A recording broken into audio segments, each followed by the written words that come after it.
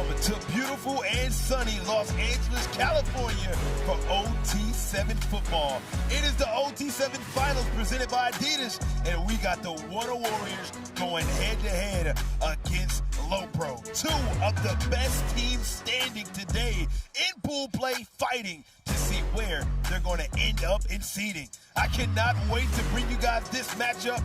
I go by the name of Jukum Jones. Join with me is my guy, QB1 Mo Hassan. You look good in this polo, man. I'm a little jealous, Thank brother. you, man. Well, at some point, we'll get you some aura. Okay. Yeah. For now, let's just let Trey Wright have the aura. He is the most aura-filled quarterback in the nation, and I think he's going to show everybody why in this game. Well, he has enough aura, I think, for the entire state of California. This guy has electricity oozing in his veins. Probably the most athletic quarterback I've ever seen in high school football. He's a two-sport guy, football, basketball. But for today, we're going to be talking about football. He can do it all. The accuracy, the athleticism, can't wait to watch him. Well, he's going to need everything against this Lopro team because they're looking to do the impossible. We don't have stars. We're underrated. We're not looked at. We're frowned upon. If you were to describe Lopro, I would say is faith, hardworking, and discipline. We faith. We believe in the man above us. Everyone comes in every day, puts in the work to get better. Being the underdogs. We don't got no stars. Makes a move and scores a touchdown. Being able to have the opportunity to compete with some of the best in the nation. Lopro has always been one of those teams, no matter who's on the roster, you just know they're going to show up in big key moments, Mo. Absolutely. It's one of those programs that talks about continuity, system, next man up. They have a guy by the name of Micah Eugenio last year who's the GOAT of OT7. They lose him, no problems. They win the conference. They add Madden De La Cruz at quarterback, and he's been absolutely dialed in. 10th in the league in passing yards, 7th in touchdowns. He's got some great receivers outside we're going to be talking about often as well. And just like that, we mentioned his name at the top of the show. That is Trey Wright, just electrical. He, in my opinion, is the closest thing to Kyler Murray OT7 has. Wow. He is... That's a hot take. It's not, because if you know ball, it's as accurate as it can get. This young man can not only just drop dimes, but he can also windmill in East Bay on the basketball court. I got to agree with you, Mo. He is the most explosive, athletic quarterback maybe to ever play in this league. That's saying a lot. No, you might be right. Remember a few weeks ago in Dallas, Texas, there was a moment in which he threw a touchdown in front of his head coach, Wunna, on the field, and then drove an hour to an AAU tournament, put up 18 points, and was dunking on everybody. I mean, who else can do that within an hour? By the way, man, if you're new here to OT7, first off, subscribe to the channel. But also, man, the rules are pretty simple. See a touchdown like that is worth 10 points, Mo. You get a first down when you reach the opposite 20-yard line, and you get one play, one drive called the money drive here at OT7. It's worth 10 points instead of 7. You get one per game, so you got to use it wisely. How about that? Wunna Warriors starting off hot. Sam, points. That was fast. Quick touchdown strike. Look at that arm angle right there, fitting it into the back of the end zone. Touchdowns, not an issue for Trey Wright. Last season in Texas' most difficult conference, which is 5A, 54 total touchdowns.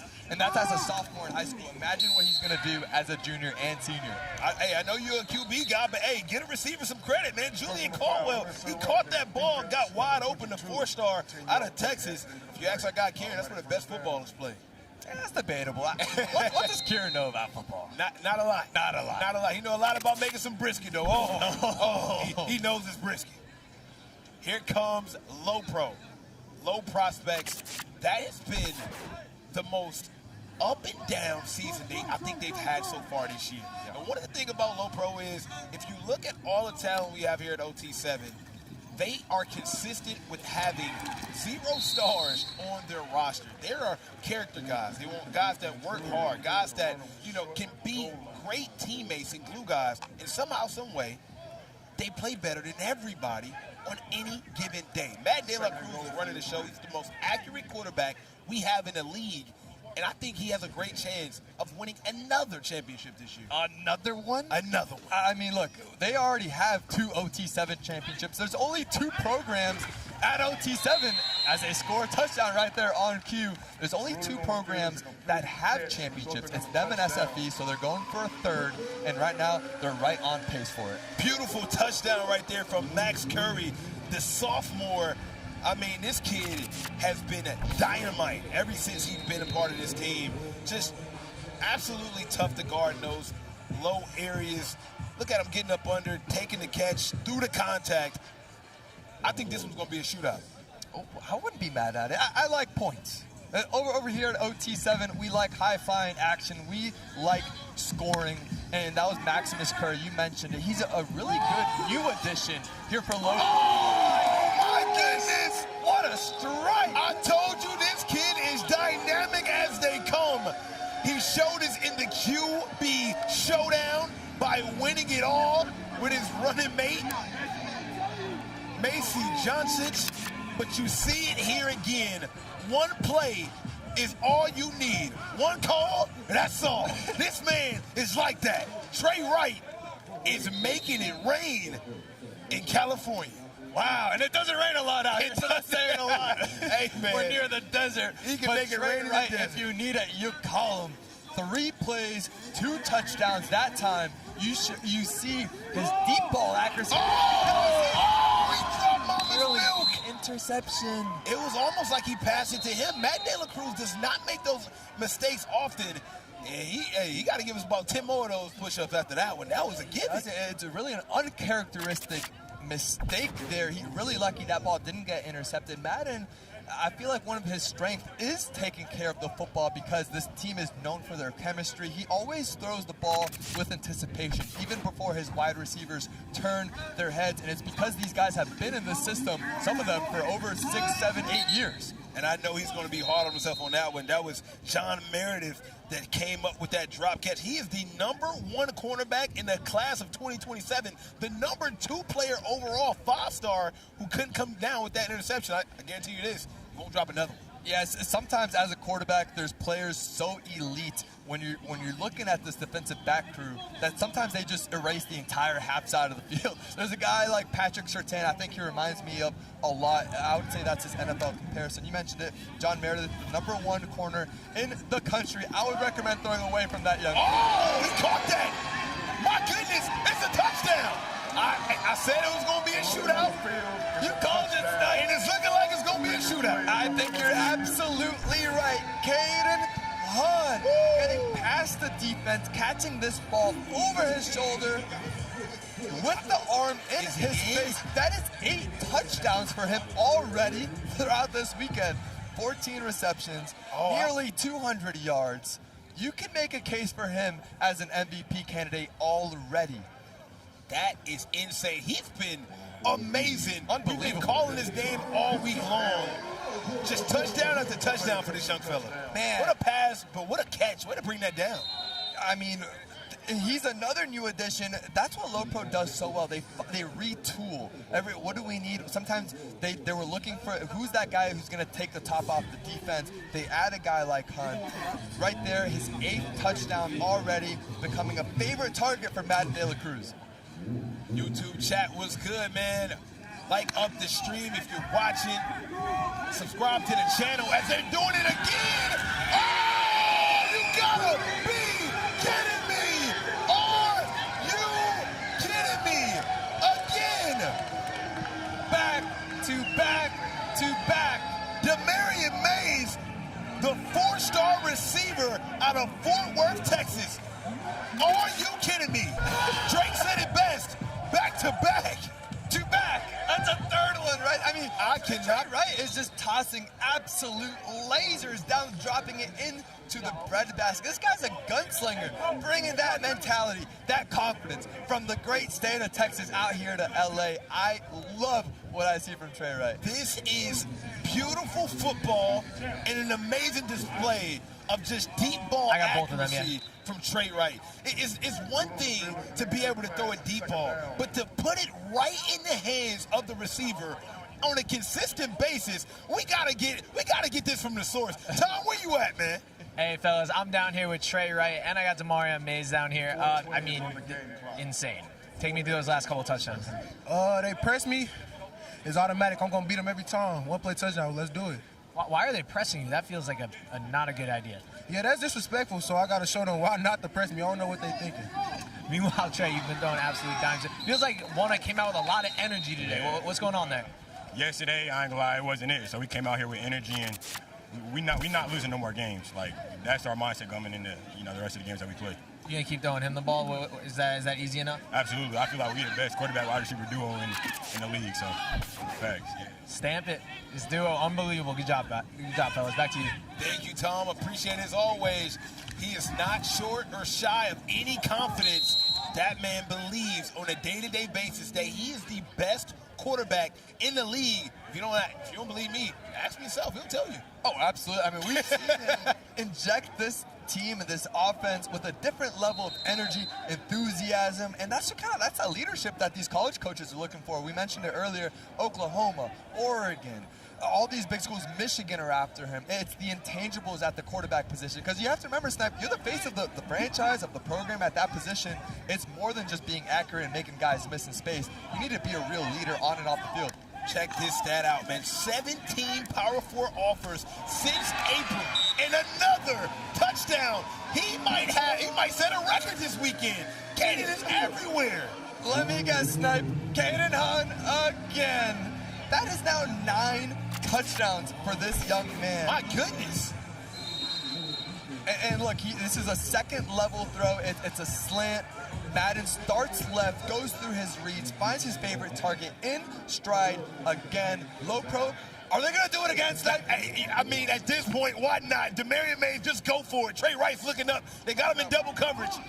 We finally get a 5-yard completion, okay? They were smart enough to go double coverage on the deep route. I would like the little heat check there.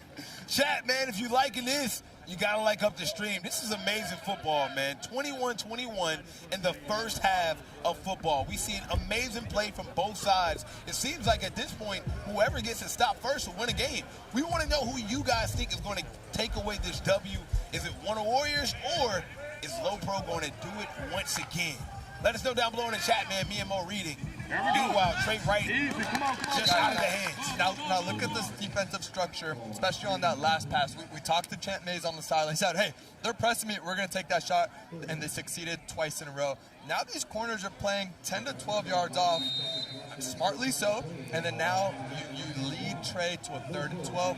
This is where the Wunna Warriors historically have struggled. When the corners are off, when you have 2 safeties back there, can Trey Wright at quarterback have the pre-snap knowledge to take what the defense is giving him instead of taking these shots down? Over the top! Again! Oh my goodness! This has been just an amazing display. We got around a minute left in the half. What a catch across the middle. Wunna Warriors trying to push up the field. Marcus McCoy, the junior out of Texas with the hands.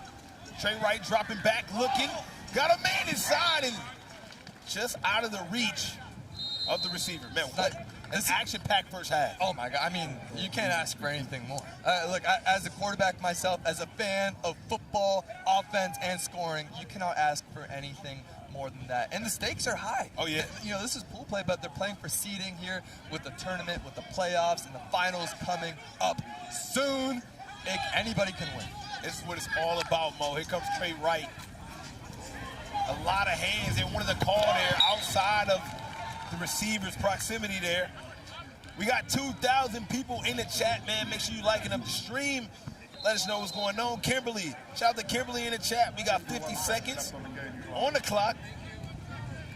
We got people in the chat saying that Wunna Warriors going to get the win. And right now in the chat, man, 58% of the chat is going for Low Pro. Okay, man. You really can never count Low Pro out. Can't. And that's what I think a lot of people are doing. Raw Miami's playing amazing, right? C1N is playing phenomenal. But Low Pro is always that team. Always wide open on the right. Oh, he missed him. I think he had a few targets there leading to a massive 4th and goal from the 10-yard line. Snipe, I think this is the next development in Trey Wright's game that I want to see. Now, he is a young guy. He's a sophomore, so he has time. But it's these moments when the defense is playing further back. Can he be that facilitator, that point guard? He does play point guard in basketball. I'm wondering if he can incorporate some of those skills he's learning on the hardwood onto this grass. Let's see what he can do here. Want to score here. Got a man inside, and he got the job done. He just wanted to make it a little bit more suspenseful, Mo. Everybody relax. Trey Wright doing it again. Brendan Jackson, the 4-star sophomore. He got offers from Oklahoma, Texas, Texas Tech, you name it. He is number 2 on the team in all receiving categories, and you see why. That's a beautiful catch. No doubt. I think Trey Wright answered my question I asked right before that. Can he be that point guard? And that's just him distributing the ball. That's multiple receivers now getting involved early, catching touchdown passes. You see him, taking shots. You see him intermediate, and in that time, something short for the touchdown right at the goal line. I think we've seen a little bit of frustration from this defense. Caden Hunt is putting the burners and just beating everybody by a mile. Great job right there. I mean, the ball kind of sailed out of bounds. We got a late push on Caden Hunt just because I think he burning people, man. I think we have to start considering putting another guy on Caden Hunt. Oh, John Meredith, double team. Hey, we need a safety on there, too. This young man, Caden Hunt, has been nothing short of spectacular, adding a different dynamic to this offense that, frankly, we didn't see in weeks past. Here we go. I know they got to be looking for him again. Across the middle, De La Cruz got a man. And short, they're trying to get it going. Max Curry, 25 seconds left in the first half.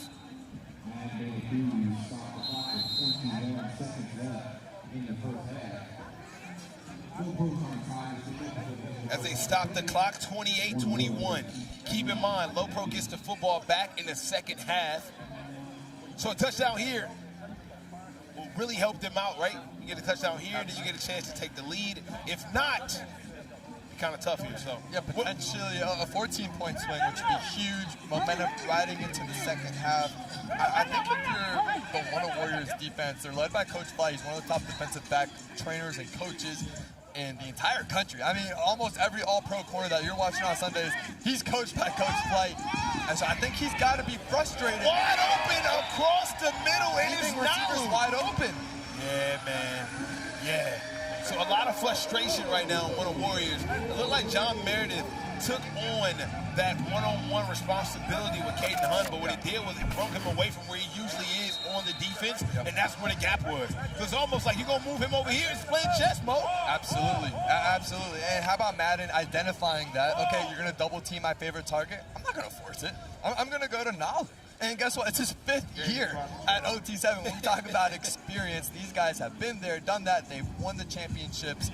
They have what it takes to make a run. 15 seconds left. You know it's more than enough time. They've been balling all day long. They got to hurry up here. Let's see how Trey Wright controls the offense. Look at him. Savvy, smart. 5, 4, 3.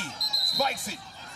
Just enough time for one play left. I love how fast they were able to get that off. So many times we see guys lollygagging, jogging back, or even emoting a little bit, flexing after a play. Love Trey Wright getting under the snap, getting his guys in control. Now he gets one more chance. What should we be looking for here, man? Clock management, such a big part of this game. And watch him right now. He's talking to his wide receiver, Benny Easter Jr. It's a one-on-one look. I would not be surprised if he's going to go to him. He's a Texas Tech commit. He's his best wide receiver target in traffic. Looking, throwing it. They want a holding call, and I don't think it's going to happen. We got a top ball game heading into the half. 28-28 Low Pro with some defense to end out the half.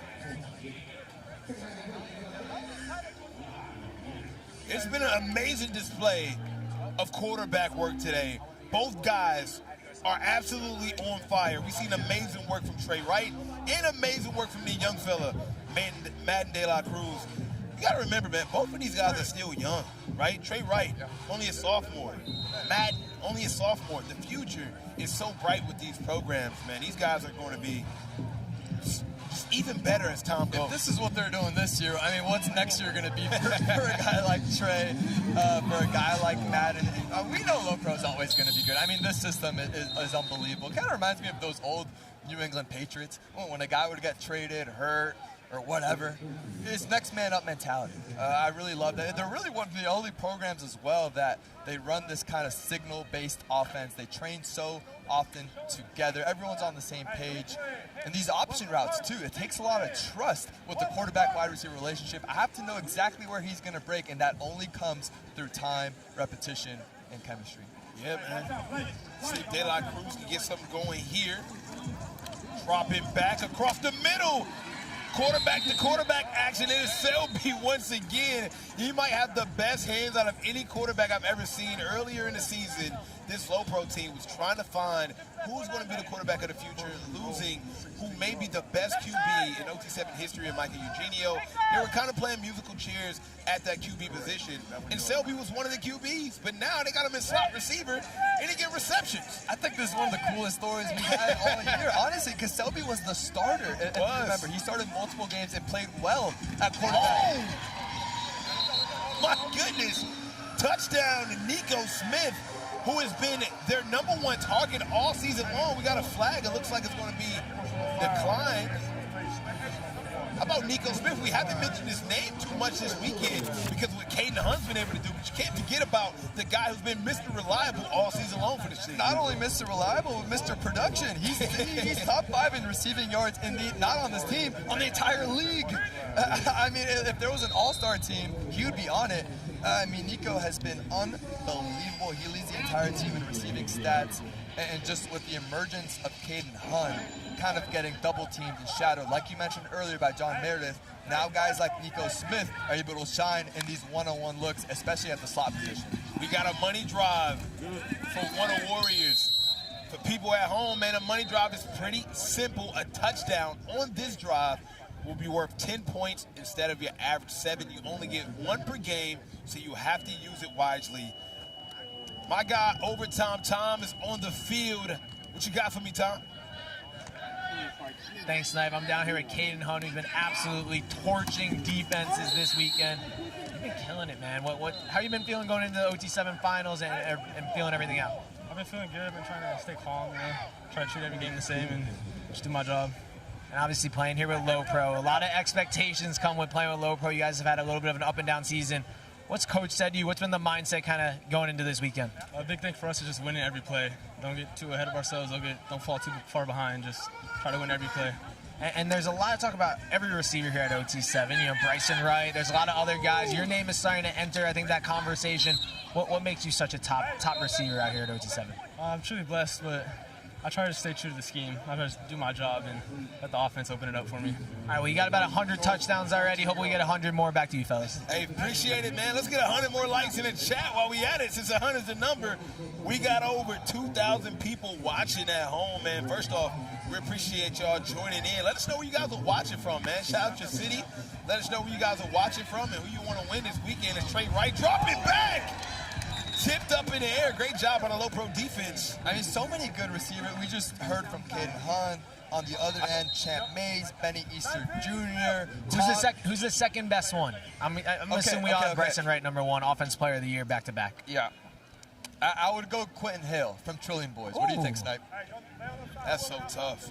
If you asking me, Jameer Brown, Eric Caden McFarland. Hunt. Ooh, McFarland's a good one. It's so many options, man. I'm a pass. Sorry, Overtime fellas. Tom. Oh, definitely not our producer, KJ. I will say that. Yeah. Now, chat, I want to see, what do you think? Top 3 wide receivers at OT7. Chat, let me know what you think in the comments. 1, 2, and 3. If Champ scores on this play, it might be him. Oh. Third down here for Trey Wright, trying to make it happen. Not a lot of field, but you got to think, man. Go back to Demarion Mays. He's 6'3". They were picking on these small DBs. Curious to see if they're going to go back to him and call his number. He had such a good first half. Outside! Just out of the reach of the defender, of the receiver. They're going to try one more time. 4th down. Big 4th down here. I think that's one of those that Trey's going to want back. Benny Easter does a tremendous job creating separation, running towards the sideline, and just a foot too high. Benny Easter Jr., if you remember yesterday, Snipe had one of the craziest catches in traffic, ripped his entire jersey. Man. Had to play the rest of the game just with a ripped jersey. It was called Tarzan. Plays great through contact. And so when you have a wide receiver like that, Trey just needs to understand, put the ball in play, and let your receiver do the rest. Chat saying Amari Stevens. Some people are saying That's a good Waffle one. House. Champ. Okay. Touchdown. Tom called it. Champ Mays. Champ Mays showing them how it's done. He called it. I called it. I said go back to it. Nah, it was tough. Ah, come on, man. Come on now. Hey, he has been dynamic to say the least today. Just another touchdown for this guy. Huge target. He's 6'3", 205, and he's tied 9th in reception yards and receptions. He got 14 touchdowns. And that was a money drop. Huge touchdown right there. Giving him 10 points. Yeah, massive. Truly a mismatch nightmare because you mentioned the size and the physicality, but when you can match that with A, the route running, and B, the football IQ in that instance, look, all you see kind of on TV is a slant route, but he throttled it towards the end because he saw that outside linebacker pushing outside of the hash, sits into the window, and then now you see the chemistry starting to flow for the Wunna Warriors. They're playing up to their potential. When we see this version of them, especially with Gunna in attendance, we talked about them. Usually they're, 4-1, 5-1 with Gunna in attendance. This version of the Wunna Warriors is really special. Meanwhile, Low Pro hasn't slowed down at all. Now they're wide open and banging in. They are turning on the Jets. That is a money drive touchdown. They fought fire with fire, and Nalu putting 10 on the scoreboard. Snipe, one of the more impressive catches you'll see. He's running at full speed, tracks it over his shoulder, and the ball placement, incredible all the way around. Just an unbelievable football right in his fingertips, into the end zone. This is the Low Pro we all know and love. The most dangerous team in the sport of 7-on-7. They could be down 30 with a minute left. My money's still on them, man. I've seen incredible things from this team. My goodness. Trey Wright back out here. He's got to be feeling really confident in his throwing ability. He's been amazing. Taking another shot. He got him. Oh, just out of his hands. He had the space. Just couldn't bring it in. What a well-placed ball. My goodness. You can't throw much of a better ball than that. I mean, I think Benny Easter Jr., he's going to come down with that 9 times out of 10. That time, not able to finish it, but really a good route. And that's about all you can do because these Low Pro corners, they're playing off. So it's a double move out and up. Just that time, couldn't finish the play. I got overtime. Time is on the sideline with a special guest. I am down here with my favorite player in OT7, my guy, Nalu. Great catches. Now take me through what happened. It was trips. They bumped the safety down. There was one high. They called man. So then I rubbed off. I went, picked my teammate's player. They bumped into each other. I got loose and cribbed it. Lay it out real quick for it. Big time now. You've been part of all of these Low Pro teams, won a couple championships. Does this squad have what it takes? What do you guys got to do this weekend? We just got to lock in, do our part, keep God in our minds, and yeah. All right, man. Nalu, good luck. Congrats. Great catch. Back to you, fellas. What a superstar, man. I mean, this guy has more games played than anybody I know in OT7 history. He has to hold the record. What's the math here? Because he's a sophomore, but he's played 5 years. And he's played 5 years. So I mean, I'm confused. Trey Wright back out here trying to put some points up on the board. This is where he shines the most. In my opinion, if you check out my top 5 QB list, the reason why this man is in it is because of these situations. He is one of the most clutch quarterbacks that you can find here in OT7. He holds the record for the biggest comeback in OT7 history. He was down like 21 to see one in and came back with like 3 minutes. He got like 2 onside plays. This guy is just amazing, and here he is right now with a chance to do it again. You know what, Snipe? Sometimes there's guys, when the team needs you most, when the lights are the brightest, they just play better. It's kind of like this just it factor. You can't even really define it, but Trey Wright has it. You mentioned that comeback. Unbelievable. The team does not waver in faith, largely because of his Oh, my goodness! and his ability. Dropped it. Almost, yeah, he dropped it right there. That would have been insane. But this team never loses faith in him. You know what? How about for a basketball reference, Jalen Brunson with the New York Knicks? I mean, there you go, right? There you go. But I tell you what, back against the wall, this drive will maybe seal the fate of this football game. 4th down, 1:40 left, down a touchdown, one play, one opportunity to tie this up. Trey Wright in the backfield. Everything on the line. He's looking. Incomplete interception. Lopro with the play of the game. It is defense stepping up here.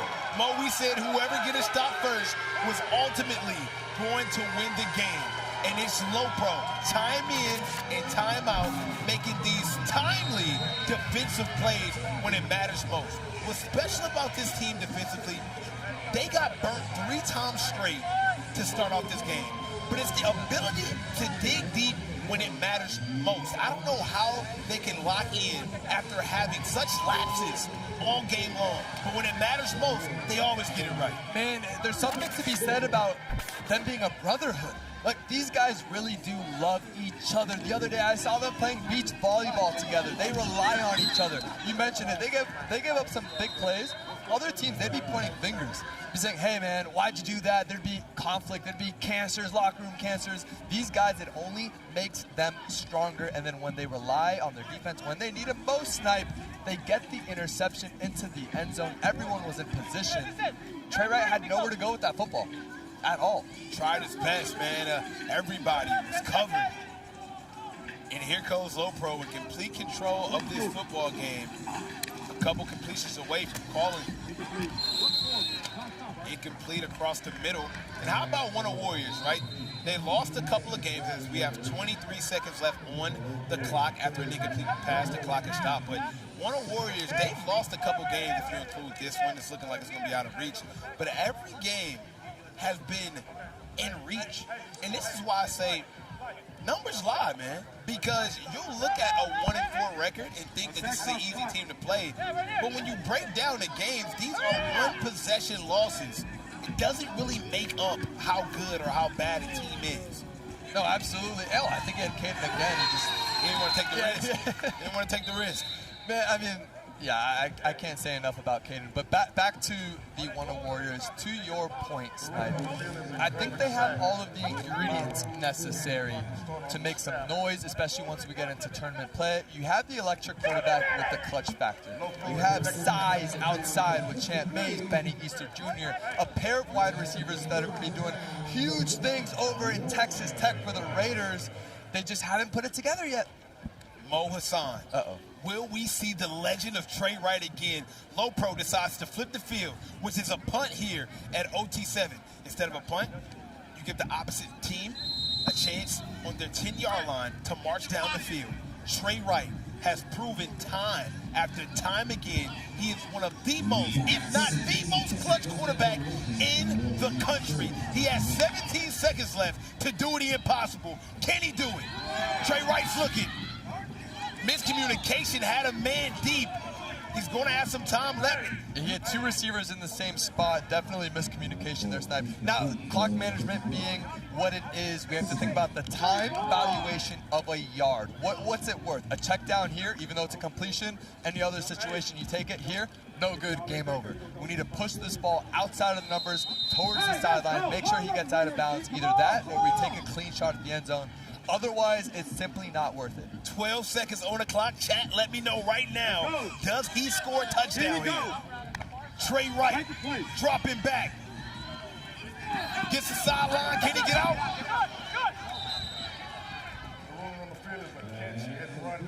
The clock is counting down, but they don't know on the field. I think you called him out of bounds.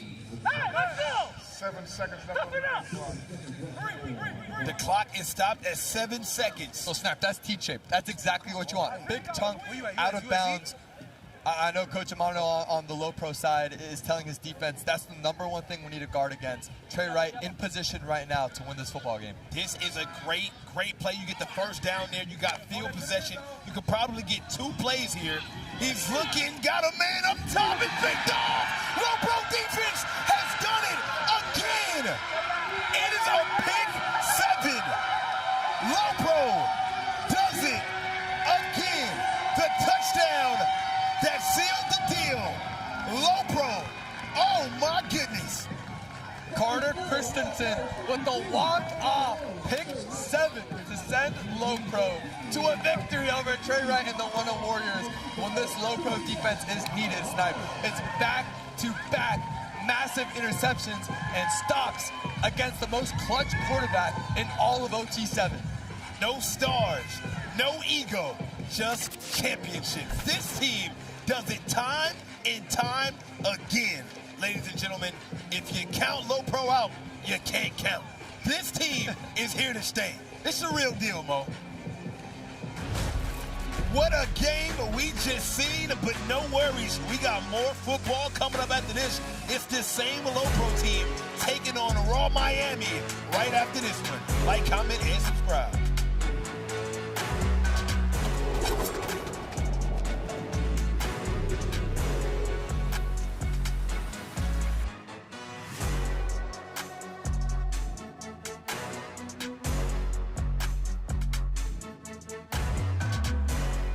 It's that time of year. It's the OT7 finals, which means it's time for a clutch Low Pro comeback. They were due for one. I'm Overtime Tess. I'm down here at the Subway Throne. And yes, we just watched Low Pro do what Low Pro does. Comeback victory against the Wunna Warriors. That was an absolute shootout. I mean, Trey Wright looked spectacular in that one. And Caden Hunt, I believe he's up to 10 touchdowns on the weekend.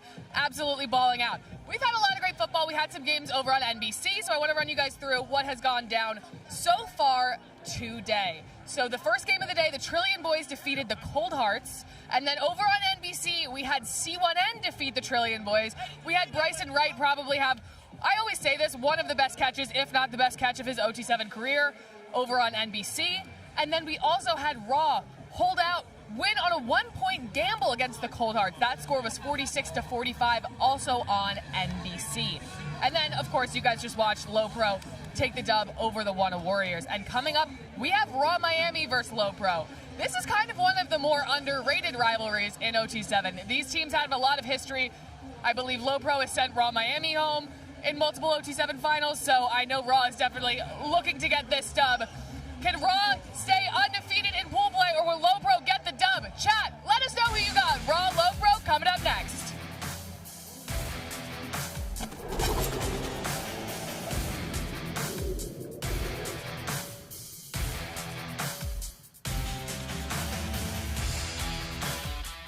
Are you white because coach ran you too hard in practice?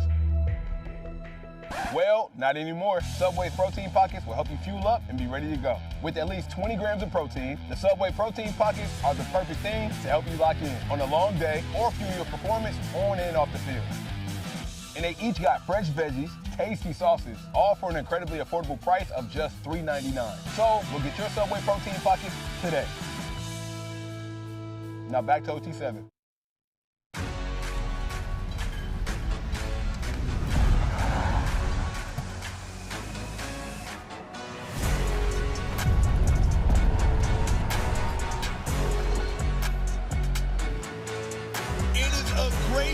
For some football in beautiful Los Angeles, California for the OT7 finals presented by Adidas. We have an all-out showdown between two of the best teams in OT7. It is Low Pro going head-to-head against Raw Miami, what could be a finals matchup for all the marbles. These two teams have been playing amazing all week long, and I cannot wait to bring you guys this matchup. I go by the name of Sniper Jones. Join with me is my guy, QB1, Mo Hassan. Mo, this game could very well be the two teams that play for the OT7 championship. Ooh, I mean, I could see that being the case. That's how good both of them are. both of them just reaching their peaks in terms of momentum. This is going to be a good one. Well, for Low Pro, it all starts with their guy, Madden De La Cruz. Oh, Madden's been unbelievable. Coming off a victory we just saw against the Wunna Warriors, this young man plays so well within this system that he's been in for what feels like probably over a decade. They already have 2 championships at Low Pro. They're going for their 3rd right now, and these guys are peaking right now at a different level. Humming, this system is unbelievable. Madden De La Cruz is surgical. And in Raw Miami, one of the OG teams of OT7, still looking for their first OT7 championship. A lot of people are saying this is the year they get it done. Oh man, by a lot of people, that's me, Snipe. Oh! Look at that alumni base. Guys like Malachi Tony, he's on the cover of NCAA video game. And the next generation of talented college football players are right here on the field. Cannot wait to see these young men perform. I mean, this matchup is one that I circled when I seen it on the schedule for today, because both of these teams have been playing lights out. If not, they've been playing some of the best football out of anybody this weekend. So to see these 2 guys go head-to-head should definitely be a showdown. Madden De La Cruz and Low Pro with the ball first, and there is Nalu, the young, fast, I don't know whether to call him young or vet. He's a young vet. He is a 8-year-old senior out Benjamin here. Button. No, but seriously, it's Nalu's already 5th season at OT7. He's only a sophomore. He's so good. He knows the system in and out, option routes, whip concepts. In this slot, virtually impossible to guard. A great first play here to get Low Pro's offense on track. Easy first down off the first play. Got a man. Another catch. That's one thing about this Low Pro offense. It moves so smooth, and you wouldn't even know that it's only a sophomore QB behind the controls. 5'10", 137, but I'm telling you now, this kid is the real deal. Speaking of the real deal, yes, sir. Mr. Izzy Brisket Abrams, University of Miami quarterback commit. What's up, man? How you feeling? I'm good. How are you? There's no brisket up. You good? I'm good, bro. No, brisket is good, though. I was expecting you to bring some. Yeah, man. It is man, your nickname. Sorry. Yeah, we in the home of the In-N-Out Burger. Where the In-N-Out Burger Okay, at, man? all right. I'm not mad at it. Got you. Touchdown for Low Pro as they put some points on the board. It's Caden once again. Man, the football that we've been able to see this week has been amazing. Izzy, what's been your thoughts so far, just seeing all of these teams competing? Everybody's been playing at a high level. Yeah, man. You know, I don't know. It's a lot of good football going on out here. Like, I done see some blurs. You know, I done see Bryson Wright catch over there. Crazy you know, that boy out here going crazy. Speaking of, here we go right here. That boy been cooking all day. He caught that one My roster in between talent right Sonny here. Gales. Hey, Sonny Gales, get your little clip right here. That boy a dog, right? He been cooking for all day. He got about 9 touchdowns. He's the leading receiver, right? Yeah. Most definitely. He is. Well, both of these guys. Osani goes for Raw Miami, and Caden Hunt, number 2, who just caught it earlier for Low Pro. I mean, this connection with Ace Amina and Osani Gills is absolutely special. And that boy Ace got a... That boy Ace He's got a... balling right now, and he's got some. Or he's trying to be like you. You know, he's got. I don't know. Nah, he is on. He nice. He nice. He got his own thing going. That boy balling. Well, I gotta mention, because you said Bryson Wright with the catch. He's from the state of Florida. You're committed to the Miami Hurricanes. What are these talks like? You trying to get him to become a Hurricane? I know you're trying to keep him home. What's going on here? Yeah. I mean, I ain't really had too many conversations with him. I said what's up to him earlier. You know, he Hollywood. You know, I feel follow back.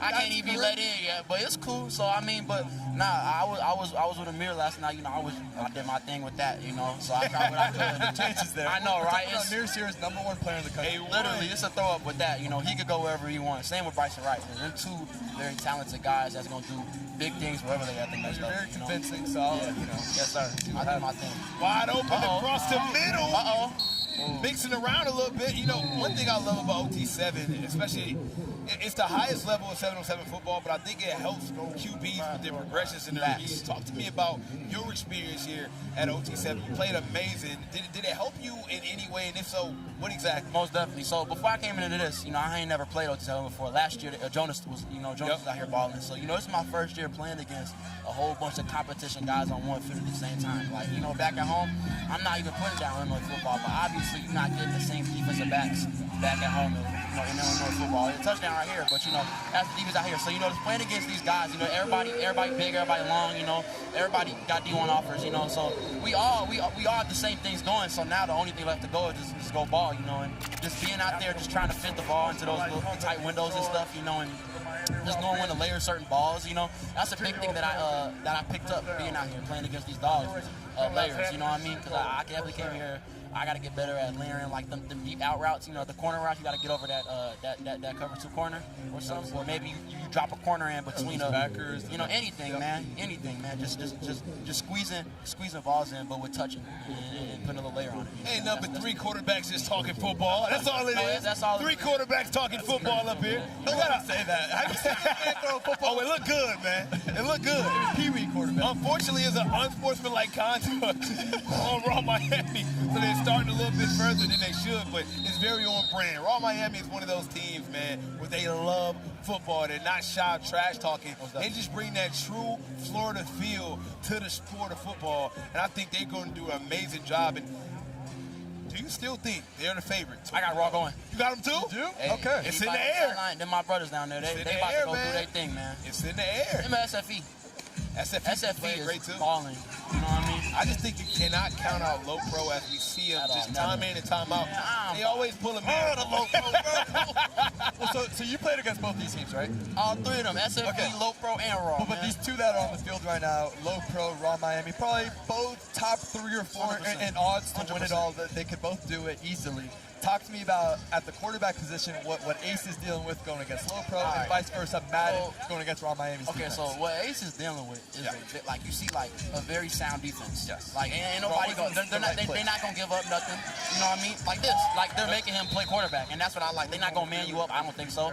And they did with us, but they did earlier. And then how'd that go? It was a bad idea. Exactly. So they go across like that. They stack different defenders at different levels. You know what I mean? And try to make Ace really play quarterback, which he's very capable of doing. You know what I mean? And then vice versa. You know what I mean? Low Pro going against Raw. Them boys like to get hands on. They like to get physical. That's Florida football. So they're gonna do their thing. They're gonna talk.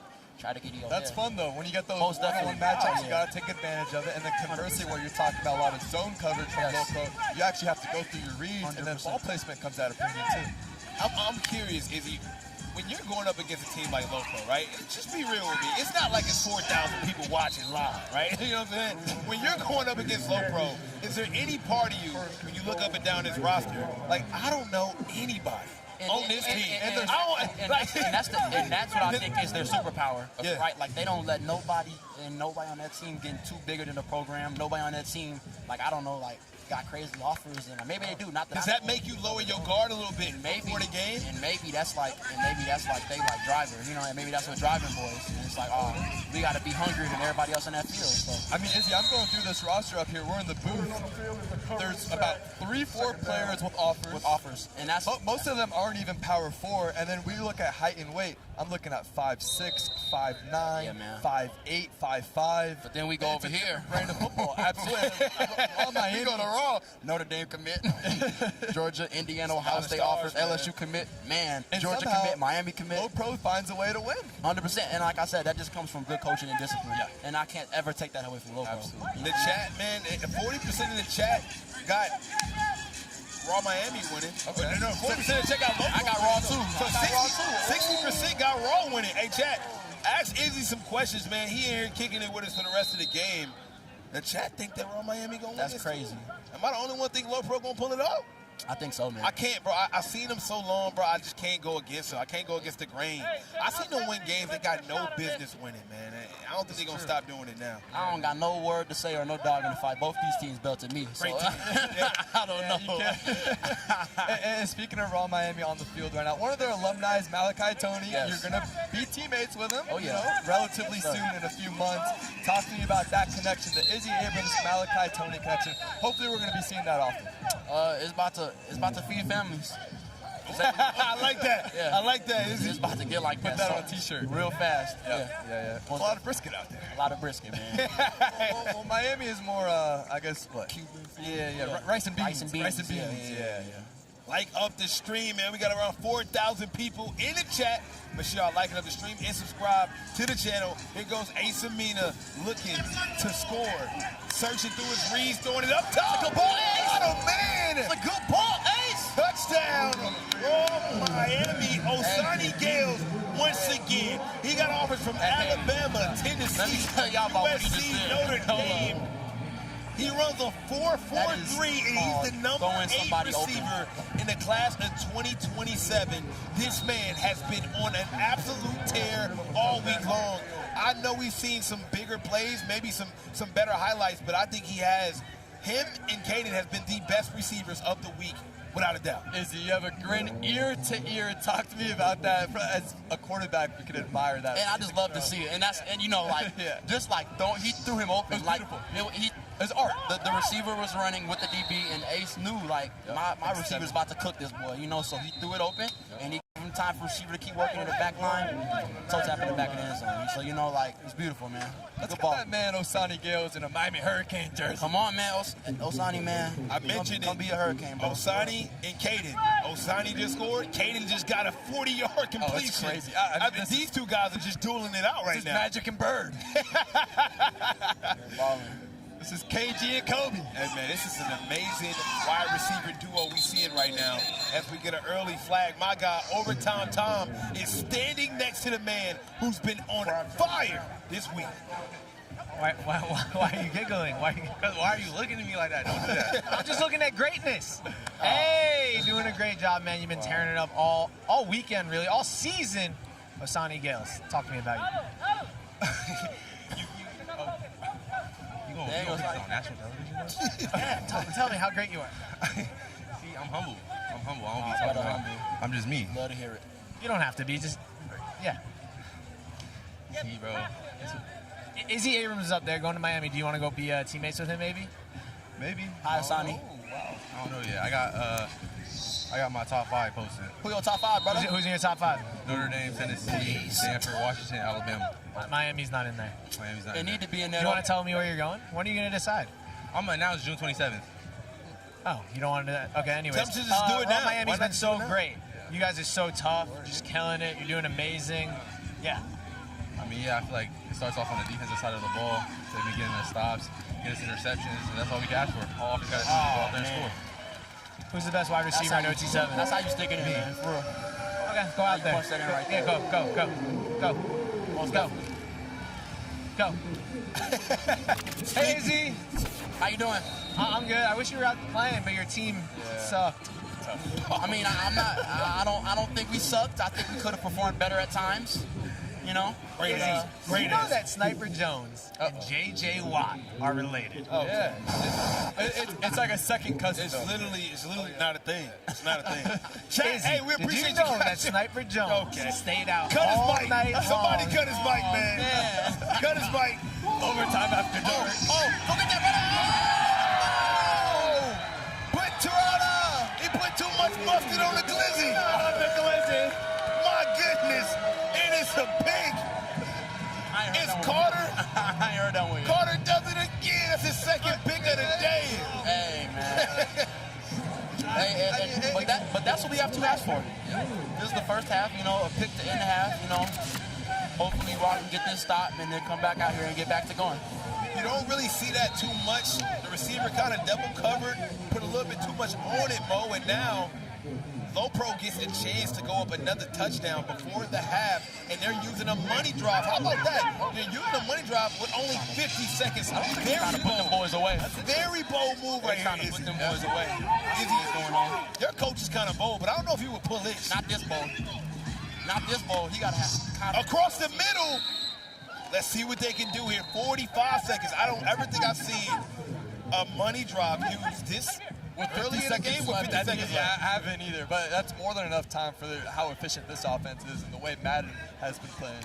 A touchdown in this drive is worth 10 points instead of 7. Got another one across the middle. 25 seconds left. They're chewing down this field right now. Madden is screaming and yelling, get back. Back doing this thing, man. Trying to spike it. So spike it right here. Yeah. And now you got a situation, you got about 3 plays, and you're on your 10-yard line. I mean, this team does it every time. A teach tape drive. I'm trying to say, like, bro, like, they don't have the most athletic people. Like, they quick. I can't even lie. They're quick. Yeah, they're the fastest people out here, though. But, like, everybody knows what's supposed to, like, everyone is in tune with the game. And everybody knows what they should be doing, where it should be at all times. Yeah. And that's what I think. That's why I think, like, they're one of the best teams out here. Let's see what they can do here. Not a lot of field. Mo, what should we be looking for here? Yeah, I was going to say, down here inside the 10-yard line, I think he's going to go target this back of the end zone. I wouldn't be surprised if Caden Hunt again gets another target. Nearly 10 touchdowns already. Now Luke gets down there, clock's going to keep ticking. They need to hurry up. This will be the last play of the half right here. They got to go quick. They're going to clock and get one more. Yep. Like, everybody in control. Like, now down here, especially 7-on-7, Izzy, so hard to score, not a lot of space. What do you like here? Rub routes, if you can get a one-on-one matchup on a fade, and like big. Okay, so if you got a guy, if you have a guy, you definitely got to take a shot with your guy. Like in the fade, you know, a backline dig, a double move, maybe like a dig out, you know, like try some with your guy. But if, like this low pro team, a lot of rub routes, you know what I mean? And like just to create levels, you know, a level in the front, a level in the back, and, you know, maybe somebody coming in, so 2 levels, a front, a back, and then somebody coming in on the other side. Do you like movement here? Sometimes they'll have to do a little half roll. 100%. Yep. 100%. See what he does here. Pre-snap down. Half roll to get a running start. Right. There you go. Little quarter roll. Again. Whip route. My brother not going. Got the interception. They wanted a pass interference on the defense, but they're not going to get it. Sniper was a money drive, too. Try to squeeze it in. Wow, an interception on the money drive. So now they neutralize their 10-point stick. What's the saying? Don't go broke what? Don't go broke taking a profit, man. Wow. Man. Raw Miami may have been the defensive player of the game because big stop. It gives them all the momentum because they still have their money drive in their back pocket. Now, I mean, Raw Miami is right back in that game. And Low Pro's so good in that low red zone. I'm surprised they weren't able to capitalize. It kind of felt like the receiver almost stopped playing and like didn't come back to the ball, protect that throw. Either way, Raw Miami in prime position. This is a team on an unbelievable winning streak. Sorry, did y'all peep Ace's glove? Yeah, the Michael Jackson glove. Thoughts on it? Rating out of 10. My boy Charlie over there, we was talking and he suggested I whip it out for the all-white game this year. So I don't know. My boy Ace out here inspiring people, so. Chat, man, he has aura. We got Izzy Abrams with us, man. Ask him some questions, man. I'm here for y'all as we check out my boy Ace's glove. If your name to be Ace, you got the diamonds in the glove. It just he's got the chain. Well on brand. The cleats are hard. I think the sweats are hard too. That's definitely tough. Killing it right now. Definitely way swaggier than Izzy. I'll say that. I'll give it to him. Out on that field when it's time to play. I got that. He got the swag. He got the swag. 21-14, Raw Miami trying to tie up this ball game. Easy completion, moving up the field. Who am I to talk? They beat us. He got it on the field, actually, man. I can't even say anything. Hey, shout out to you, brother. Ace, has been great. You know, I think the storyline that we need to talk about is the turnaround that they did. In the beginning, the first week of OT7,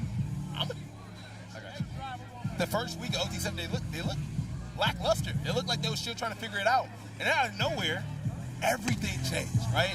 They began to figure it out. The ball placement starting to be beautiful. Ace has just transcended this offense to where now they went from not winning a game to being the favorite. Just like that. Yeah, it's crazy how much you doubted them, Sniper. It's really... Oh my gosh, that's hilarious. Oh, man.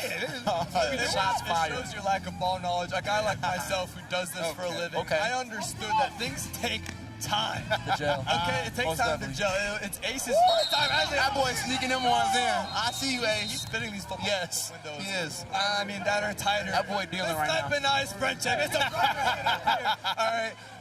Anyways, Ace has been playing lights out. You're absolutely right. I think they have to be the favorites to win it all. Oh, yeah. Now, Izzy, I got to ask you, we have some questions in the chat. I'm just more so curious as a culinary expert and you yourself being the chef that you are. Feel me? What's your favorite kind of brisket? Are we going Kansas City? And it's crazy. Texas? And it's crazy because I'm not even really, I'm sorry to break it to some of y'all, but I'm not even really a brisket. Oh, come on. Oh, come on, man. The truth comes out. Say it ain't so. Gentlemen, Not even. Let me tell you though. I think NBC just posted this. Oh my graphic. goodness. Oh, Oh my man. goodness. Izzy Abrams, fraud. Which your name is Izzy Brisket Abrams. You can't Let me tell y'all. Every year, they should add it on there. Doctors back home, if y'all seeing that, grab the scripts, change that thing. But Just lost the star. Really? Oh my goodness!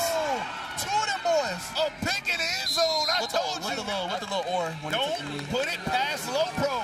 As many times as we've seen Man. this team do historic things, Mo keeps counting them out. And this is why he just don't know ball. Good thing you got friends like me to remind you what we looking at out there. You know what I'm saying? I mean, the game's not over. They lose their money drive. Raw did it. Or was that their money drive? No, that was not. That was not their money drive. Raw didn't use their money drive, so Raw still got a chance to do their One thing. possession football games tonight. Let's Let's not get ahead of ourselves. Hey, man, look, I got a feeling it's about to be a touchdown on this drive. Easy catch, Nalu turning upfield. Man, he is a speedster, to say the least. Only a sophomore, 5'6", 140. His 5th year at OT7. Ooh. At Nalu. And he's a sophomore. OT7? He's a what? He's been killing it, man. How? Playing since he was 6 years He's been old. playing since he was That 7 boy years was out here old. frying. He was out there with Malik and them. Man. Yep. He actually covered Jeremiah Smith in head top. Oh, man. Did he? No. I'm about to say, I don't remember that happening. Yeah. He's an underclassman and a graduate at the same time. Okay. As he gets to football again. You know, talk to me about this, Izzy. I think what makes Low Pro really good is they don't take a lot of risks. They don't mind nickeling and diming up the field, taking what the offense is giving them, and then right when they rock you to sleep, deep shot, bow. Talk to me about that, the cadence of this team's offense. That's how football should be played. They play football the right way. And I think we take it for granted and say it's weak, but really, they win, so who's the fool? You know what I mean? They be out here. How many OT7 championships they got? 2. Out of the what that we've had? Only 2 programs out there. So, I mean, like, obviously they're doing something right. 5. You know Yeah, what no, I mean? absolutely. Yeah. Only SFP and Low Pro have championships. They have 2 out of the 4 champions, and they might get a 3rd. I would not be surprised given the way they're playing. I just think if everybody stays disciplined and everybody keeps doing their job and the quarterback just keeps getting into his playmakers, I think that there should be no excuse that they can't at least be in a championship. You know what I mean? And definitely win it. Absolutely. Chat, talk to me. We got 4,000 people in the chat. Can we get to 1,000 likes? If so, Izzy Abrams is jumping into the pit. Oh, yeah, man. I'm his agent now, and kind of shoot a little bit. Izzy will personally cook us his favorite brisket. I'm so much looking for 1,500 likes. Izzy will bring brisket on for the next 7, man. 1,500 likes. Run it up, chat. Come on. I'm really looking forward to see what you're going to do, man, at Miami. But when you think about not only the University of Miami, but just playing at the collegiate level, what are some of the things that go in your mind when you realize, man, you're going to a place that loves football. You love football. It's a perfect marriage. Those late nights when you can't sleep and you think about the next stage of your life, what goes on through your mind? Well, a lot of positive talk. You know what I mean? I like to be optimistic about things. And, you know what I mean? I like to just talk positively to myself. So, like you said, them late nights, I have a lot of those. I just be in the room by myself, like, oh, man, like, this has to happen. Like, this the only way it's going to happen. This the only way I'm going to have it. You know what I mean? I can't have it any other way. And I think, like, if I go into Miami with that same mindset, like I'm telling you about right now, I'm just going there with my head down, ready to work, and just ready to be that team guy that I know I can't be. I'm going to come in there happy. Do your thing. Yeah, absolutely. I mean, I've called this on the broadcast, watching you play with the amount of energy. That could have gone. That's a stop on a big 4th down. They got to stop on a really big 4th down. No swipe. That changes this game. Not only did Low Pro not score on their money drive, they got an interception and wasn't able to capitalize in the red zone. And now here comes Raw Miami with a chance to score, and they're using their money drive. Ladies and gentlemen, we have a game.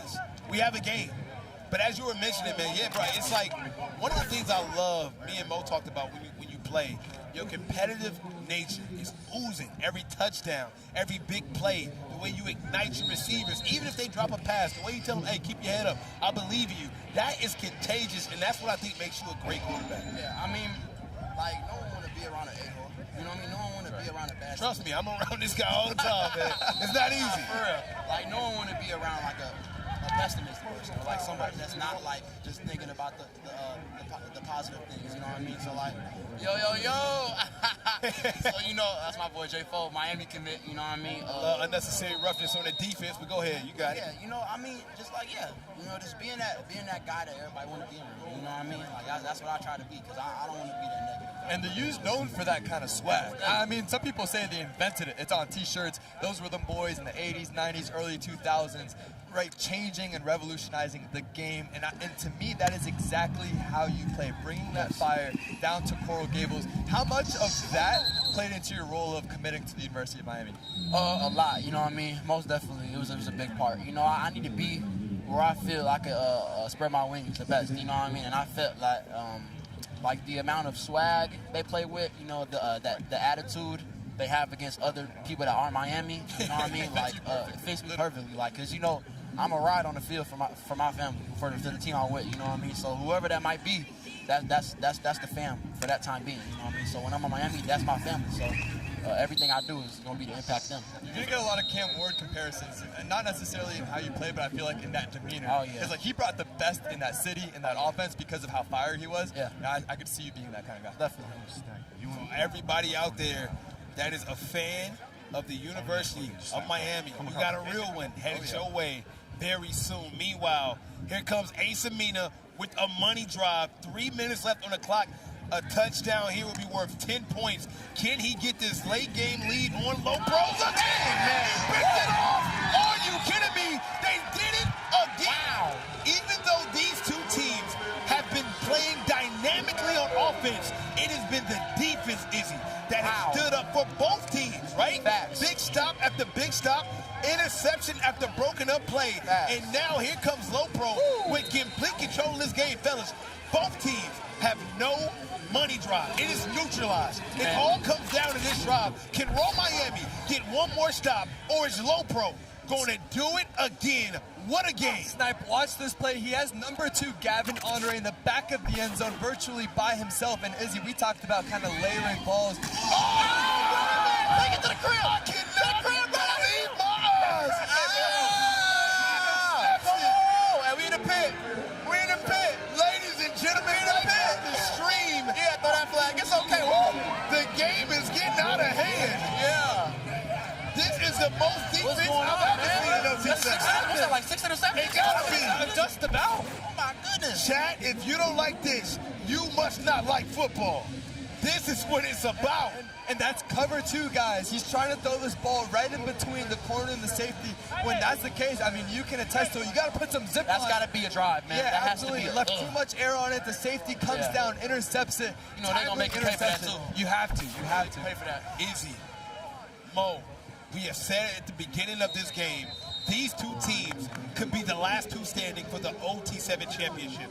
Look how evenly matched this game has been. It has been back and forth all game long. Now Raw Miami gets another chance to tie this game up. Send it to overtime. My goodness. And it's not good when you give teams like this multiple chances, you know what I mean? Especially Ace, the way like I said, that's a flag ref. Could have been a flag there. I think I'm with you. I don't know. I think I'm with you, Izzy, but they're going to allow it to play on. That's Izzy, fine. as I much like that. as we love having you, we're going to let you go, man, so you can get back out there with everybody. Miami. Oh, yeah, man. Wish you the best of luck, And my we're guy. expecting some brisket tomorrow. What a game, chat, we've got on our hands. Mo, I'm losing my voice up here. I cannot believe these two quarterbacks have been accurate as possible. Yeah. But in this game, it's been the defense making them think twice and throw some questionable plays as they almost jumped that read there. But here comes Raw Miami as the clock ticking. And fellas, 50 at this seconds. point, Ace is calling all the plays. There's no one telling him what to do. He's at this point taking over the offense end this game. Wow, that's kind of like what I do here, man. I just do my own thing. I don't listen to the producers. Let's go. Let's see what he does. Looking to the left. Looking to his right. Got a man up top. Oh, dropped it. Snipe, that's back-to-back opportunities where Ace Amina had wide-open targets in the back of the end zone. On the drive previously, we saw that ended up in an interception when he was trying to go to Gavin Honore, and this time he had his favorite target, Osani Gales, back there. So he's calling the right plays, Tom. He's just not putting it where it needs to be. Win this night, all right? Tom, what are you seeing down there? On the outside, we're going to have some slants. You said you got to beat your guy inside, so we'll see what happens there. Slants on the 10. I mean, Keep your eyes on Gavin Honore. He is a big-time player in these red zone situations. They got 2 on them. They got nothing. They got nothing. They're bottled up. This may be one of the best defensive games we've seen in OT7. It is a turnover Guys, they on did down. not know it was fourth Ace down. thought it was 3rd down there. And that is what it. That's what it's been thought it was all 3rd game down. long. It's just miscommunication on Raw Miami's end, but this has just been a great game by them. But we gotta show some love to Low Pro's defense, and I'm gonna tell you why. I have been very hard on Low Pro's defense. I've said that they have kind of not they haven't stood up to their standards on defense, but every time it matters most, Mo, they do it every time. I mean, this is their best defensive performance all season long. I mean, this is Low Pro football. They wait to play their best when it matters most. We're here in Los Angeles. It's the 8 best teams in the country. You're playing against a team that hasn't lost in God knows when in Raw Miami, one of the sharpest quarterbacks, Ace Amina. And what do? They hold them to 2 scores. That is unprecedented. Low Pro is out here playing their best football all season. I don't believe every loss is created equal. This is their first loss in like 13 games. Yeah. But look how the loss came. Down to the wire, try after try. What a battle between these 2 teams. Chad, if you don't like this, you must not like OT7 football. Now let's check out our Marco's made from scratch moment. Carter Christensen with the interception. And Mo, that has been the makeup of this game. Just defense on both sides of the football. And defense stepped up. They were just in the right place at the right time. This is an unbelievable system that Low Pro runs. We talked about it before. 2 championships are coming for their 3rd. Unbelievable performance. An incredible play that was good enough to be Marco's made from scratch moment, which was cooked up by Marco's Pizza. My goodness, what a football game we just seen. But you're lucky if you still joined with us, because we got more OT7 coming up right after this. It's Low Pro, it's Cali Power, and SFE. We'll see you soon.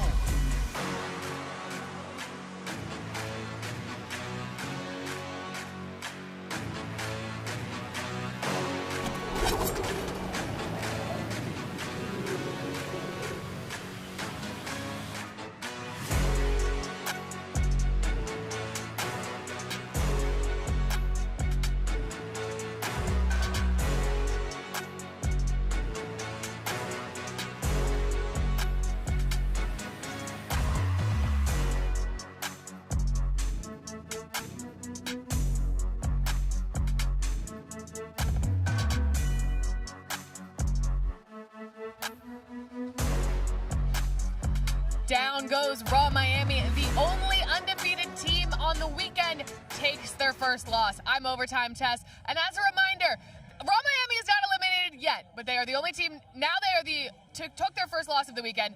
And that means that everyone has taken an L. So really anything can happen, and anyone can win this OT7 finals. And of course, who does their loss come to?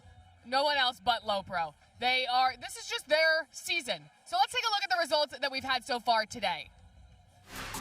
So like I just mentioned, we just saw Low Pro defeat Raw Miami. They also defeated the Wunna Warriors earlier.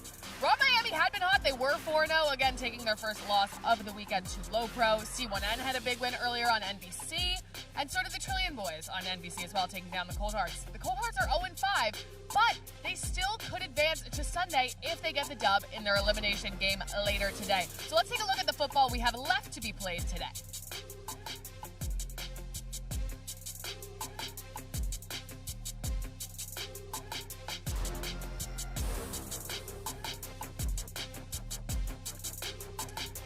All right, we have Cali Power versus SFE coming up next, and then we have SFE playing the Wunna Warriors.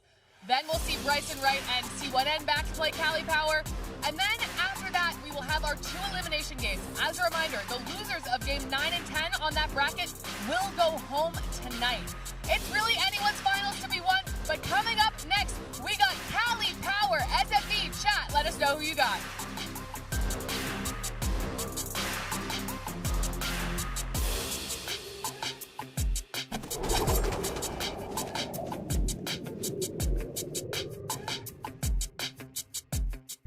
Are you white because coach ran you too hard in practice? Well, not anymore. Subway's protein pockets will help you fuel up and be ready to go. With at least 20 grams of protein, the Subway protein pockets are the perfect thing to help you lock in on a long day or fuel your performance on and off the field.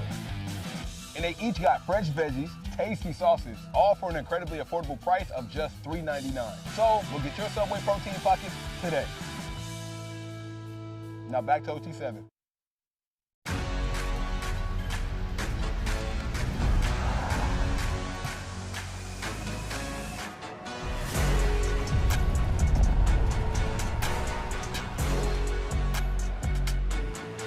Did you miss me? We are live in Los Angeles, California on a beautiful day for the OT7 Finals presented by Adidas. It is Cali Power going head-to-head against SFE, two powerhouses that's going to give it their best. An all-out matchup that I cannot wait to bring your way. I go by the name of Sniper Jones. Join with me is my guy QB1, Mo Hassan. We've seen such amazing football so far today. I'm guaranteeing that this one will live up to the hype as well. A Jukum guarantee. A Jukum guarantee. We know that's always the one right there. That's I don't blame you. These games have been crazy. Now, Cali Power is known to be a QB factory. A lot of great QBs have come from there. Just an all-out great team, but it's all about what they've been able to do over the years, man. Absolutely. I mean, the guys through this system have been nothing short of unbelievable. Jaden Daniels, Heisman Trophy winner. CJ Carr, possibly first-round pick. Luke Fahey's the next guy up in Ohio State. Bear Bachmeier is one of the best quarterbacks in all of college football as well. Speaking of QBs, how about Brady Quinn? First time coming out here, 74% from the field, 16 touchdowns, making it look easy. Mr. Quinn BQ, as we call him, down in Chaminade Madonna High School, one of the top schools in the country. He's committed to Clemson, and he's got another Clemson commit over at wide receiver, also a high school teammate, Jamarin Simmons. He's a new addition for SFE, so it's a new look offense, and he's gelled incredibly quickly with this group. SFE, remember, one of two programs with championships at OT7. They have two of them. They're going to be looking to capitalize and gain more momentum. This is a really good matchup. I feel like it's very evenly matched as well. SFE and Low Pro, the two only teams that's won OT7 championships. Will it go through them again? Cali Power might have something to say about that as they drop back and get an easy completion and a little bit of yak as he turns upfield. Oh my goodness. Man, this guy, Chris Flores, number 8, I think his middle name is Yak. I-A-C. I'm going to ask for his passport. Where is Ryan Porter? Because this man is an absolute machine after the catch. He's a new addition. Remember, Snipe, he was on Team Uno. Yep. A team that really struggled. It was Jamar Chase's football team. They didn't play up to their standard. But the one bright spot was this young man, number 8, Chris Flores. A massive addition here for Cali Power. And we see him again, back-to-back, almost in the end zone. To me, Snipe, this is the hottest team in OT7. They go 2-1. They come off a blowout victory late yesterday against Wunna. If we're talking underrated contenders to make a run, it's Cali Power. Here comes Jaden Jefferson, the young stud QB, looking to make it happen. Got a man, and that is easy. Touchdown, Cali Power coming out striking. That is Charles Trey Britton III. In my opinion, the most underrated receiver in the nation. 3 stars is not enough for this young man. Give him 4 or 5. I heard some GOAT comparisons. He's really freaking good. Whoever is in charge of rankings, if you're watching this, change him. This man is not a 2-star. Trust me, I know him. I'm sitting next to one. Thanks, man. Hey, well. Trey Britton really is special. He actually leads the league in receptions and has done nothing but continue to pile on those stats and numbers here in Los Angeles, California. Now, first look of Brady Quinn. He was absolutely amazing in his first debut here at OT7, which is funny to me, right? For you to come out here with all the pressure, championship on the line, right now playing for seeding, for this to be your first time playing in a competition like this, for him to step up big as he has, says a lot about him and being ready for the moment. Yeah, absolutely. And I think he's going to rely on his high school teammate. We mentioned Jamarin Simmons. We call him Waffle House for a reason. So I can't wait to call his name later on. And then right there with the catch is none other than Eric McFarland. We were talking about receiver rankings, and you had him in the mix as number 1 or number 2, which speaks volume with the amount of talent that we have out here. Oh! Couldn't bring it in. Really caught. You're absolutely right, man. You might call him Eric McFarland, but I call him E3. Oh, you guys are boys like that? Yeah, man. You know, we grew up together, but that's not the point. The point is, J.J. Watt. This kid is the real deal. I compare him to a little Tyreek, you know what I'm saying? He's super fast, super strong, twitchy, quick, can catch almost anything, and he makes Brady Quinn's job easy this Sunday morning. Absolutely. I mean, Eric McFarland really kind of a Tavon Austin type, a Tyreek Hill type, a speedy burner, but it could also run great routes and has a high football IQ, understands where to sit in windows.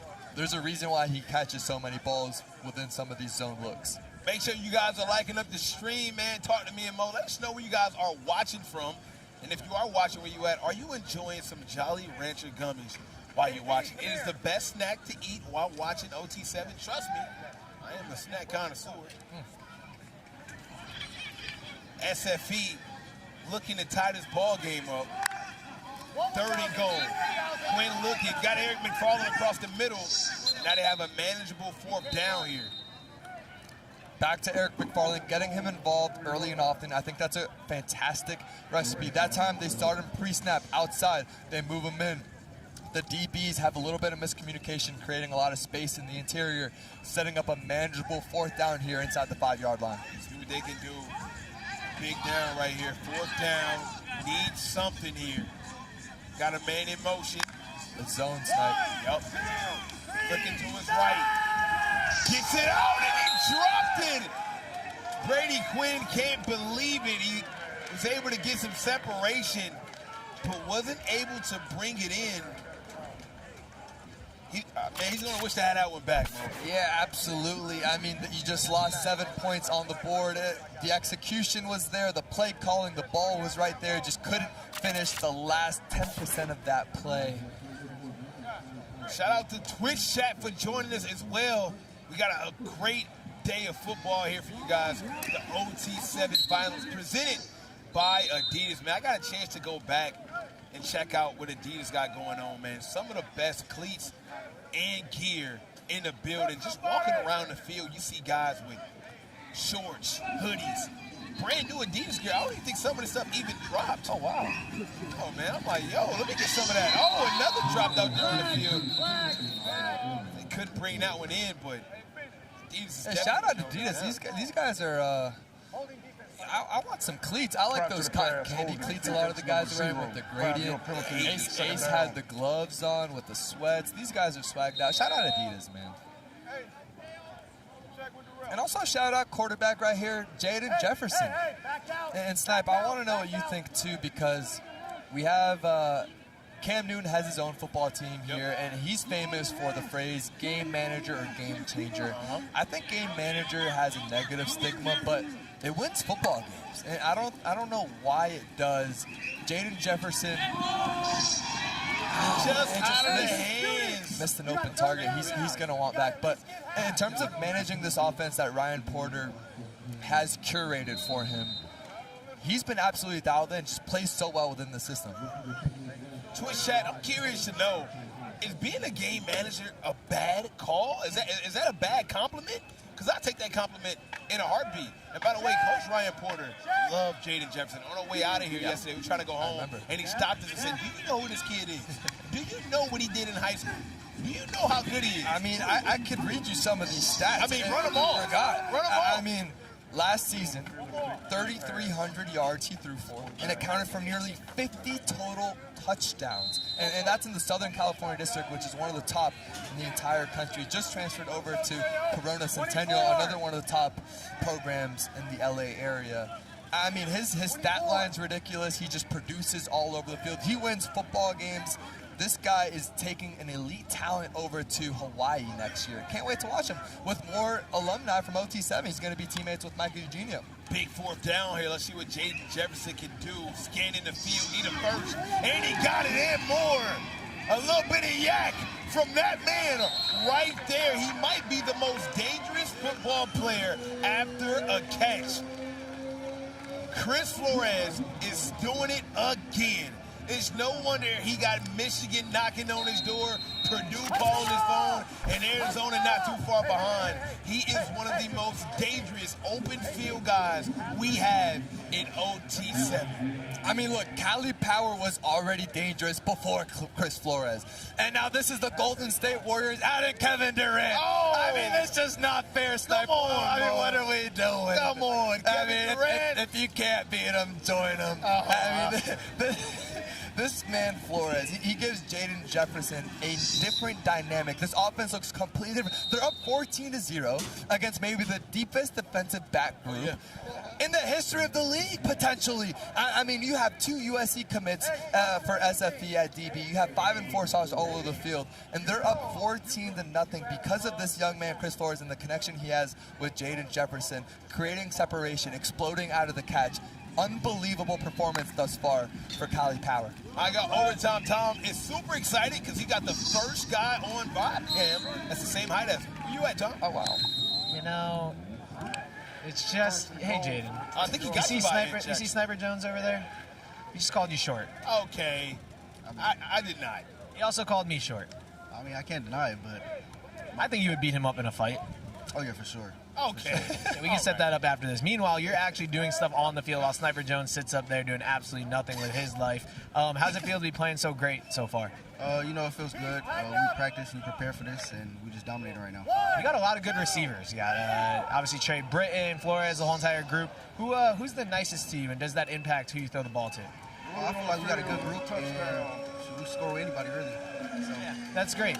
Now, I'm going to go fight Sniper Jones for you while you go play football, okay?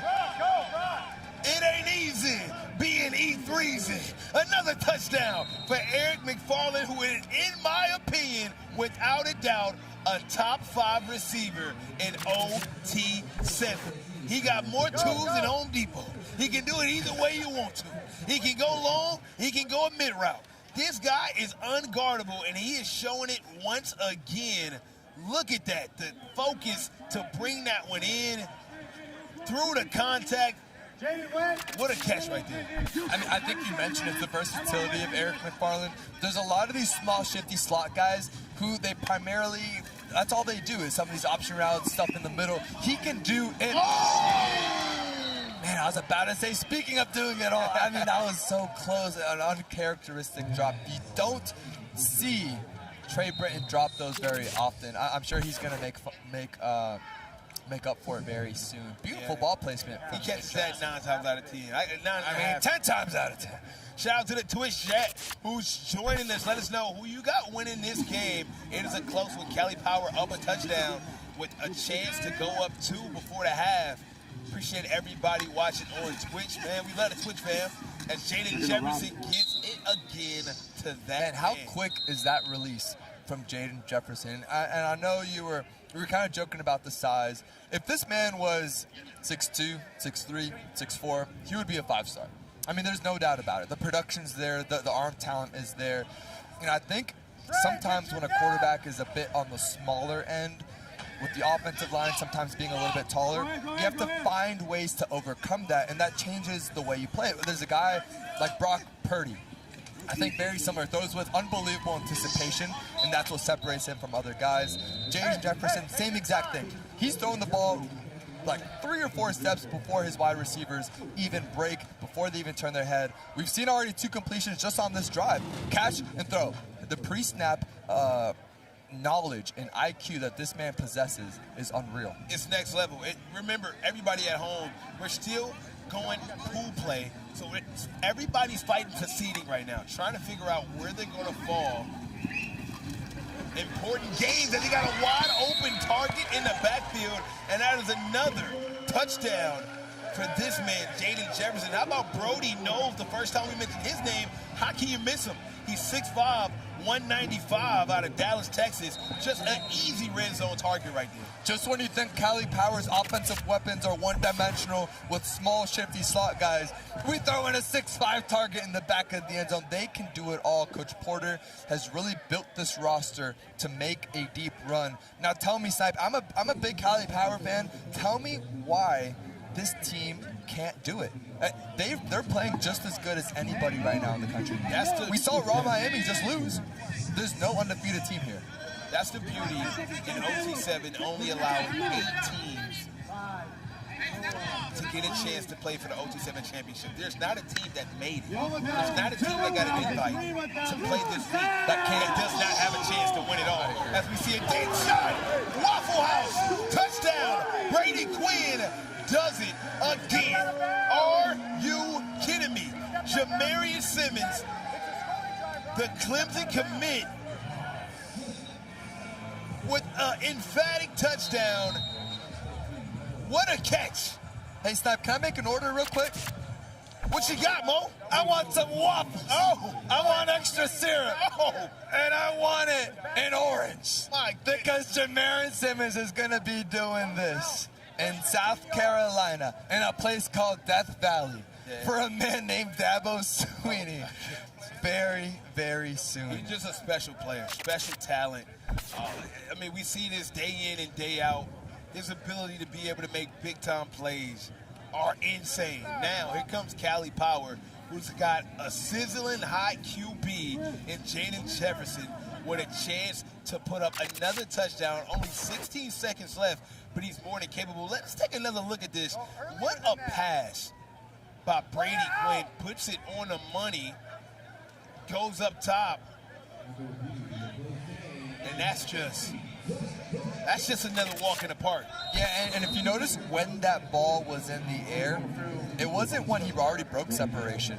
It was right before that. So there's a phrase at quarterback Snipe, when you're throwing a deep ball, how do you complete it on time so that we're not late? If he's even, he's leaving. That is a dangerous When you see pass. him catch up to the corner, that's when you release that ball. Brady Quinn knows that. They have the chemistry. Again, they're teammates down in Chaminade Madonna High School. Same high school that Jeremiah Smith went when he was balling over here at OT7. Probably going to be a top 5 pick in next year's NFL draft. 21-14, 10 seconds left. Keep your eyes on Chris Flores. He is an absolute speeder if he gets the ball in open field. I really believe they can give him a 30-yard pass and he can turn up and score a field. Jefferson drops back, looking on the sideline. Britton, and I think that'll be the last play of the half. Unfortunately, couldn't get out of bounds. What a game we've got on our hands. Cali Power, you mentioned it.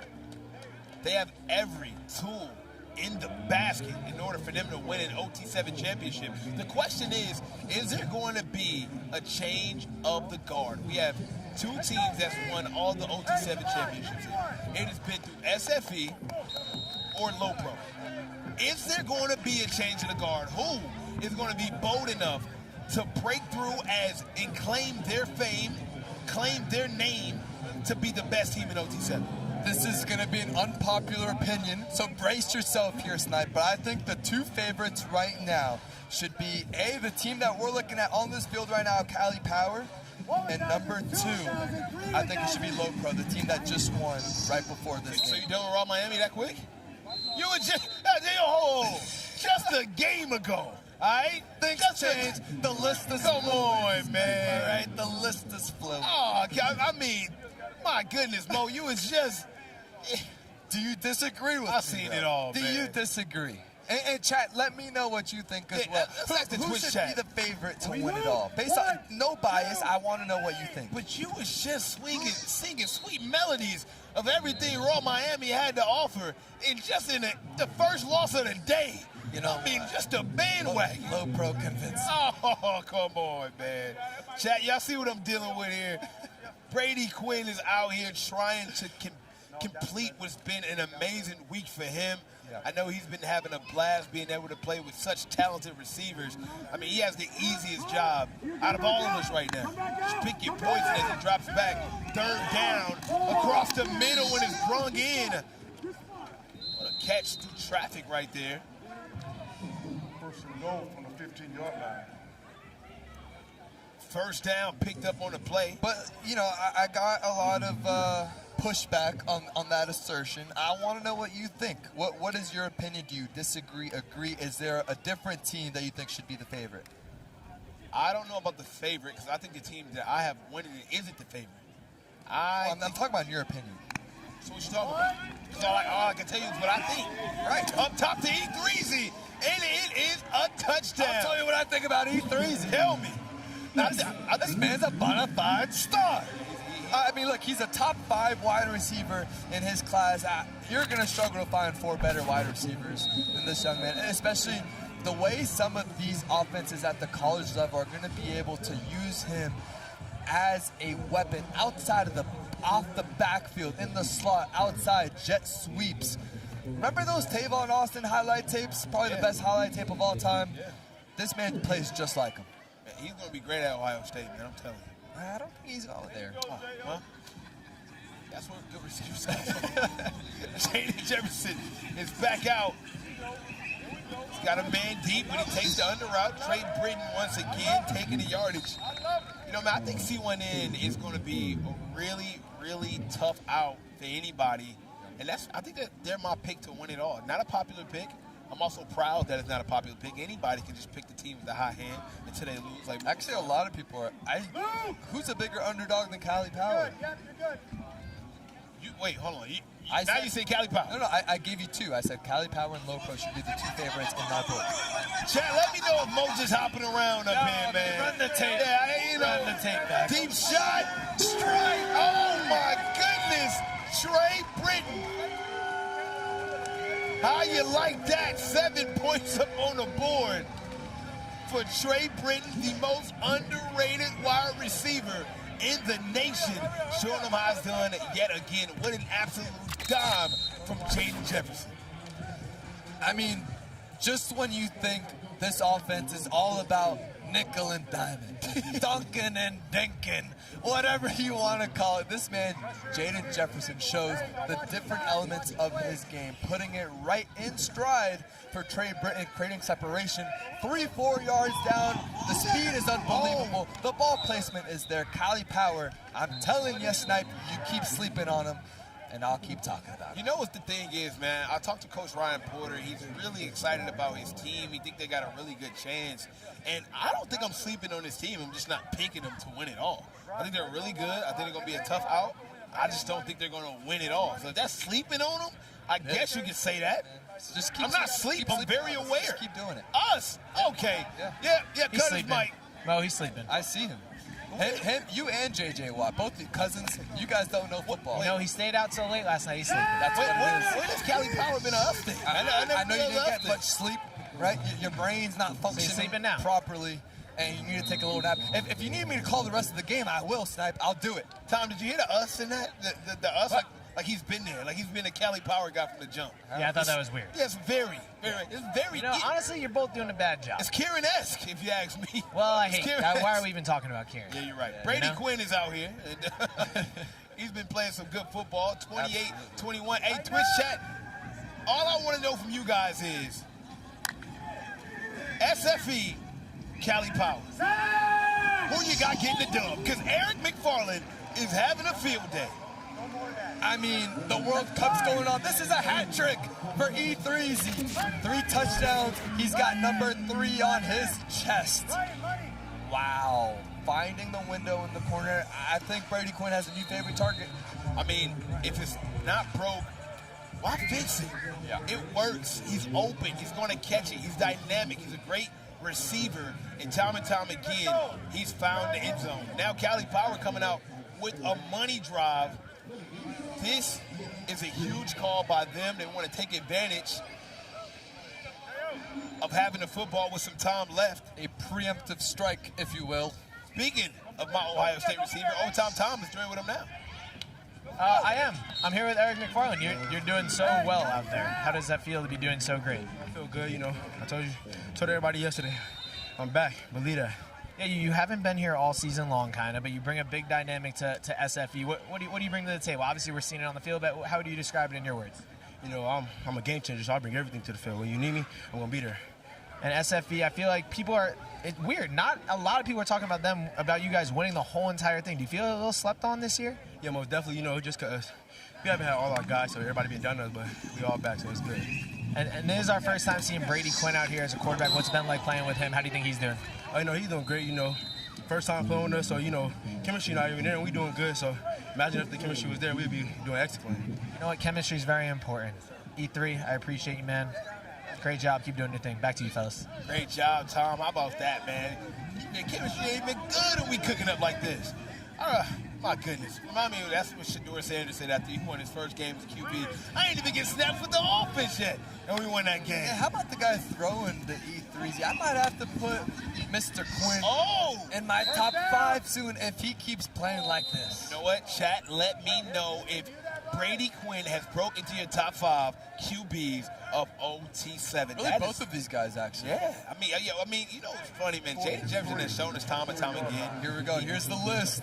Look at the list. Brady Quinn. Where did they put that in there? Okay. I'm telling you, this man is a bona fide superstar. Yo, production worked so fast. Where did they squeeze that in there? It was not like that before today. He's in my top 5. They took out CJ Cypher. You had him in there, and he's not here. That's what they did. No. They just took out the guy who's not here.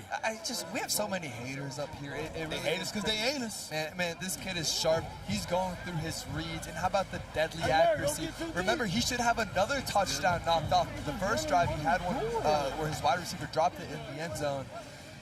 In theory, he should have an extra touchdown playing lights out for SFE. There's been no drop-off at all at the quarterback position. You're absolutely right, and that's a tough thing to do.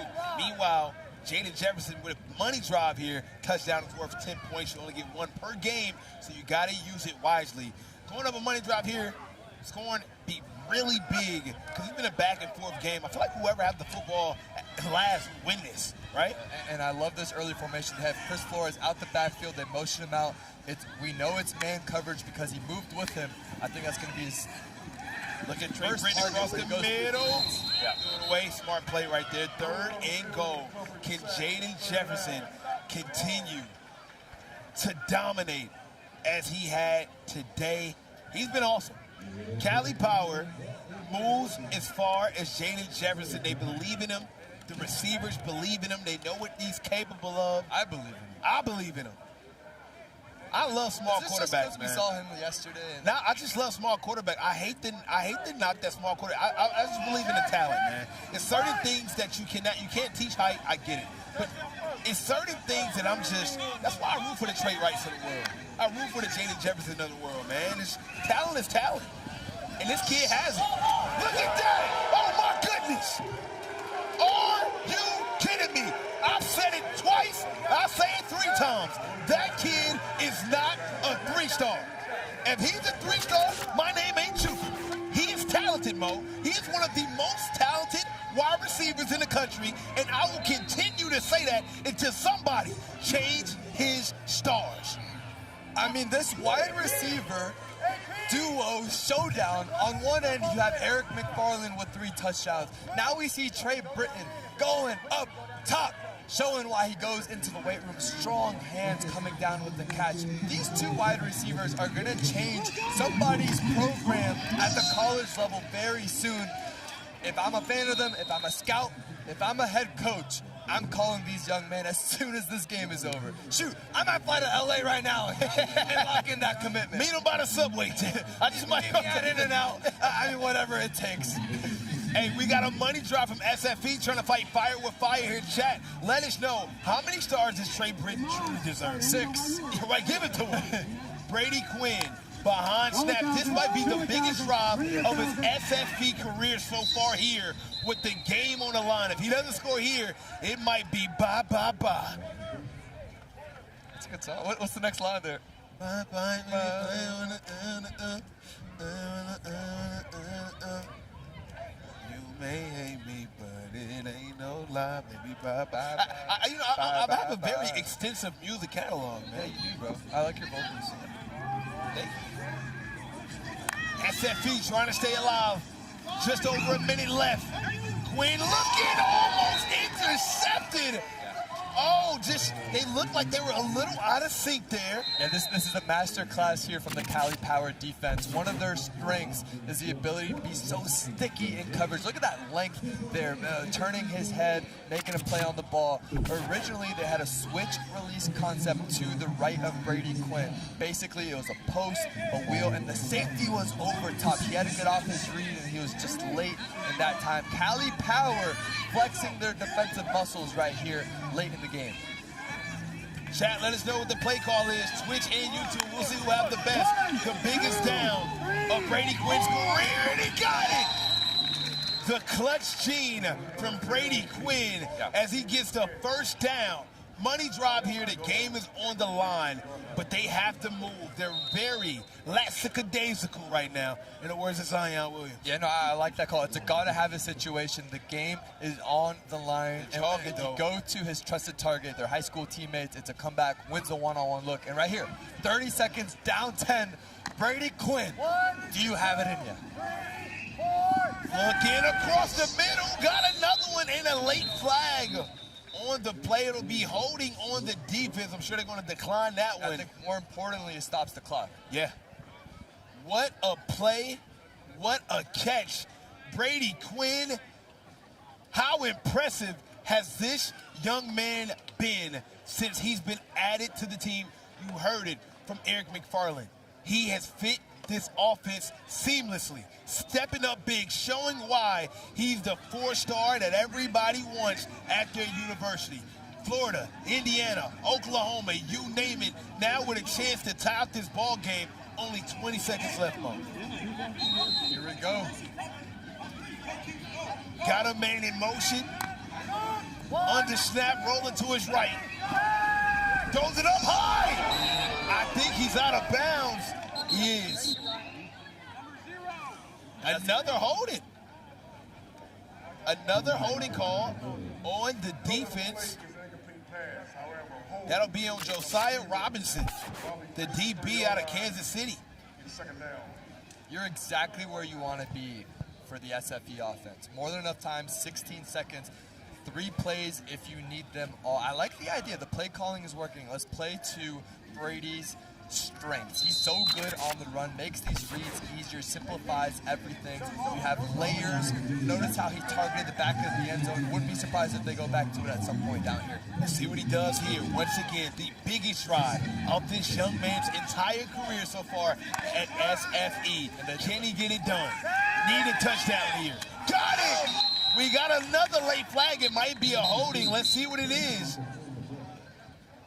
It is a holding on the defense. They're going to decline it. A touchdown. Brady Quinn with ice in his veins. Touchdown, tying up this ball game with 12 seconds left. How impressive has he been on the week, Mo? I think the most impressive part of Brady Quinn, he hasn't forced any turnovers. If it's not there, he throws it away from coverage. That time, the ball placement only where he can get it in the low red zone. SFE tying this game, potentially forcing overtime. But hold on, 12 seconds might be too much for Jaden. It is a bad man on the other side of the football. It is Jaden Jefferson. He is dangerous. One of the best play callers and playmakers in the league. This young man has been doing this for a very long time, over 50 touchdowns in one season in high school. He's dynamic, he's a risk taker, he's brave, he's smart, and he has a chance to win this game with 7 seconds left. Dropping back to the sideline, got him, and he's out of bounds. He's gonna have one more shot. That is perfect football, getting 3 plays out of 12 seconds, moving upfield, giving yourself amazing field possession. This young man has all it takes for running offense. No, I love it. It's the football IQ. If these corners are going to play 10, 15 yards off, we take that every single day of the week, setting up an incredibly manageable not fourth down, but it's got to have a situation. You're on the 12-yard line. Game is on the line right here. Can they take the lead? Drops back. Throws it up, and it's broken up, and we are going into overtime at overtime. It looks like they wanted a PI there, but they won't get it. Cali Power will start off with the football, but look at that defensive play. I mean, that's great defense there by SFE. We mentioned all day long, they have probably the best DB core out of any team here at OT7. No doubt, that was Phoenix Evans, the 4-star sophomore based out of New Jersey, coming in with a game-saving PBU. But you mentioned it. Guys like Aaron Washington committed to USC around the corner, some of the best DBs in the country. Overtime rules are on the screen, man. The team will have one drive from the 20-yard line. Let's see if they can do it. Throwing it up top to the big guy, Brody knows, can't get it, and they want a flag. Not gonna get it. Not gonna get it. A lot of contact out there. It was some contact there. I kind of like the ref letting them play. I agree. And this is a calculated risk. Yeah, I think that could have gone either way, but I think when we talk about Jaden Jefferson, he could beat you in so many different ways. He has a rare combination of throwing with anticipation on short to medium passes, but also, hey, if you're going to press me, I'm going to take these shots and beat you with accuracy down the field. As he,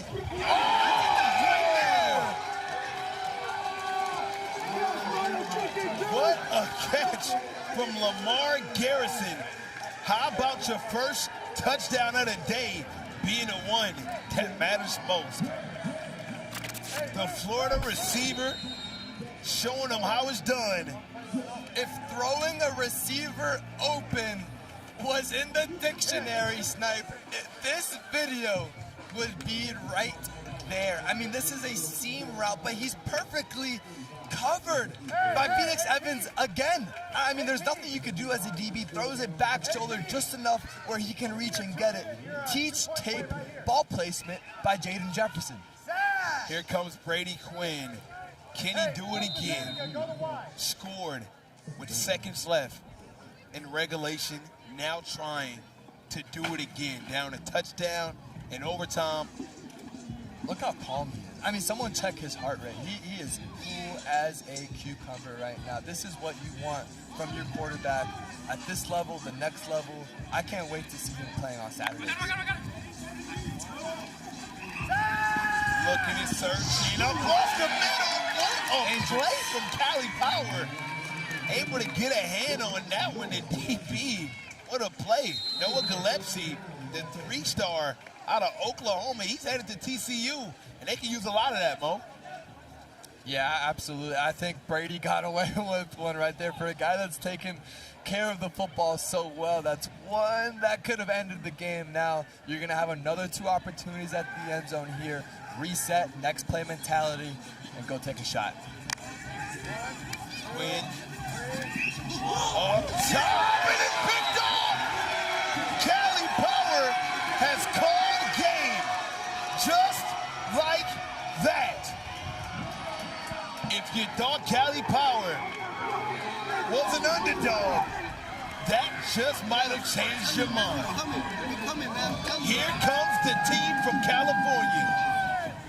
Cali Power is here to stay. The hottest team in OT7. They move on to 3-1.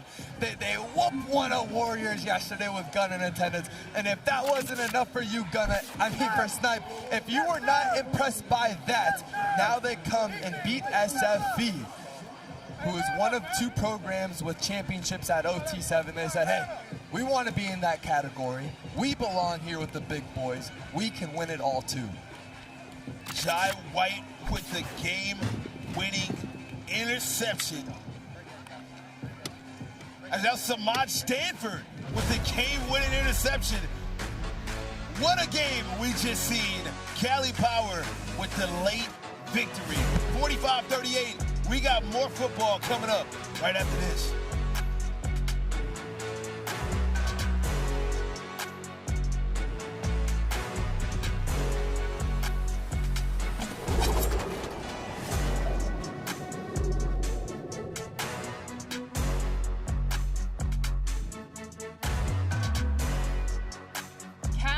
Cali Power with the overtime dub over SFE, taking them to 3-1 on the weekend. I am Overtime Tess, and I am down here with some OT7 legends. I am down here with Madden Williams and Jamie French Jr. How are you doing, guys? I'm doing good today. Good. Glad to be back. Okay, so if you guys are unfamiliar, Trillion Boys and SFE alums. You were an OT7 champion at one point. That might have been one of the most stacked OT7 teams of all time. Would you like to remind the chat at home who was on that team as well? Man, we had some guys. We had me, Vernell, Tremel Jones, Devin Sanchez. Man, we had some guys that year, man. You guys were pretty stacked that year. Yeah, no doubt. And you get called Mr. OT7. You never won a ring. No, it was tough battles. You know, sometimes some of the best players never win a ring. Yeah, it's like that, bro. It's like that. Okay, give me your case for both of your teams that you were alumni for to be winning this OT7 finals at the end of this weekend. My team not looking too good right now. I think we're 1-4. But you know, sometimes kind of like the Spurs are down right now against the Knicks. You know, you just gotta have faith sometimes, and just hope. And so that's what I'm gonna do. Facts, man. Kind of what he said. You know, we just took a tough L, but you know, tomorrow we're gonna bounce back. Okay, so chat, also if you are unfamiliar, Madden is at Texas A&M and Jamie is at Michigan. Are there any guys that you are keeping your eye on for maybe that are coming up through this graduating class that you guys are maybe talking to a little bit? Eric McFarland. What about you, Jamie? Definitely B5, man. Bryson Wright, definitely. All right, well, thank you guys so much for joining us. We got SFE versus the Wunna Warriors coming up next. Chat, let us know who you got.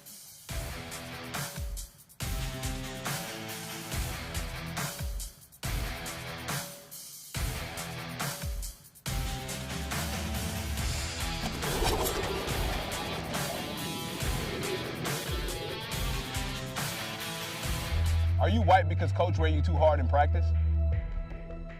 Well, not anymore. Subway's protein pockets will help you fuel up and be ready to go. With at least 20 grams of protein, the Subway protein pockets are the perfect thing to help you lock in on a long day or fuel your performance on and off the field. And they each got fresh veggies, tasty sauces, all for an incredibly affordable price of just $3.99. So, we'll get your Subway protein pockets today. Now back to OT7.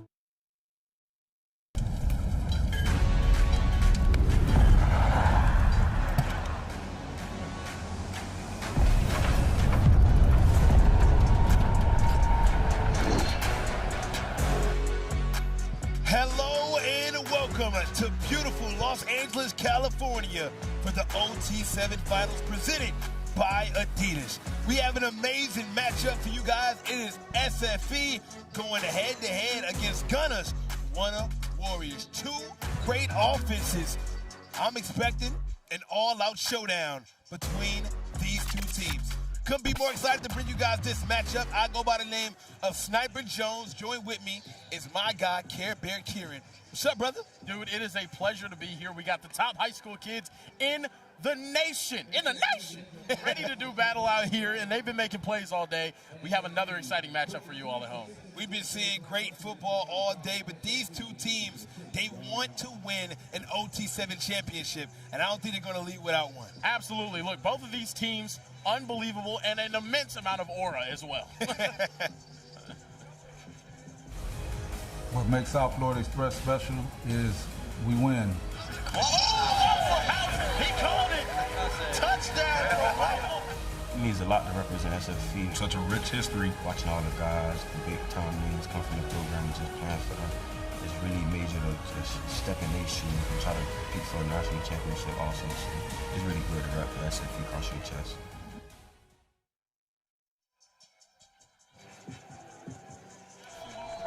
For us to win the OT7 championship, it would just prove us right that we are, what I feel like is the best team in the country, and that we should have been in here last year as well. We're playing against the best athletes in the country, so, staying sound, playing our football, and we're gonna be all right. This matchup is the one I circled, Kieran. Could not wait for this. We got two teams that's been playing great, but the one I'm excited for is this QB matchup.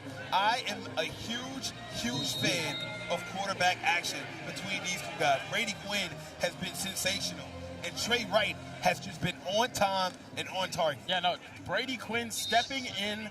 He has big shoes to fill. A lot of big shoes to fill here at SFE. Some of the best quarterbacks to ever play in high school play for this team. Also, history's telling us SFE is set to win this championship, right? They won season 1. They won season 3. It seems like they win every single year, every single other year, right? They split it with Low Pro.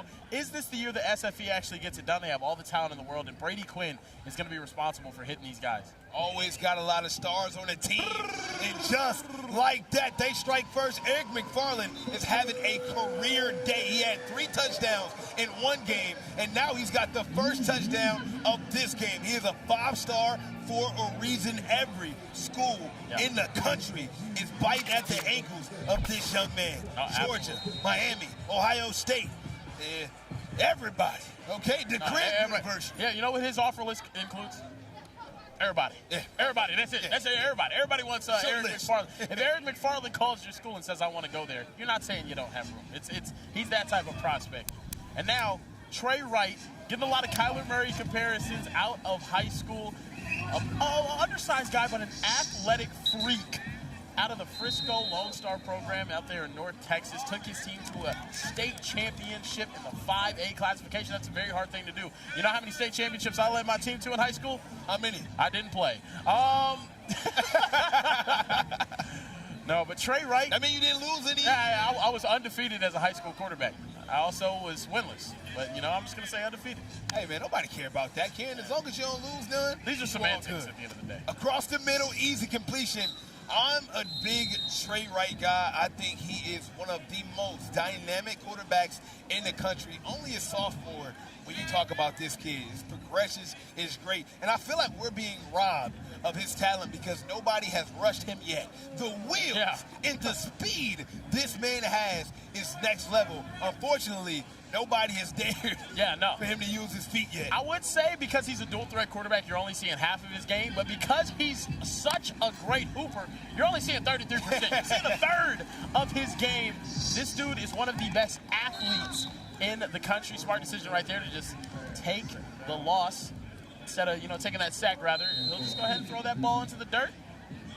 Now, take the completion and move to the next down. Shaq, talk to me. If you're Wunna, this is a very interesting situation. You're 1-3. What do you want to do? So far on the week, it's still pool place and you fighting for seeding. But the thing with Wunna is the numbers make them look way worse than they actually are. A handful of the games they lost, it came right down to the wire. They lost by a touchdown. They lost by a possession. But at the end of the day, 1-3 is 1-3. No, they played with everybody. They played with I talked earlier to their coach, Coach Brian Miller. He's the one with the clipboard on the sideline. He said, look, offensively, we're so locked in. We just need to make those plays and keep the momentum rolling. We know we can compete with anyone out here. And as a matter of fact, we know we can beat anyone out here. They're not scared. They played the defending champions Low Pro in a shootout earlier today. You guys were calling that game. Yeah, I think this team is equipped to do anything. See what they do here, dropping back, searching, got nothing as he throw it away. Big 4th down here. Straight right. Start this game, putting themselves in these tough situations. They're going to rotate in some bigger bodies. They got Hayden Green, the 6'3", 210-pound receiver from Fort Worth, Texas at North Crowley High School. Has offers to Texas A&M, Kentucky, and Ole Miss. Now, obviously, these Wunna Warriors, Coach Flight, one of the best DB coaches in the country. He's a DB coach for Christian Gonzalez, who, he had a pretty good season last year. All he did was make it to the Super Bowl and, lock down some of the best receivers for the NFC West champs, Seattle Seahawks. See what he does here. They're not giving an inch on him. That is some good defense. We've said it all day long. This SFE DB core is maybe, forget that. They're the best in OT7. They do not give an inch. They're so stingy on defense, Kenny. You know what it comes down to when you're talking about winning the OT7 championship? It's about teams that play both sides of the football field. SFE is one. No, that was unbelievable defense right there. Jaden Carey, stickier defense than the underneath part of an elementary school cafeteria table. Oh. It was unbelievably sticky in coverage right there. You're not sticky again? Hey. Oh, come on now. You know how sticky it really gets. Brady Quinn. Oh, man. Cut his mic. Here we go. Brady Quinn makes it look so effortless as he's been amazing for this SFE team. Chat, I want to know who you have winning this game, SFE or Wunna Warriors. Wunna has been great all season long, but it seems like SFE, they're getting a late game rally. I'm starting to feel like they can really make a stretch and be a true contender of the OT7 Final Championship. As long as SFE is alive, they're a contender. They're unreal when it comes to talent, and you know that they have a lot. I mean, look at that catch right there. Unbelievable. Tremont Isaac reaching back, snagging that one out of the air. Wanted to give a shout out to everybody watching on Twitch right now. We got Sfitty in there Hey, that's my boy, man. We saying grew up SFE together. lost already. That's crazy. I mean, the game literally just started. It's crazy. Yeah, no. It's a good time. Shout out to the Twitch chat, man. We appreciate you guys joining us. YouTube chat, we appreciate y'all joining too, man. Make sure you like up the stream. Absolutely, man. Drop some W's if you're in the Twitch chat right now. We got 1,000 people watching. Shout out to you guys, man. Big game here. It's all about seeding right now. Where are these teams going to land? Looking for Ivion Lewis right there, the big body receiver out of Richmond, Virginia, headed to Kentucky.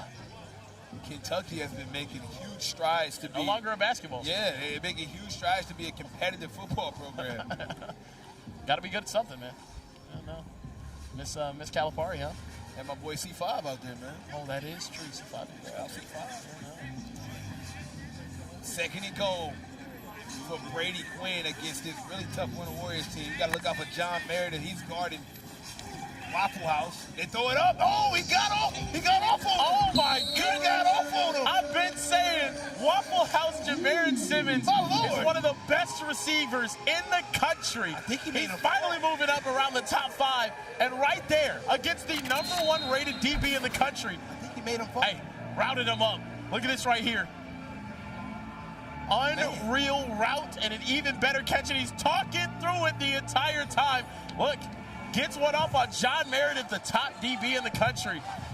What a play here from Jamarin Simmons. Mr. Waffle House, that's an all-star special right there. I know all-star when I see one. It's my go-to at Waffle House, and it look good. Oh, man. Just like that catch. That is an all-star special right there. What, you get the grits or you get the hash brown? Hash brown bowl for me, please. You know what I'm saying? A little sausage, egg, and cheese hash brown bowl. Okay. Baby. I'll put a little butter on my toast, put a little jello. You know what I'm saying? A little bit of jelly and butter on my toast. That's the difference between I had peanut butter, no jelly. No jelly. Waffles. No syrup. Jelly. No jelly, nothing. Here we go. You gotta love it, man. This OT7 Finals presented by Adidas. Speaking of Adidas, Kieran, they have been lacing up everybody on the field with some of the best cleats in the country. Yep, absolutely. No, those AE1 cleats. Come on, Are now. you kidding? Come on now. Talk how to smooth those are. I believe Jaden Carey has a pair of one right now. And those are just, I mean, dude, they're smooth. They're smooth. Having a sneaker be so tough that it ends up being one of the coldest looking football shoes as well, that's real order right there. Only the best of the best. Yeah, only the best of the best have that. Speaking of best of the best, Overtime Test is the best of the best. Oh, yeah. Hanging out with the rest. Oh, thank you, Sniper. I am down here with one of the best of the best. I'm down here with Waffle House, and you just scored on that one. Walk me through that last touchdown. The play we got, I got a corner. I ran the corner. I seen the DB stand over top, so I cut it underneath, and I made that boy fall. Until that boy stay up on his feet. He tripping. That's one of the best DBs in the country in here. I'm one of the best receivers in the country. Best versus best. We're going to see who's winning. You say great on great. Okay, tough loss in that last one. How are you guys going to bounce back in this one? We're going to bounce back. We're going to win. We're winning right now, 14-0. But we're going to come out with a bang. The guys in the booth were also asking what your Waffle House order is. Sometimes I either get the All-Star meal or I get the grit roll. That's what Snipe said he got, right? Yes, sir. All right, yes, sir. You might need to get back out there, though, so... Snipe, you guys have the same Waffle House order. Let the record know I know ball, okay? I know ball. Lonzo Ball. LaMelo Ball, I know ball. Yeah, no, I'm telling you, we're in Southern California. It is beautiful out here. Loyola Marymount, thank you guys so much for hosting us. But also, we are over 100 miles away from the closest Waffle House. Yeah, it's depressing. But I'll tell you what, he's not too far from Champ Mays. He just got another touchdown, chopping this lead to 7.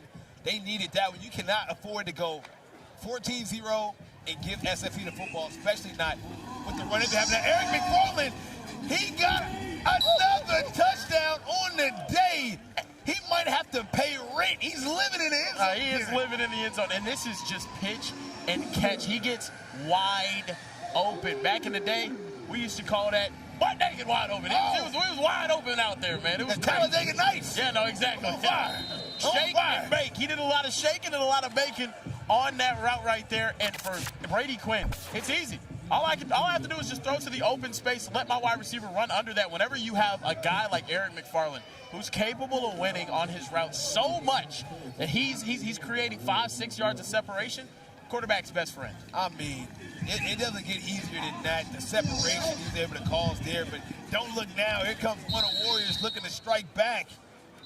See what Trey Wright and this offense can do to Wunna Warriors. They've been in such close games all week long. Nail biters that just haven't went their way. As Brandon Jackson, I love this kid, man. He's the real deal. Out of Texas, 5'11". He's second in receiving yards on this team. He's a 4-star. Got Oklahoma knocking at his door. Texas Tech. I know you'll like him out there in Texas. No, absolutely. We love him out there in Texas. Brandon Jackson's a baller. Looking and searching. Man, this SFE defense is smothering. They're smothering. They're swarming. They're smothered and covered like some eggs at Waffle House. Man, I'm so thinking. Yeah, man. You know what, man? After this, I'm gonna go over to Subway, give me a protein pocket. I need something to quench this hunger, man. I can go for a protein pocket right now. Try the Italian one. See, I was on the Baja. Oh, I'm still on the Baja. Right, but I switched over to that Italian. What? Oh yeah. Hey, come on. Hey, hitting a little different. Come on now. I ain't gonna let you down. I ain't gonna let you down, man. Early flag there, maybe an offside. You take a shot, Julian Caldwell. A lot of contact there. Good coverage from Phoenix Evans right there. Tell you, man, these DBs are strong. They're fast. It is an offsides on the defense, so the Warriors gonna catch a break there. And that's a staple of SFE to have these DBs that are kind of wiry, long, strong, ready to play the ball at its highest point. And then these guys are aggressive. I like this. Trey Wright throws it up top to Champ Mays. He was getting held. Flag comes in as well on that one. Hold him Hickey. Yeah, no, a lot of hold him Hickey. Amari Fountain on the coverage, the Florida commit. Defensive pass interference right there. I seen that from here, man. Yeah, no, I can see that from up here in the booth. Say, hey, man, let me have this dance. No, not yet. Let me have this dance. Mama, there goes that man. First and goal. I miss those days, man. Oh, man, that was Bring sandbang. Great time, man. Yeah, you know. Peak. Like Jackson saying, Mama, there goes that man, and then Stan Van Gundy complaining about everything. It was a good time, man. Finals, who you got tonight? Chat, let us know, man. Knicks Spurs. Spicy Price. It is, hey, man, it's a lot of flags out there, man. 3 straight plays, a lot of laundry holding on their defense once again. They just... No, so much laundry, I got to schedule deep cleaning. Yeah, man, you know, defense might just have separation anxiety. Where you going, huh? Where you going? Where are you going? That's a great catch. Well, I tell everybody, my best defense is giving everybody a big old hug. Hey, man. I love it. Drake said, give me a hug, man. Give me a hug. Chat, we are here in Los Angeles for the OT7 final presented by Adidas. Who do you have winning this year's OT7 Finals Championship? I'm going with a hot take. C1 in is going to do it for the first time. Cam Newton. Wow. Semi-final every year. Haven't got it done. This is the year where they get it done. Oh, and that is a touchdown. Touchdown. Dropped it in the Easter basket for Benny Easter Jr. right there to Trey Wright. It don't have to be Sunday for Benny Easter. He gonna get it every single time. Every single day. My goodness, look at that. The concentrate, that's more concentrated than orange juice. The focus it took for that catch, my God. Absolutely. That's exactly what you wanted to see right there for Trey Wright, wide receiver, laying out, holding on to that. We're looking to see that ball hit the ground. They better not call that back, and my name ain't I think he controlled it through, yeah. It is a confirmed catch. Yeah, he controlled that one through. Yes, the ball did hit the ground. The ball's allowed to hit the ground, but as long as you have control the whole time, we didn't see a bobble there on that replay. So, Benny Easter Jr. Now, chat, we have 1 second left. Karen, I've seen a lot in my day, but I tell you what, if a touchdown occurs here, I will lose my mind. Chat, does SFE score here? After the day or the day that Eric McFarland has been having, I ain't going to put it past him. These be the plays where you get tipped 6 times and somebody come out of nowhere and catch it. SFE, some people say it means scream in effing excitement. That's what they say, man. They make plays like this happen all the time. Brady Quinn is in a rush. He throws it up top. Waffle House in the area. Batted away. Thank goodness. You know, so many times I've seen DBs try to make the catch there. Yeah. And that's exactly the touchdown. The fact that he was smart enough to bat it away. Yeah, no, bat that thing down. Don't bat it up, bat it down. Man, check out how pool play has stacked up so far this week at OT7. Cohorts locked into the A seed, 0-5. Nobody saw that one coming. Fellas, I wish I had a prop right now, but I want to go ahead and draw some attention to one thing. You see that team at the top? Yeah. You see how they came out of nowhere? I do. You see how they got that victory, that one for number 2? You see how that one from number 2 came from the one from number 1? Yeah, it's crazy. Low Pro, again, out of nowhere, showing up and showing very, very hard to beat. But California Power, that number 14, that's the team that I'm circling. That's the team that's probably the hottest right now outside of Low Pro heading into tomorrow's bracket play. Actually, in 2 games bracket play, so we'll see. Wunna Warriors coming out with a money drive, chat. Y'all already know what a money drive is, man. A touchdown on this drive will result in 10 points instead of 7 points. You only get 1 per game, so you have to use it wisely. The defense can pick that off. Score 10 points themselves if they was to return it for a touchdown. Here comes Trey Wright, who's been absolutely sensational. Another dot to his receiver. Hayden Green on the catch. Only a sophomore, man. That's a big sophomore. 6'3", 210 pounds. Texas A&M, Ole Miss, and Kentucky has been hitting them up, man. Said, hey, if you're free this weekend, how about you drop on by? Why not? Why not? Take a little trip. Comes Trey Wright behind center. Formation right there. Throwing it up. Just gonna have to eat that one. Wunna Warriors, they did a good job closing out that half. Made sure you scored right before halftime, got the ball afterwards. So that turnover on downs doesn't mean as much in that first half. And with a touchdown here, man, they take the lead. And this is why I love OT7. Nobody is ever out of a game. Anything can happen. We made the rules, so nobody else can ever be out the game. Now, we saw the Trillion boys make I think a 24-point comeback in less than a minute. Nobody does it like OT7, ladies and gentlemen. Nobody. Second and goal for Wunna Warriors. And we got a flag. Up top, another flag. And another flag. I mean, we have laundry all over the place. Like up the stream, it is the OT7 Finals presented by Adidas. We super excited to bring you guys this matchup between 2 really good teams. I feel like Wunna Warriors is a team that's trying to find their way through pool play. Meanwhile, SFE, they're just in a groove with a new quarterback in Brady Quinn. Don't seem like they slowed down at all. But chat, man, like up the stream, you've been enjoying the game so far today. That's been crazy, man. There were more flags on the field there than the Olympic Open ceremony. Oh, my. That was a great one, huh? I just thought about that one. That was really good. Olympic Open ceremony. There's a lot of them. Trey Wright, second and goal. Up top. Oh! A lot of contact there. Yeah, it looked like it could have been. A little frustration from the Aaron Washington on the coverage right there. Hey, I ain't going to hold you, man. You know, I'm all for playing on. That one was a little questionable, though. Yeah, I don't know. He was holding on. Third down. Great song by the Jonas Brothers as well, man. Hold on. ever heard that song? No, I haven't. An empty room feels so loud. All the home is gone, drowning out. So hold on, hold on, hold on. Yeah, you know, yeah, it's okay. Yeah, never. I guess I'm the only one, man. I'm the only Jonas brother around. Yes. You heard it's a good song. Thank you, Tess. I appreciate it. You're a Jonas brother. I'm a Jones brother. Oh, hey, that's a good one. That's a good one. Letters. I was almost there. I can give you another one. You can see into the future. Oh, I know that. Come on. Yeah, come on now. That's a Raven, boy. Life is in Yeah. Go right. Oh! Okay, come on.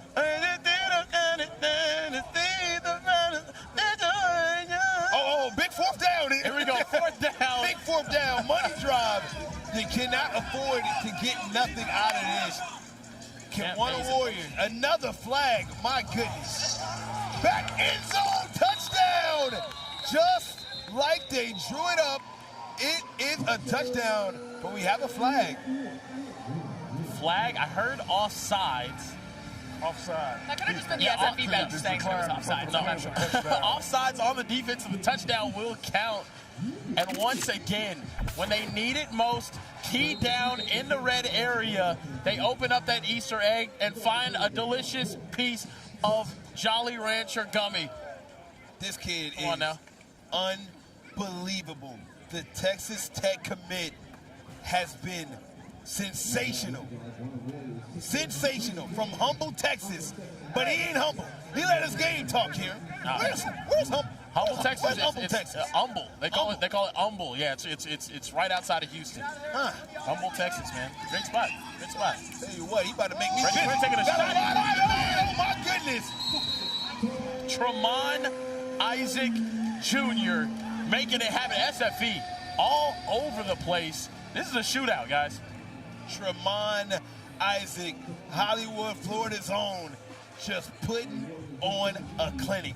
This SFE wide receiver core is just sensational. So many options. Jamarian Simmons, 4-star. Tremont Isaac, 4-star. Eric McFarland, 5-star. So many. Ivion Lewis, 4-star. I mean, Brady Quinn has the easiest job in America. No, he does. And SFE's in a good spot here because they still have that money drive in their pocket. I was wondering why they didn't use it right there. But if you just have a one-play touchdown drive, it makes a lot of sense. Here's Wunna Warriors in a situation they are so used to, these nail-biting games.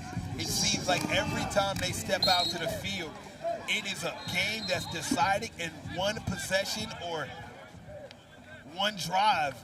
It's been the common thing with this team. Absolutely. Get it, Snipe, one drive.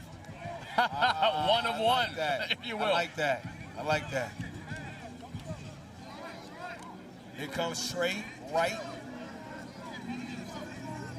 He's proven that he's one of the most, if not the most clutch quarterback in the league. Brendan Jackson again. This young man is turning into a go-to target for Trey Wright. And that's the thing about Trey Wright. Ever since Bryson Thrower, wasn't here earlier on in the season, he's been looking for that go-to guy. He spreads the ball around, but he's looking for that guy, hey, I can just trust him. It was Bryce Demerson. He's been kind of quiet this week. Go to Brendan Jackson. Get busy. Up top. A little too much mustard on a glizzy. Absolutely. Big fourth down coming up here. Oh, I love glizzies. They're so good. I love a good glizzy too, man. Dude, they're ridiculous, man. A good Frank. All right. Come on now. I like love a good good Frank. man. Is a hot dog considered a sandwich? No, I can't. Chat, is the hot dog a sandwich? I can't say it. Let me know. It's a dog. Why is it a sandwich, Ken? It's a dog. What makes it not sandwich material? Is it a taco is the better question. You can dress it up like a sandwich. It's a taco. It's because it's closed. The sandwich doesn't have a closed butt. That's not true. It's not true, man. Sandwich is 2 pieces of bread, which it is 7 sandwich flags on the field. Things in between. You can a bun is 1 piece of bread. A hot dog. That's exactly what a hot dog is. What is that? Is that a flag?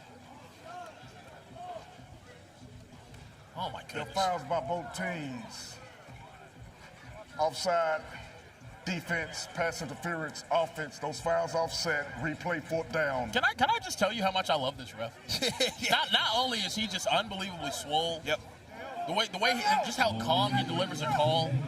It's amazing. Yeah, he's also a great dude. He's a phenomenal guy. He got the voice of James Earl Jones. I mean, he sounds like. I want every football game to be refereed by him. Yeah, man, this guy's the greatest. Yeah, no, the Super Bowl needs to hit him up. Come on, man. Big fourth down. All they need is a first here. Yeah, they need 3 yards right here. They're going to run something close to the line of scrimmage. They're going to end up getting a shot. Why would you settle for a first down when you can get a touchdown? Oh, my goodness. You know what you could get right there? For Trey Wright, why settle for 3 yards when you can get the whole shebang? Manisha shebang. Trey Wright doing Come on now. Again, showing he is one of the most clutch quarterbacks in the nation, only a sophomore, but he's got ice in his veins. Yep. He's What a the Iceman, you could call him. Who else would it be, man? Benny Easter doing it once again. That's not once. That's not twice, but that's 3 touchdowns in this game for Benny Easter Jr., number 7 wide receiver in the junior class out of Humble, Texas. He's an unbelievable prospect. Just think he's going to be alongside Matt Williams. Yeah. That's going to be nasty right there. As they almost get an interception. Oh, man, that was so close there. A game-breaking play. And Snipe, I have to tell you something. SFE not going with their money drive here is such I mean, just mind-boggling decision. Yeah. They had the opportunity right now to take this drive downfield, score, and win the game, and there's really nothing Wunna can do about it without getting an onside play. But instead, they go for a regular drive, and now they're in a very tough spot. Curious call from SFE, especially since they're such a veteran team, right? Yeah. This is an OT7 team. They know the rule book more than anybody. They got 2 championships, right? And they so head-scratching, they didn't go money here. You can't take it with you. Yeah, you can't take it with you, man. See what they do here, 3rd down. Brady Quinn. A lot of hands. Touchdown. E3Z. And a lot of laundry on the field, but I think it's going to be against this Wunna Warriors defense, and they are getting torched right now. But, Snipe, I had to call it out, man. You had the opportunity to make this a 2-possession game if you would have scored right there. You did. Instead, I'm sorry, they only been up 1 touchdown, but you had an opportunity to go up and not give Wunna the opportunity to win the game. Yeah. And right now, with 1.5 minutes remaining, the task is simple for Trey Wright. Go downfield, score a touchdown, win the game, give yourself better seeding against one of the better teams here at OT7. You know what, Kieran? Step back. I need room to glaze this man. I need room to glaze it. He's done enough. Oh, wow. Trey Wright has shown his time and time again that when this Wunna Warriors team need him the most, he delivers. All right? Yeah, no shot. He You're delivers. right here. No. Now, I've seen enough situations. Okay. I'm a believer. Oh, Oscar. I'm a believer. Okay. When I saw her face. Oh, I'm a believer. If believing in Trey is wrong, I don't want to be right. I believe it. That's a good one. 2nd and 20. Pressure on his back. Tess is trying to take a snap at quarterback. Let's see what he does. Got a man across the middle.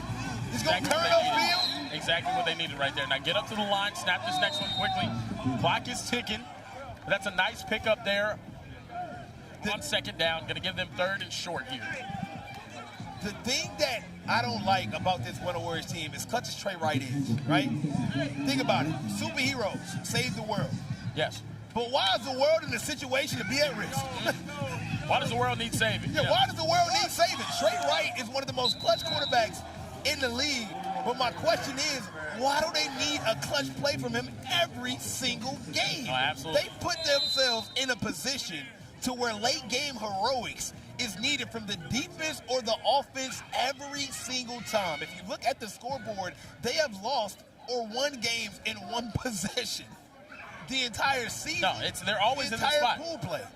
And now he'll be able to finish. Now, I don't like how much time ran off the clock before that 3rd down play, but here, 4th down, huge play for Trey Wright. Oh, man. He's Going for it. That's not it. Overdo it. That's not it. And unfortunately, they do it again. They come up short when it matters most.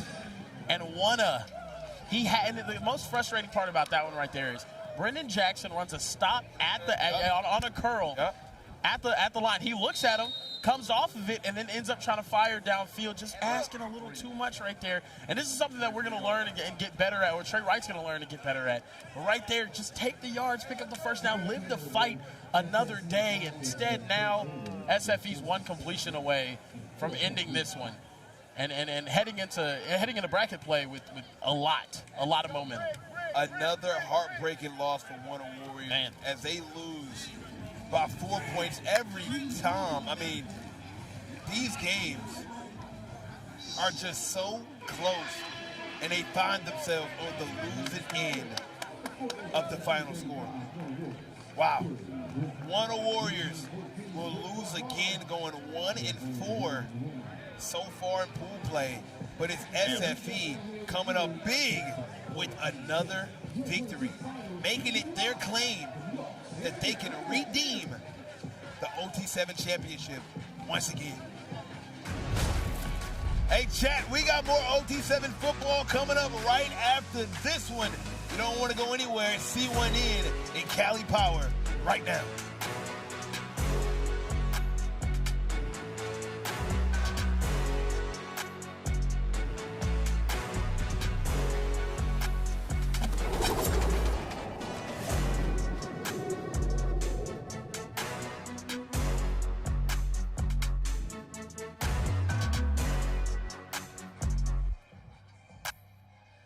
Well, Jamie French said it. They were going to get the bounce-back win. SFE defeating the Wunna Warriors. Wunna has been so close in all of these games, but unfortunately dropped to 1-4 and face elimination if they're playing in this bracket play later this evening. Again, as a reminder, we will have 2 games later on tonight where the losers will go home and not advance to Championship Sunday. Let's take a look at the action that we've had so far today and what we have coming up, because there is some very important football left to be played. We are about to watch Cam Newton, Bryson Wright, and C1N take on Cali Power. These are both 3-1 teams, but let's take a look at what happened earlier today. We saw Low Pro with some big wins. We saw Raw Miami with some big wins. C1N defeated Trillion Boys. Trillion Boys defeated the Cold Hearts over on NBC. And then we also had some great games this afternoon as well. Cali Power with a big upset win earlier today. They're 3-1. They defeated SFE earlier today, but then SFE just got the bounce-back win over the Wunna Warriors. So again, this game coming up, C1N Cali Power, both teams 3-1, but if C1N is able to pull out the dub in this one, they might secure the #1 overall seed, and that would guarantee them an automatic bye to the semifinals tomorrow, which would be absolutely huge. These guys have played a lot of football. All the rest would be warranted, and they are going to need it to try and win an OT7 finals. So again, this is our last game before bracket play kicks off tonight. Cali Power versus C1N, and then we will have 2 more games this evening where the loser will go home and not make it to Championship Sunday. So in this one, chat, let me know who you got. C1N, Cali Power coming up next. Are we going to see another spectacular catch out of Bryson Wright? The odds are probably high on that one, but Cali Power has been looking great and shocking a lot of people so far, so this could be a trap game for C1N, so you never know, chat. Let us know again, C1N, Cali Power. Don't go anywhere, stay with us.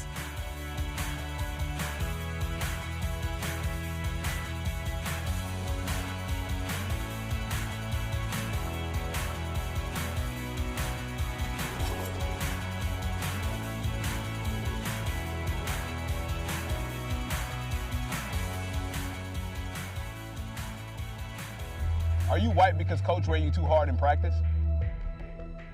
Well, not anymore. Subway's protein pockets will help you fuel up and be ready to go. With at least 20 grams of protein, the Subway protein pockets are the perfect thing to help you lock in on a long day or fuel your performance on and off the field. And they each got fresh veggies, tasty sauces, all for an incredibly affordable price of just $3.99. So, we'll get your Subway protein pockets today. Now back to OT7.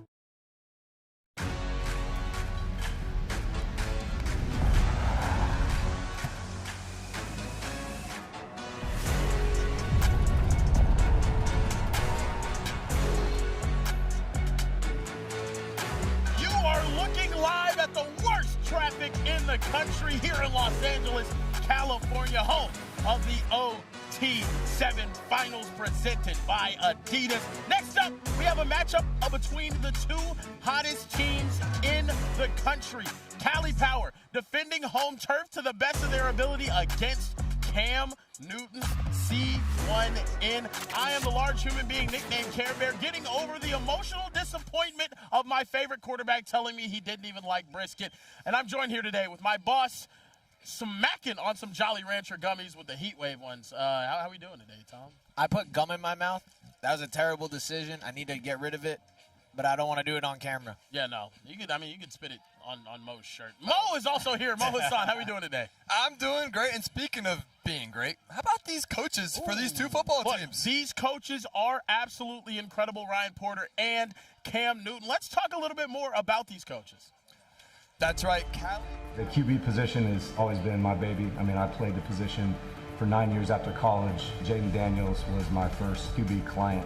Pretty good one, winning the Heisman Trophy and also being the second pick. We use those coaching techniques and mechanics through the rest of my coaching tutelage with my other guys. Being able to spot kids on film and just talking to them on the phone, I think I got a pretty good grip on that QB position. That's the one thing that I'm pretty confident about, that I don't think I'm wrong often when it comes to that position. Cam Newton is the best coach in OT7. He doesn't lack about anything. Cam is the best NFL coach in OT7. The reason why is because he actually is involved, and he's always been involved. So it really shows how much he cares for us and how much he wants to go build the next generation of football players.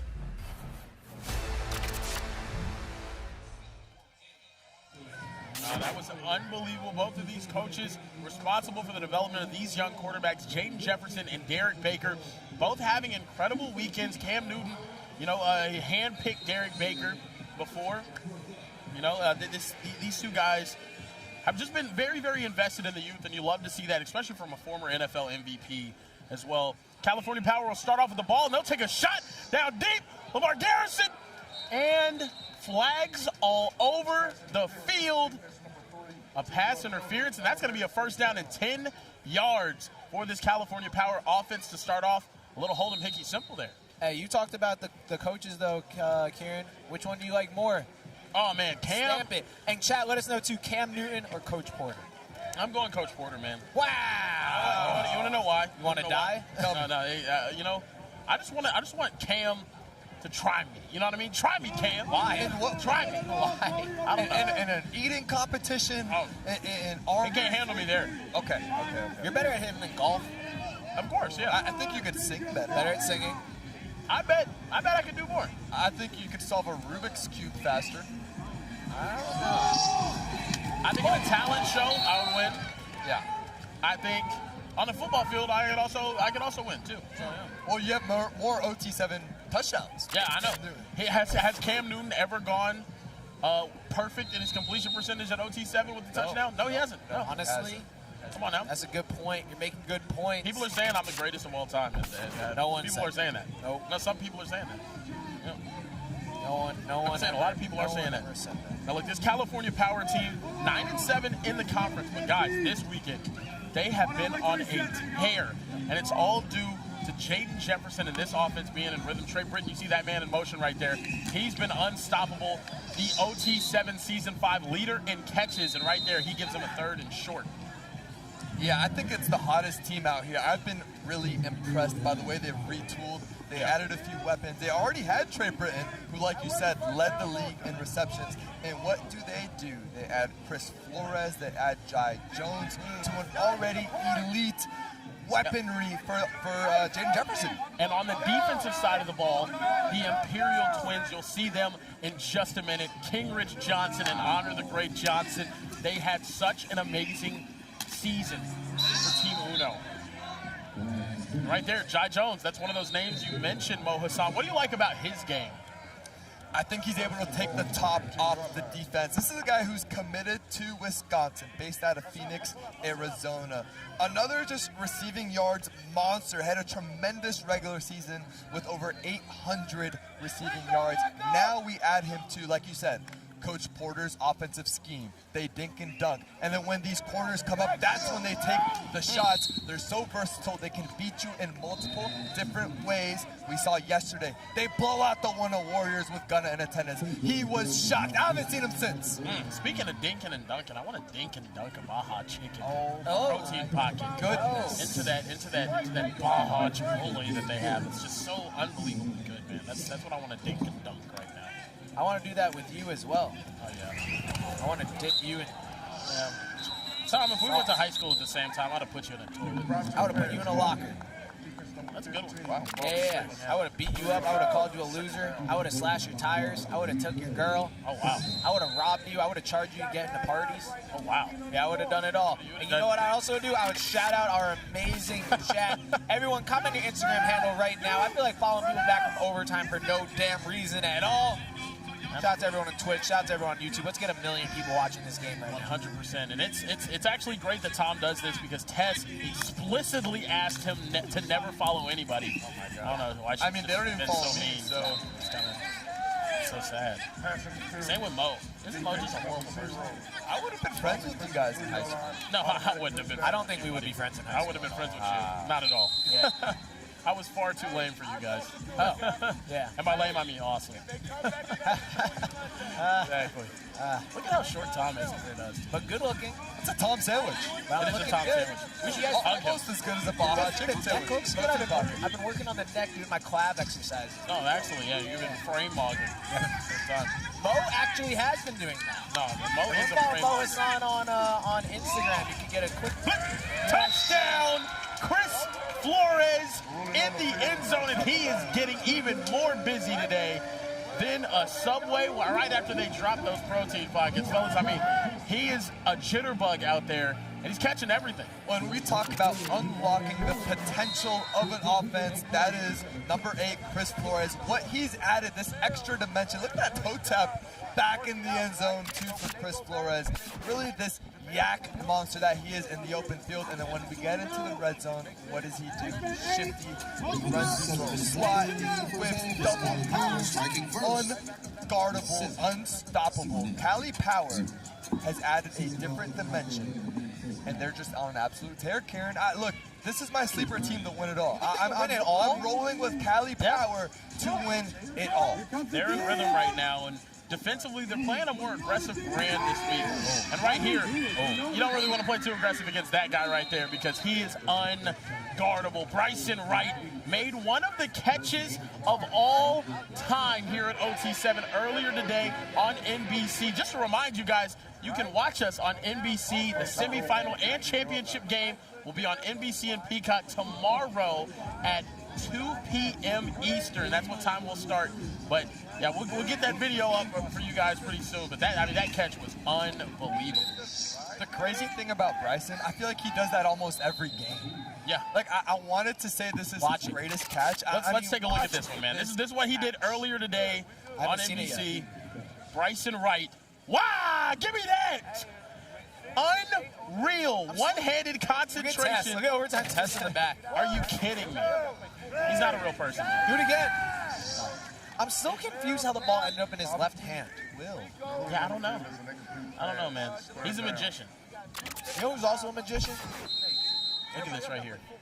Look, one hand up in the air. He flipped it. He just flipped it as he was getting up. I mean, this dude is unbelievable. Can I say something? Easily the most exciting OT7 player we've ever had. C1N's pants having C1N on their backside is funny. Yeah, no, it is pretty cool. And there he is again, Bryson Wright, back at home. He's comfortable there. I recommend guarding him. That time he was by himself. We've seen him catch the ball in traffic with 3 or 4 guys around him, and he still catches it. This time he is by himself in the back of the end zone. It's just an end line dig. Derek Baker puts it right where it needs to be to tie this football game. No, it's very easy with Bryson Wright. You throw it in the vicinity, and he delivers. Kind of Larry Fitzgerald, would you say? Oh, no, very Larry Fitzgerald-ish. Amazing hands, amazing control, body control. He's just, I mean, it's just, I've never seen anybody better than him at catching the 50-50 ball. Very George Pitt. Oh, my goodness! Oh, and it fell down at the last minute. It looked like an interception, then it looked like a catch, then it looked like an interception, and then finally ended up just being an incompletion there. Jaden Jefferson looking for Barron Marshall. Yeah, that's one that Jaden got lucky, wasn't intercepted. The safety great job was over top. Yeah, and Jamel Davis, good job not giving up on the play. The freshman out of Sewanee, Georgia. Did I say that? Sewanee? You gotta follow Sewanee, Georgia. Yeah. Sewanee, yeah. Sewanee's fun. Oh, that's a good time, huh? Yeah. What'd you do over there? Hung out. Nice. Yeah, Tom is a hanger-outer. I really am, honestly. No one likes to hang out more. Brody Knowles right through his hands, and that's going to bring up a big third down here for Jaden Jefferson in this California Power offense. Hey, ShipneyP_ on Twitch. I just followed you, man. I appreciate you. Shifty. I hope they free your uncle like your bio says. Oh, man. Free Unk, man. And I'm also going to Keep follow Tom locked up, @JRivers14. _JRivers. Free Unk in the chat. Shout out to Unk. _JRivers14. Followed you as well. Oh, it was just your birthday, March. Hey, if anyone can guess Tom's age, yep, we'll give you guys a shirt. 6'7". What? What the hell? What the hell? Is this our last regular season? Or last? It absolutely is. It is the last day of full play. And Jai Jones, again, Jai's ability to take the top off the defense. That time it was a one-on-one look. Beats his corner clean, has about 2-3 yards of separation. And Jaden, for a guy who's been so accurate, so consistent all weekend long, just missed him. And right here, they're going to flip the field, OT7's version of a punt. Instead of going for a 4th and long to try to get to the 20 and potentially losing that possession and giving the other team short field, you can opt to flip the field, put it on their 10-yard line, and make them essentially start with a brand new drive, which is what California Power will do after those 3 incompletions. Derek Baker now on offense. Lorenzo Barber in motion. He'll hit Lorenzo Barber for about a 12-yard gain. The chat says I'm 24, 26, 27, 21, 25, 22, 23. There's no shot there's this many 20. 26, 28. Wow, 20 out. Wow. Tom, this is going straight to Tom's head right now. What can I say? But chat, if you guys had to guess who's older, Mo Hassan or Tom, who would you say? Tom, your skincare is elite, I will say. Thank you. You look great right now. You've been looks maxing. Mo almost just fell. Mo almost just fell out of his chair. I'm so in shock at how great. No, Tom is a great looking guy, though, man. Looks maxing. I've been with Overtime for 4 years. Tom looks the exact same. I do. I don't change. I look the same as I looked like when I was 12. Absolutely. Yeah. It's a scary 12. Want to know why? All I do is drink Gatorade and Mog, eat protein pockets, there we and go. eat Jolly Rancher gummies. And once in a while, I'll deck out in only Adidas gear. Adidas gear makes you look younger. Yeah, it really does. Younger, smarter, faster, hungrier. I'm hungry. So who do you think's the swaggiest player talking about Adidas at OT7? Oh. Who has the most aura? It's been Ace Amin. It's Ace Amin. I agree. He's so smooth, man. The glove with the watch this week. Yeah. It's just, I mean, undeniable Chain aura. too? Yeah. Chain was hard. That's great. Chat, do you agree? Does Ace Amin, a quarterback for Raw Miami, does he have the most swag out here? He does. I think Travis Hunter has a lot of swag too. Yeah. I would say Bryson with the sunglasses. And a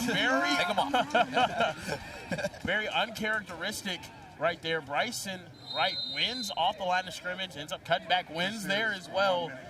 Did his job all the way through, just couldn't finish. Yeah, it was a good route, and that's just the respect that these corners have for his vertical game. When he does come back, he creates that separation, just not able to finish with it. You know what I'll call that play? What up? San Antonio Spurs game 4. Oh, not able to finish. Yep. Yeah. Not able to finish. Did all the right things. They will tonight, though. Big San 5. Over the middle, Derek Baker. A lot of contact. No flag going to be thrown there, and that's going to bring up a big 4th down. Karen, who do you have tonight? Because you're a Dallas fan usually. I am a Dallas Mavericks fan. You kind of hate both these teams. I hate basketball currently. Chad, who you got? Knicks or Spurs? Game 5 tonight. You know what? I'm going to say something. I think if this series goes to 7, I got the Spurs. Fair. I think if the Knicks are going to win it, they need to win it tonight. You don't think they would win Game 6 at home? I think the Spurs are going to win Game 6 in New York. Wow. I don't know why. Just have a feeling. 4th down, throw up the B5. Oh my gosh, I thought he caught that.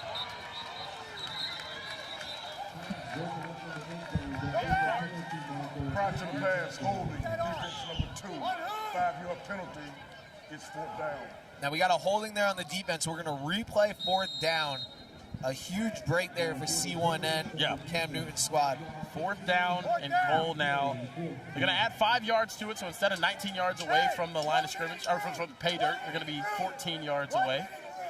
Derek Baker trying to make something happen. You're going to watch the structure of this Cali Power defense. Basically, you call it a picket fence. Everyone's kind of in this line guarding within the 5-yard line and the goal line. So hard to just penetrate that area, but when you have a guy like Bryson Wright who can catch in traffic, I'd expect him to throw it up to him. As he does. An incomplete. Another turnover on down after starting off this game pretty hot. Both offenses have seemed to stall, very reminiscent of that low pro and raw Miami game we saw earlier. But now 36 seconds left before the end of the half. California Power, can they get something going here? Try to take this lead. I think they're going to score. Oh, yeah, I think so too, man. I think they're going to score. I'm going, back. Yeah, in terms of clock management, really impressed. We talked about the coaching that Coach Porter brings to a team like Cali Power to really infuse this sense of urgency in these situations. 35 seconds left. You're trying to get a score, but build momentum going in the second half. It's plays like this. Oh, they're going to say the clock is still running. He was touched I down. don't know about that. I don't know about that one either. Got time. Go. They do have time. He's got to realize that here. I don't think Chris they don't know that the clock is running. I think I jinxed him. They're all getting set now. About 15 seconds remaining. Need to get something going here. Now he's looking Trey Britton all alone and a dime. Trey Britton again delivers for California Power. And this team right here has all the momentum in the world heading into bracket play, and they're doing exactly what you asked for, Mo Hassan. I mean, this was a teach-tape drive.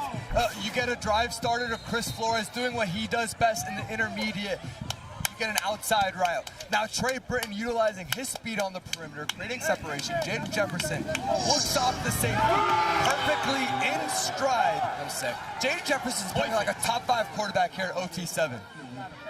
It's crazy that C1N's going to score with 9 seconds left. I disagree.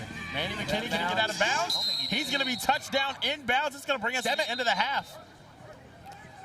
Huge right here for California Power to get a much-needed stop.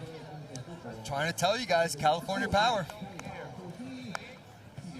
Look, the 2026 OT7 finals are here. The 8 best teams from the regular season punch their ticket to Los Angeles, and only one will go home with the trophy. The finals continue tomorrow at 11:30 a.m. Eastern Time on the OT Season YouTube channel. You're watching it right now. And the championship later on in the day on NBC, the National Broadcasting Company, and Peacock. What it stands for? Yeah. ABC is American Broadcasting Company. Well, I don't care about that. Couldn't care less about that. Only care about NBC. Kieran, how does it feel being turned down by American Idol on NBC and then later not on NBC? That's a different network, buddy. America's Got Talent. America's Got Talent, brother. I was 10 years old, man. It was tough. Wow. I remember I auditioned for season 2 of America's Got Talent. My mom wanted me to do it. I was like, you know, why not? I wanted to do it. Terry Factor won season 1. I went in there. I performed a song that I absolutely hated. It was from the Peanuts or something. It was horrible. What the heck? Why did you choose that song? I didn't choose that song. My mom's best friend wanted me to choose that song. I never got over it. Never got over it. I'll hug you. I wanted to sing I Believe I Can Fly, because I believed I could fly at that age. Speaking of letting it fly, Derek Baker just let that fly out of bounds. And now here we go. Put a heart in the chat for Kieran, okay? The greatest announcer in OT7 history who's from Texas. I agree. Oh, wow. The greatest OT7 announcer from Texas? Yeah. Man. You're the only one. Oh, man, I don't know. Top of the You list. ever had anyone else? Nope. Patrick Yeah, I was gonna say, where's Pat Pete from? He's from Florida. Florida. Adam Brenneman from Pennsylvania. Adam AB from PA. It's just you. It's just you, Who man. was on season 1? Bunchy Young. Bunchy Young from California. Destroying. MMG. Let's say solid coverage there, but a flag comes in late. Josiah Robinson tasked with the unstoppable task of covering Bryson Wright. Do you guys have NFL comparisons for Bryson Wright? I say George Pickens all the time. Yeah. He's very George Pickens to me. I see a lot of maybe Alshon Jeffrey. Oh, wow. That's Big good. body wide receiver. Yeah. Was able to really high point. Let's say Kelvin Benjamin, but he's just way. Oh, don't say Kelvin Benjamin. Wait, you said that's B5's comp? No, he's better. You said Kelvin Benjamin. I think he's going to be better. But yeah. Chat, I want to know what you think. What are we talking about? Who NFL He's the comparison? best player of all time. Hey, here at OT7, Okay, so who do you think? He is entering the conversation to be greater than Mikey Eugenio as an OT7 fan. He definitely gives Larry Fitz, though. I Gives a lot of Larry I was gonna Fitz. say Larry Yeah, Fitz, yeah. yeah. Body-wise, hands, he's ridiculous. If there's a Mount Rushmore of OT7 players, I think he's on it. B5's in there, Micah's in there. So we have 2 locked in. I think Need those another 2 are locked. Yeah, I agree. Yeah. Would you go Jeremiah Smith? Really playing. Malachi Madden Williams. Tony? I would think about Madden Williams, I think, is a Ryan Rakowski? I think Madden gets it over Ryan. Okay. You think who gets it? Madden over Ryan. Madden Over Rakowski? Yeah, I think so. It depends on how Rakowski finishes, man. It's I a agree. Swan song. I believe he's going to be in the next game against Cold Hearts. After being the #1 seed coming into the season, they're sitting at the 7 seed. For the play-in game. For the play-in game. They're in a play-in game, which is just not what you really want to see. Doesn't sit right Philly. with No, it's not. It's also not the way we want to see Ryan Rakowski, one of the greatest players in OT7 But history. I'm not complaining. We got Trey Taylor versus Ryan Rakowski. That's a going to phenomenal be matchup. electric. I think Joey O'Brien might be my 4th. Oh, that's a good one. Oh, actually, sorry. It's Cold Hearts Wunna, not Trilly, in the play-in. It's Cold Hearts versus Wunna. Yeah, that makes sense. Also a good game. No, phenomenal game. Okay, wait, back to my Mount Rushmore. Mikey Eugenio 1. Bryson Wright's in there. Okay. Those Are two you are good with locked. Joey O'Brien being in there? I'm great. Yeah, Joey O'Brien. We have to have a defensive player in there. We do. Yeah. You got Joey O'Brien in Joey there. O'Brien's in there. And then it's definitely a toss-up for 4. I think Malachi Tony, I think Madden Williams, Ryan Rakowski. Who do you think's had the greatest weekend ever? Osani Gales might Cam be Coleman. having one of them. Cam Coleman. Cam Coleman's weekend, though. in Keyshawn Phoenix. Henderson in Baltimore, I forgot about Keyshawn was crazy. Keyshawn. And then Jermaine Bishop last year had some moments. Jermaine Bishop was amazing. That one weekend where he locked up B5 was crazy. Oh, look, here we go. Tutty. Touchdown. C1 in. Coach Porter yelling the time before the time was actually gone. Hey, Chad, who's on your OT7 Mount Rushmore? We got Kyan Barry in the chat. Jeremiah Smith in the chat. Jeremiah just didn't play it too much. Yeah. Yeah. Well, it's going to be interesting. How about this throw from Derek Baker? The development that we saw from last year's Derek to this year's, different quarterback entirely. And we're going to take a look at the pool play standings here. Break it down for This us. is the last game of pool play, so both of these teams vying for position, possibly to get into that 2 seed. Both sitting at 3-1, but the locked-in game already. We have the Wunna Warriors taking on the Cold Hearts in the play-in game. That's coming up next. It's crazy because we got a money drive here for Cali. that just shows how good these final 8 are, because Cold Hearts and Wunna are awesome. They got 2 great quarterbacks, Trey Wright and Trey Taylor. They got a lot of great receivers, Jameer Brown, Champ. For those to be the 2 worst teams so far this weekend is pretty mind-blowing. Meanwhile, Low Pro still at the Well, they had multiple close losses. When we talk about Yeah. the team lowest on our rankings having the #1 quarterback in the entire country, Trey Taylor at any moment can just throw 6 touchdowns and beat you. Yeah, no, and right now, C1N is playing for a lot. They beat Low Pro earlier this weekend, so if they end up winning this game, they're locked into the 1 seed and get that bye going into the playoffs. Automatic bid to the semifinals. No, quarterfinals. Automatic bid to the quarters. Yeah. Kai Whitehead says Decorian Moore. Decorian Moore. See, the thing about Decorian, I think he was here for a total of 3 weekends. Those were unbelievable But weekends. they were a great 3 weekends. They were a great 3 weekends. Bryce Underwood was there for 1 and did really well too. With our 4th Absolutely. spot on our Mount Rushmore, I think we should give it to Kieran. Wow. I think I'm okay with that. Yeah, I think that's good. The only quarterback to go undefeated, you know? Honestly, Coach John from Low Pro could just be on there. Oh, exactly. Coach John from Low Pro Honestly, is the yeah. greatest of all time, so We should have a Hall of very Fame. interesting to see what happens. I think we're at enough years now where we could have a hall.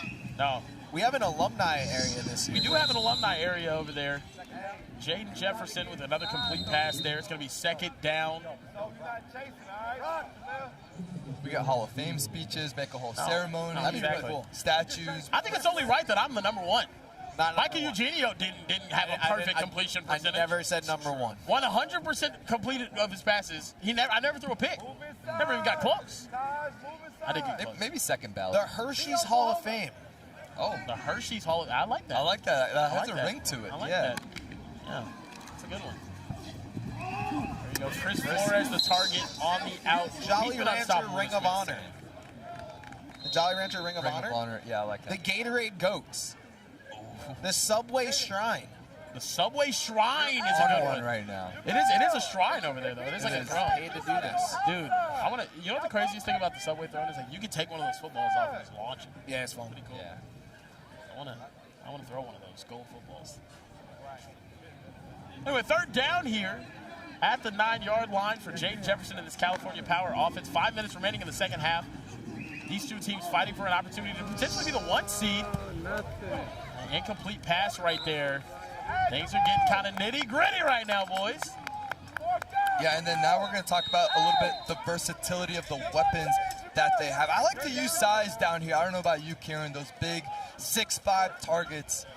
Guys like Luke Gazaniga, Brock Williams is another guy. He's the number 4 tight end in the class of 2020. Also Brody Knowles, big Brody Knowles. Also 6'5". Number 10, you're going to see him at the top of your screen You're here. going to But start to see these big packages going. I'll be honest, there's one guy that I know I go to and got to have in situations. He leads the league in catches. I'm going Trey Britton here. Yeah. Get Trey Britton involved somehow.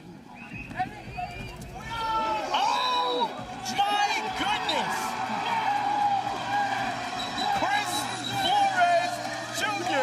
Does it again. Wow. Cash in the money drive and take a 10-point advantage. Cali Power did not come to play this weekend. If we're talking underrated, this man, Chris Flores, deserves more flowers than he does. He's a 3-star, but look, he should be a 4 or 5-star. I see why guys like Michigan, Purdue, and Arizona are after him. Inside of this, as tight of a window as you're going to find through 2 guys after him with the taunting call at the end with a little bit of swag. And it's a 10-point lead.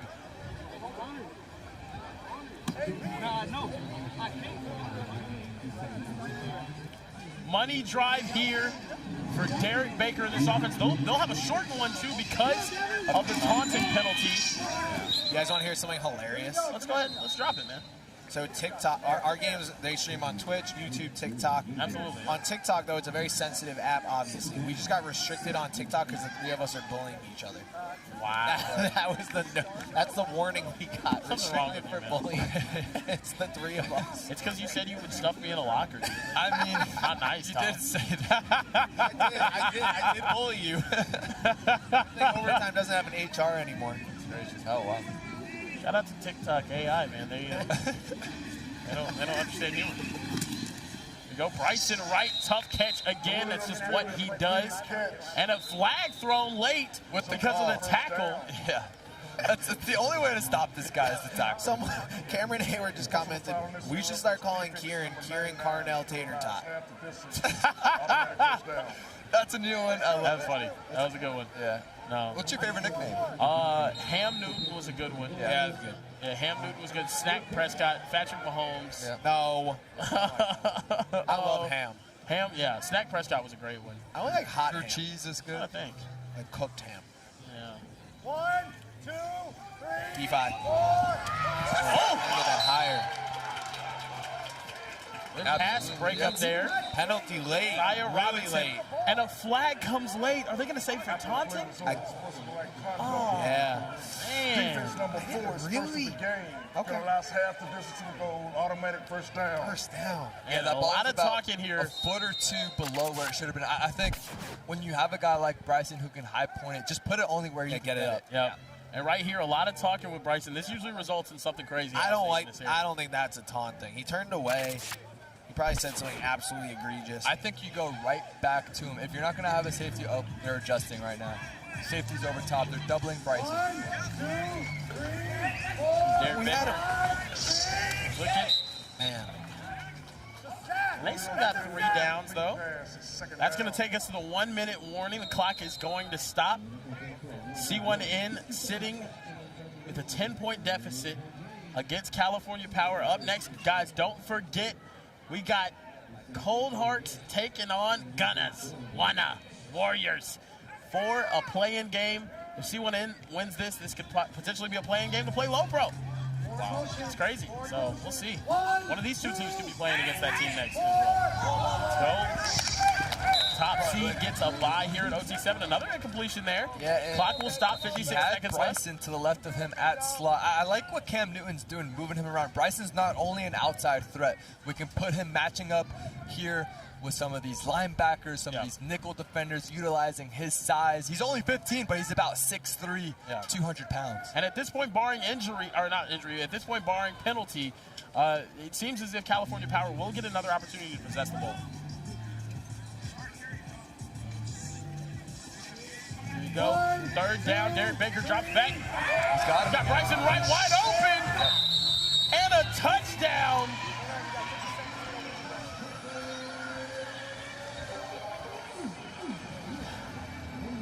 Too easy for this C1N offense, and Bryson Wright as they tie this one up with 50 seconds remaining. Nice concept there, Mo. What'd you see? Yeah, it was incredible. Essentially a switch release concept. He knows that they were getting zoned down there, but what do we want when we have such an electric wide receiver like Bryson? So we want to get him into man coverage look. So switch releases, they turn zone into man. When it's man and you have Bryson, there's no man on the planet Earth that can cover him. Now here we go, Jaden Jefferson. He's been lights out all weekend long. 50 seconds remaining to possibly lead his team to victory. He's going to hit his favorite target, Trey Britton, right there. 3 seed on the line? Yep. 3 seed. I think it could be the 1 seed. If C1N is capable of winning this game, they will be the 1 seed as they have a victory already over Low Pro. Here's Jaden Jefferson, though. Clock running. It's a little bit too much time to be taking off the clock right here, Mo Hassan.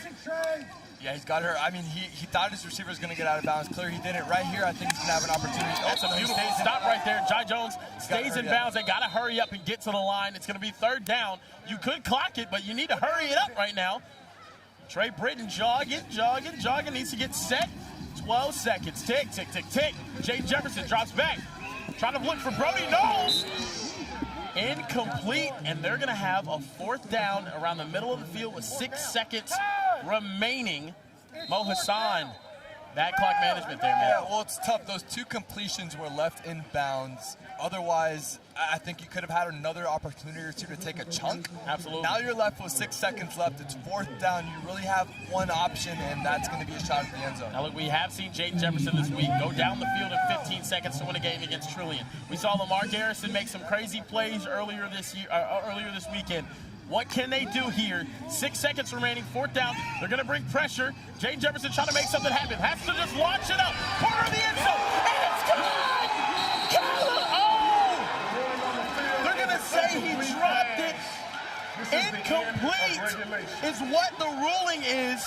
I think California Power, once it reviewed, flag on the field. We have to find out what's going on now. Oh my goodness. Take a look right here. Elevating. Got it. Caught in the hands. Did it hit the ground? I don't think it hit the ground. We'll see where his hands were right there. It's Baron Marshall who goes up right here. It's going to be a great angle. Now the knee hit the ball. Yeah, the ball. Brody Knowles' knee hits the ball loose. We're going overtime. And it's an incomplete pass. There is a penalty flag on the field.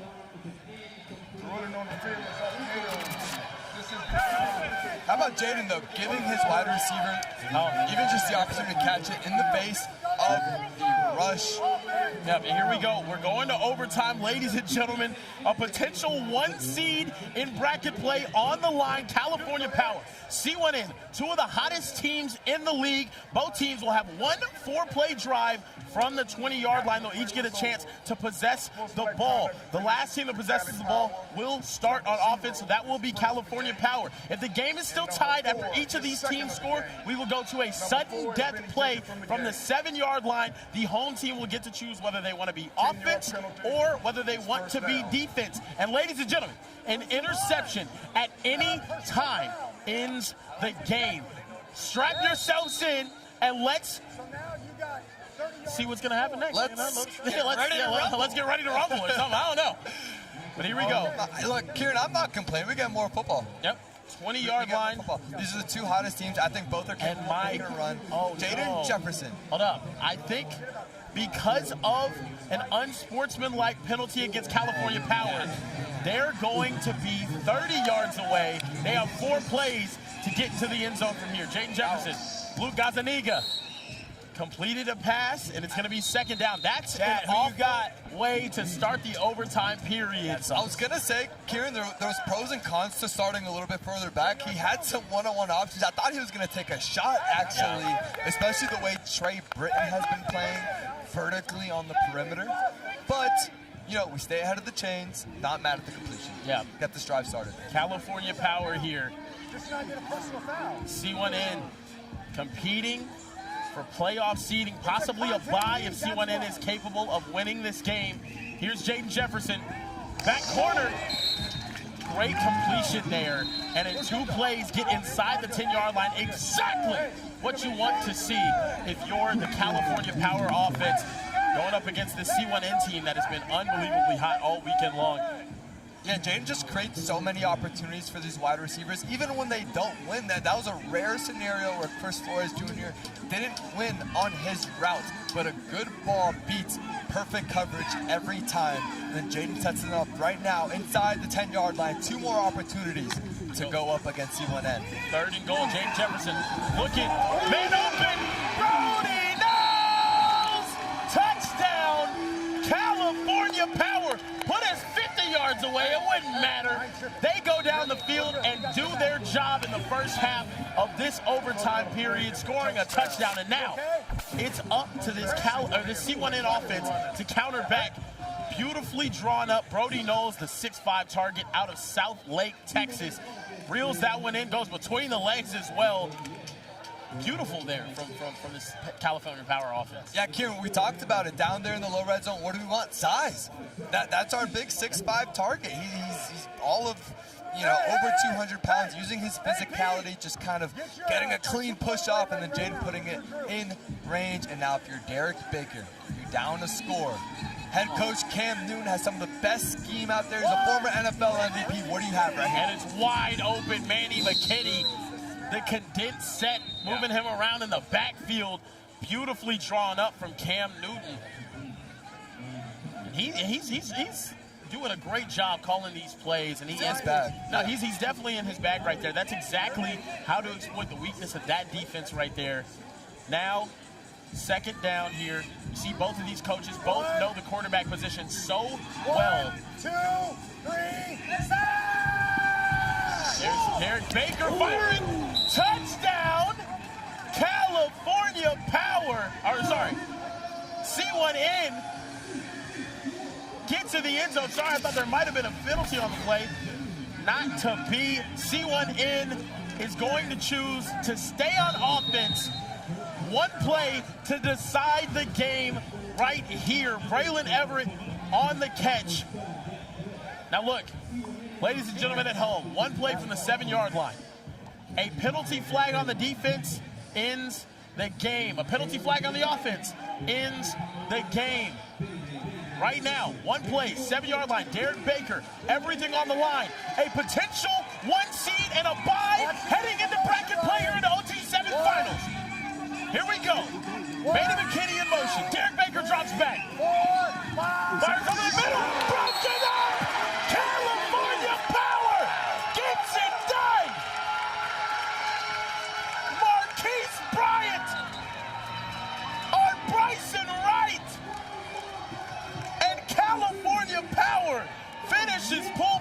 a 4-1 record, and they're ready to come out and compete tomorrow for an OT7 championship. How about that, Mo Hassan? Against all the odds, Cali Power comes in as the 6th seed, and they're 4-1. They've done nothing but impress through all phases of the game, and this one was defense at the end. Breaking up Bryson Wright, the #1 wide receiver, the class of 2028, top 5 overall player. Look at this break on the ball. And now they're heading into the tournament play with as much momentum as anyone at OT7. Wow, I mean, what a weekend we have seen so far from California Power, a retooled roster, and they have been unbelievable. Fellas, don't go anywhere. Right after this, we're sending the first team home and the first team through. The play-in is next. We'll be right back with more OT7 football.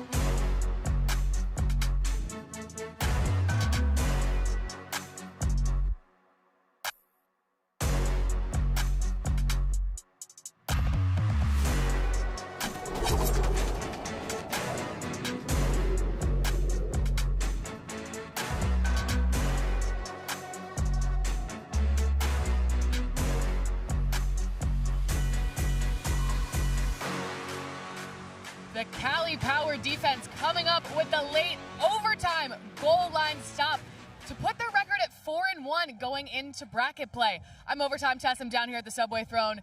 That was a crazy end to this game, and that concludes our pool play. Now we are starting our single elimination bracket play. So let's take a look at the schedule for the rest of the night and tomorrow.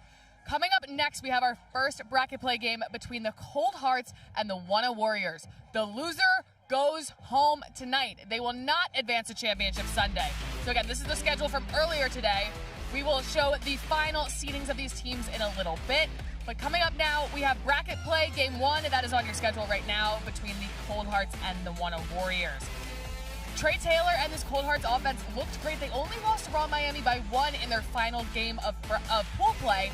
So I think that they're hoping that they can get this first dub on the weekend and somehow advance to Championship Sunday. Again, they're 0-5 right now, but their offense was starting to mesh a little bit coming into their final game. So this could be a way for them to somehow pull off a miracle and make it to Championship Sunday. And again, Wunna Warriors, Trey Wright, and that offense right there in all of their losses. So again, this is going to be a great game. I know they're the bottom 2 seeds, but they are some incredible football teams, so I'm expecting a great game in this one. And we will keep you posted what our bracket play game 2 will be once we have the final seedings. I know our producers in the truck are working hard to seed these teams. It's an impossible job, really, so with the amount of talent we have, so I cannot wait to watch and also find out who our 1 seed is going to be, because that team will get an automatic bye to the semifinals tomorrow. So a huge position to be in. There's a lot of teams that are close, so it's going to be tough. But coming up next, again, we got the Cold Hearts Wunna Warriors chat. Let us know who you got. Winner advances to Championship Sunday, and loser goes home. Don't go anywhere. You won't want to miss it.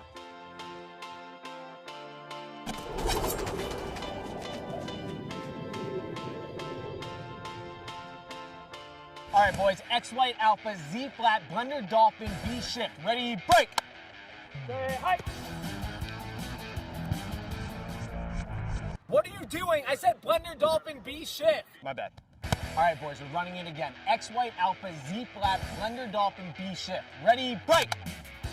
Say hi. Time out. Come here, boys. We got to get your heads right. You're not on the same page, and I need you to lock in. We're not locked in. I know. What do we do? You both need to eat Subway's new protein pocket. It's packed with at least 20 grams of protein so you can fuel up and be ready to go. Say hi.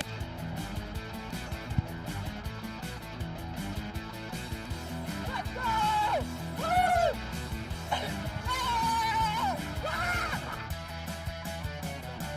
Subway's protein pockets make everything better. They're delicious, packed with protein, and only $3.99. Now, back to OT7.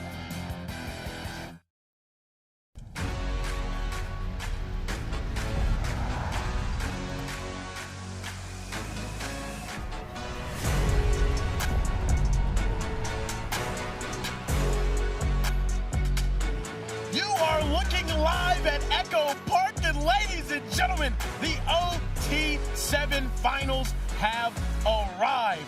Cold Hearts taking on the Wunna Warriors in our play-in game. It's win or go home here on Saturday evening. You are not going to want to miss this game. I am Kieran Hickey Simple, and I am joined here with my boss, slapping a chair like a toddler, Overtime Tom, and the quarterback extraordinaire, former Vanderbilt, former Syracuse, former Coffeyville Community College, former USC, he just played a former Tennessee Titans quarterback, Mo Hassan. How we doing? Gosh. I try to hit every conference. Yeah, no, you almost did. You almost did. Yeah, you were afraid of the Big Ten, I guess, but it is what it is. Look, we have a hell of a game for you here today. The Cold Hearts and the #1 quarterback in the country, Trey Wright, fighting for their lives, and they're going to be Trey Taylor, fighting against Trey Wright, the quarterback for the Wunna Warriors. Mo, tell us about this guy. Man, Trey Wright is the most athletic quarterback in all of high school football. He's already a Texas legend just as a sophomore, playing in the most difficult division out there in the 5A district. He's got Michigan, Oklahoma, Oregon after him. Can't wait to watch him play right now. And on the other side, the 5-star extraordinaire, Trey Taylor. #1 quarterback in the nation, committed to Nebraska. He put on a show earlier today on NBC. I expect him to put on a show right now. When the lights get bright, this guy performs. Cold Hearts will win this one easily. Wow, easily. Tom, not afraid to show his bias. He is a horrible human being. Trey Taylor, rather, here. The Nebraska commit, ready to get busy. They're going to start off with the ball on offense. They're going to be in the baby blue. Wunna's Warriors going to be in the maroon and orange. Here at OT7, the rules are pretty simple. You got 4 downs to reach the opponent's 20-yard line. After that, you'll get 4 downs to possibly score a touchdown. Or you can do it on the first play. Trey Taylor hits Jameer Brown, 5-star to 5-star connection. And they get this game started off hot. I mean, Tom, take it. You called it 30 seconds ago. You got the best quarterback in the country. You got the best receiver in the country. Win games. That's a good comment. I'm not going to lie to you. That's a very good comment. Trey Taylor is fresh off an Elite 11 MVP. That's how good that throw was. I can't even speak. Yeah, Mo, I heard you made the Elite 111. The #1, 111. Yeah, well, top 111 quarterbacks. You were in that, right? I wish. You don't know? I had to go junior college. Oh, man. Yeah, man. Trying to be like Trey Taylor, #1 quarterback in the country. He's got Jameer Brown on the other, and he's going to Ohio State. They keep getting all the best receivers, and it's very upsetting. Trey Wright hitting big Champ Mays over the middle, and Tess is down on the field with Jameer Brown. Too many traits to track. Thank you, Karen. I'm down here with Jameer. Can you walk me through that first play? Because you guys went deep pretty early. We literally just drew that play up, and it was for me to win, so that's all I had to go do is win. Kieran also in the booth was complaining that Ohio State gets all the best receivers. Well, he needs to stop hating on me. Ain't he a Texas fan? Yeah. That's probably why, because we don't beat up Texas too much. Oh, okay. Can you hear me? Yeah. My fault. He up there? My fault we be beating on Texas too much, It's still all love, though. Okay, so you guys haven't had the best weekend. How are you kind of preparing for this game with your championship run on the line? Just to come out here and play better and win. Like you said, we haven't had the best weekend, but we're not trying to go home either. So we're finna come out swinging. Your offense looks great so far. Back to you guys. No, they do look phenomenal. 1 play, 1 touchdown, a big 3rd down here for Trey Wright and this Wunna Warriors offense, trying to get their momentum going. Spicy Price Demerson, a guy that does need to get more involved if this offense is going to click, Mo Hassan. I agree. It's an offense that's really hot and cold. Well, when they are striking, they could score against any defense out there, and it's largely because of the quarterback, Trey Wright. We talked about how athletic he is. He is a 2-sport athlete. I don't know if you guys knew this, but he had a moment in OT7 in Dallas, Texas, where he threw a beautiful touchdown. He was late to an AAU tournament, put up 20 points. He was East Baying. He was windmilling within the same hour. Who else in the country can do that? Look, man, if he wasn't so good at football, I'd be trying to recruit him to OTE, our basketball league. I've been talking about it. He's a perfect player for Overtime Elite, but he's too good at football. Oh. Yeah, you got to give up football. Can you do both? Nah, you can't. You just can't. Can't do both, man. It's hard to do both. Unfortunate. Not too many two-way athletes. Calvin Russell's doing both, OT7 alumni at Syracuse. He is, yeah. So why are you putting limitations on my guy, Trey Wright? Yeah. It's tough, man. Fire Tom. Fire Tom. Put it in the chat. Fire Tom. Right over the middle. To be honest, I think it's about time. I played with Drake London at USC. Yeah? He did both as well. When you play college, like He did both? He did his freshman year and then he stopped. You could do both for like 1 year, and then you have to stop doing one it. year. Yeah, no, Calvin Russell. He was too good at football. Hopefully, you know what? Shout out to Calvin Russell though. Hopefully he heals up. He had an injury. Yeah. Fran Brown doing big things out there. Great things over there. Trey right here. Great things. This offense with the Wunna Warriors. Great receivers. We see Damaris Mays right there in motion. Yep, there it is. Champ Mays in the end zone. Just out here jogging, having a good time, man. Too easy. Brought that one in, and Wunna Warriors bounced right back after that bomb on the first play of the game from Trey Taylor. Trey Wright comes right back, gets them in the end zone, 7-7. In this game, that, ladies and gentlemen at home, winner moves on to the quarters. Loser goes home. Win or go home. Trey Taylor starting his second drive here for the Cold Hearts. Drops back, taking another shot. He's open again. Oh my goodness. Tyree Mannings Jr., who had a huge game earlier today against Raw Miami, looking to keep that momentum rolling. Just a little overshot there from Trey Taylor. What leads to those types of throws? Right there. Yeah, I mean, I think you just see his Tyree running so fast, and you feel like you need to beat him with the ball. But you have to think, here in sevens, the field isn't quite as long as it is going to be in high school and the college level, so you just need to adjust to that. But besides that, Trey Taylor, again, #1 quarterback in the country, but it's the mental makeup of him.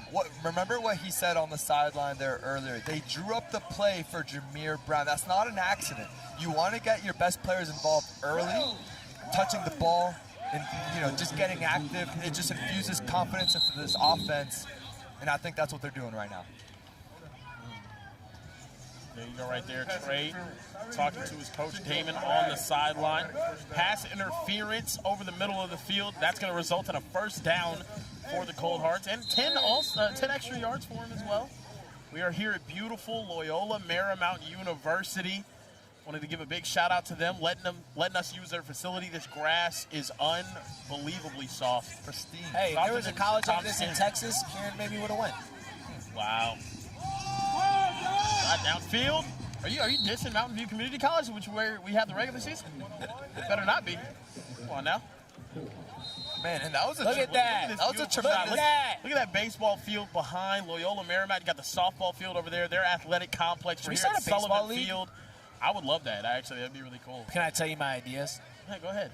First of all, I think everyone in MLB, Major League Baseball, should be using metal bats. I think they should all be on steroids again. Well, there's already a game like that. Yeah, but let them play baseball. Yeah. And enhanced games with steroids, that'd be fun. Yeah. Yeah. And also, why is the fence so far back? Move that thing in. No, absolutely. Move that guy in a little bit. Yeah, no. Look, we got a shorter football field here. Let's have a shorter baseball field. Look at this. I mean, dude, I drive past this all the time now that I live out here in sunny California, unlike the cold, dark, disgusting, rainy New York City that the rest of you guys live in. And this campus is just gorgeous. Can't get anything like this up there in New York. Beautiful. Hey, speaking of where you live, right here. Chat, comment where you're from. Where are you from? Loyola Marymount University. They also went on a crazy run, if you don't remember, in the college NCAA tournament. You guys remember that? Nope. Loyola Marymount with Sister Mary. Oh, that was in Chicago. R.I.P. Yeah, no, R.I.P. Yeah. I'm not sure if it was this Loyola Marymount. It might have been another one. It wasn't. Yeah, it was one in Chicago, right? It's still Loyola. Look at the baseball field right here. Oh, look at that. That's awesome. We should catch a game while we're out here. Absolutely. We have a drone fly. Could we have the drone fly like right next to the booth? Yeah. Is that possible? Is the drone pilot like capable of doing that? Like, could he? Oh, the Skycam cable. Oh, you guys are scary. No, I'm joking. Softest crew in the business. Yeah, I'm telling you. No, the Trey best Taylor. crew in the business. We do have the best crew in the business. I wanted to actually give a couple of shout-outs, man, to some of the people on the team. Shout out to Lydia. Oh, yeah. Helping everybody. Happy birthday, Lydia. Belated birthday, Thank you so much, Lydia. Love you, Lydia. She makes everything so unbelievably easy. Shout out to Andrew Jackson, making sure that this field is well and put together. Shout out to as well. Shout out to everybody in production back there in the truck, Sterling. Everybody but KJ. KJ's the worst. Yeah. Can't stand him, and he can't catch. But this guy can. Touchdown. Cold Hearts. Tyree Mannings continues to add on to his already spectacular day, and they take a 14-7 lead here in the first half. Beautiful. And that's Trey rolling left. He's so good on the run. They have a concept to the flat. They have Tyree using his speed on the corner. The timing is there. The precision is there. And that is the capability of this Cold Hearts offense. That's never been the question with this football team. It's always been, can their defense get stops? We're going to find out right now. Absolutely. Now, Champ May's getting busy again, and this is interesting. The big body wide receiver, all 6'4", 205 pounds of him. He's playing in the slot right now over the middle, and he's just getting busy, just getting short yardage. I like that idea. I don't know about you, putting your big body. We saw C1N do it with Bryson Wright in the slot. There's a big mismatch advantage. I talked about Drake London earlier. I'm bringing it up again. At USC, that's what we did with him. He played slot, and he almost won a Blitnikoff, so it worked out. Speaking of Blitnikoff, we got some superstars in the chat. Wow. Shout out to OMG It's Duff. Shout out to Francis Thong C1T. Shout out to MT Lent 685. Shout out to Reese Paraparik L2H. Shout out to Gutta Boy 305. Obviously repping Miami. Wow, I can't believe it. Wow, I love Miami. Wow. We go, Trey Wright fires over the middle. He's going to hit his big body target out of Fort Worth, Texas. Hayden Green goes to North Crowley High School. There's a wide receiver in North Crowley a couple of years ago. His name's Quentin Gibson. He's now with Prime over at Colorado. He had the craziest season ever. He broke the Texas receiving record for a single season. You know who he broke that record on? Let me think. Texas? No, he went to Oklahoma, actually, funny enough. He plays for the Denver Broncos. Think about it. Come on. He played, I think he might still play for the Denver Broncos. Marvin Mims. Marvin Mims had that record. Yes, I am a Texas high school football encyclopedia. Another catch for Champ Mays. Historian, if you will. Yeah, definitely a historian. Yeah. You are historically great. Yeah, you want to know something that's really annoying that everybody talks about with high school football in Texas? What's that? Did you guys know that Kyler Murray never lost a game? I do. Yeah, I didn't know that because everybody knows that. Don't stop talking about it. And it's funny because he loses every game in the NFL. Nah, I'm just kidding. I love Kyler Murray. I hope he kills it for the Vikings. Shout out to Strictly Football, big Vikings fans. Oh, no, man. Now I want to root against him because I don't like late. We go, Trey Wright rolling out to his left, second down. Firing back across his body, picked off! And he can take this to the Baja! He will! Touchdown for the Cold Hearts! And Deontay Flemings! A huge mistake there from Trey Wright firing back across his body in a tight angle mode. What was he thinking? We can't do that at the quarterback position, Kieran. We're throwing against the grain. You just don't have eyes over there. And then Cold Hearts capitalizes all the way back for a pick 7. That's the limitation that we talk about with being a gunslinger like Trey Wright is. Sometimes it works. Sometimes you can fit the ball in these tight windows with the amount of confidence and arm talent he has. But other times he gets caught, he'll throw an interception, and now you're down 2 scores. I think that's the next iteration of his game. He's only a sophomore, but he's got to learn to incorporate playing within the offense and taking what they're giving him. Speaking of learning to incorporate, let's learn to incorporate Tess into the broadcast. She's down the field with us. Yeah, Tess. Nice one, Kieran. I'm down here with Izzy Abrams. Get him out of by your nickname, but you broke some pretty heartbreaking news earlier that you actually don't really love brisket all that much. Kieran's up there now. Did he like mine? I mean, Kieran, and shout out to you, man. You're up there, but I just feel like, I don't know, like you kind of threw that on me, man, and you were the one that ate the brisket in the first place. Like, we were on the field, and I had 3 pieces in the first place, and then you came back on in the video and said Izzy ate the 7 pieces. So I was like, I don't know, bro. But you know you ate the brisket. I don't know. Is this true? I would eat brisket? That's crazy. But he knows what really was going on, man. That's crazy, man. That's crazy. That's crazy work. The brisket, bro, eat the brisket. I smoked that thing for 18 hours. Okay, so you were pretty excited after seeing that pick 6 right now from the Cold Hearts. Are you rooting for the Cold Hearts? I mean, I'm excited for them. You know what I mean? I got a couple guys on that team. And I got a couple. It's a couple people on the who's this Wunna. You know that I'm also rooting for, but I'm excited to see ball going both ways. You know, so I'm just excited to be out here. But yeah, I'm excited for the pick 6. But I'm really out for Raw. Raw Miami really going to take over. Raw Miami's your pick. Okay, speaking of quarterbacks and quarterback lists, I don't know if it was because you said you don't really mess with brisket all that much, but Kieran did take you off his top 5 quarterback list. I mean, that's fine. That's okay. That's fine. At the end of the day, everybody knows what it is. I'm not going to even say anything. They know who the best quarterback is out here. I proved it when I was playing. You can check the film. I don't know, you can check whatever. Yeah, they know what it is. Kieran, put me back on that list, man. You tripping. You're not playing this weekend, so you can't really help the case. Yeah, much. no, you can't help anything. No, people really interested. I like Izzy. I got Izzy number 9. Kieran, you know it's all love, man. Out of 8. You know it's all love. You broke my heart, man. You broke my He said heart. you broke his heart. Wow. Wow, it's okay. Hurt, man. Hurt. Kieran, do you forgive him? I'll think about it. I'll think about it. All right, we should probably go watch the football, right?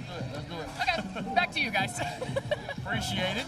Wunna Warriors had a completion right there before the end of the half to Champ Mays. He just didn't get out of bounds, try to pick up a little extra yardage.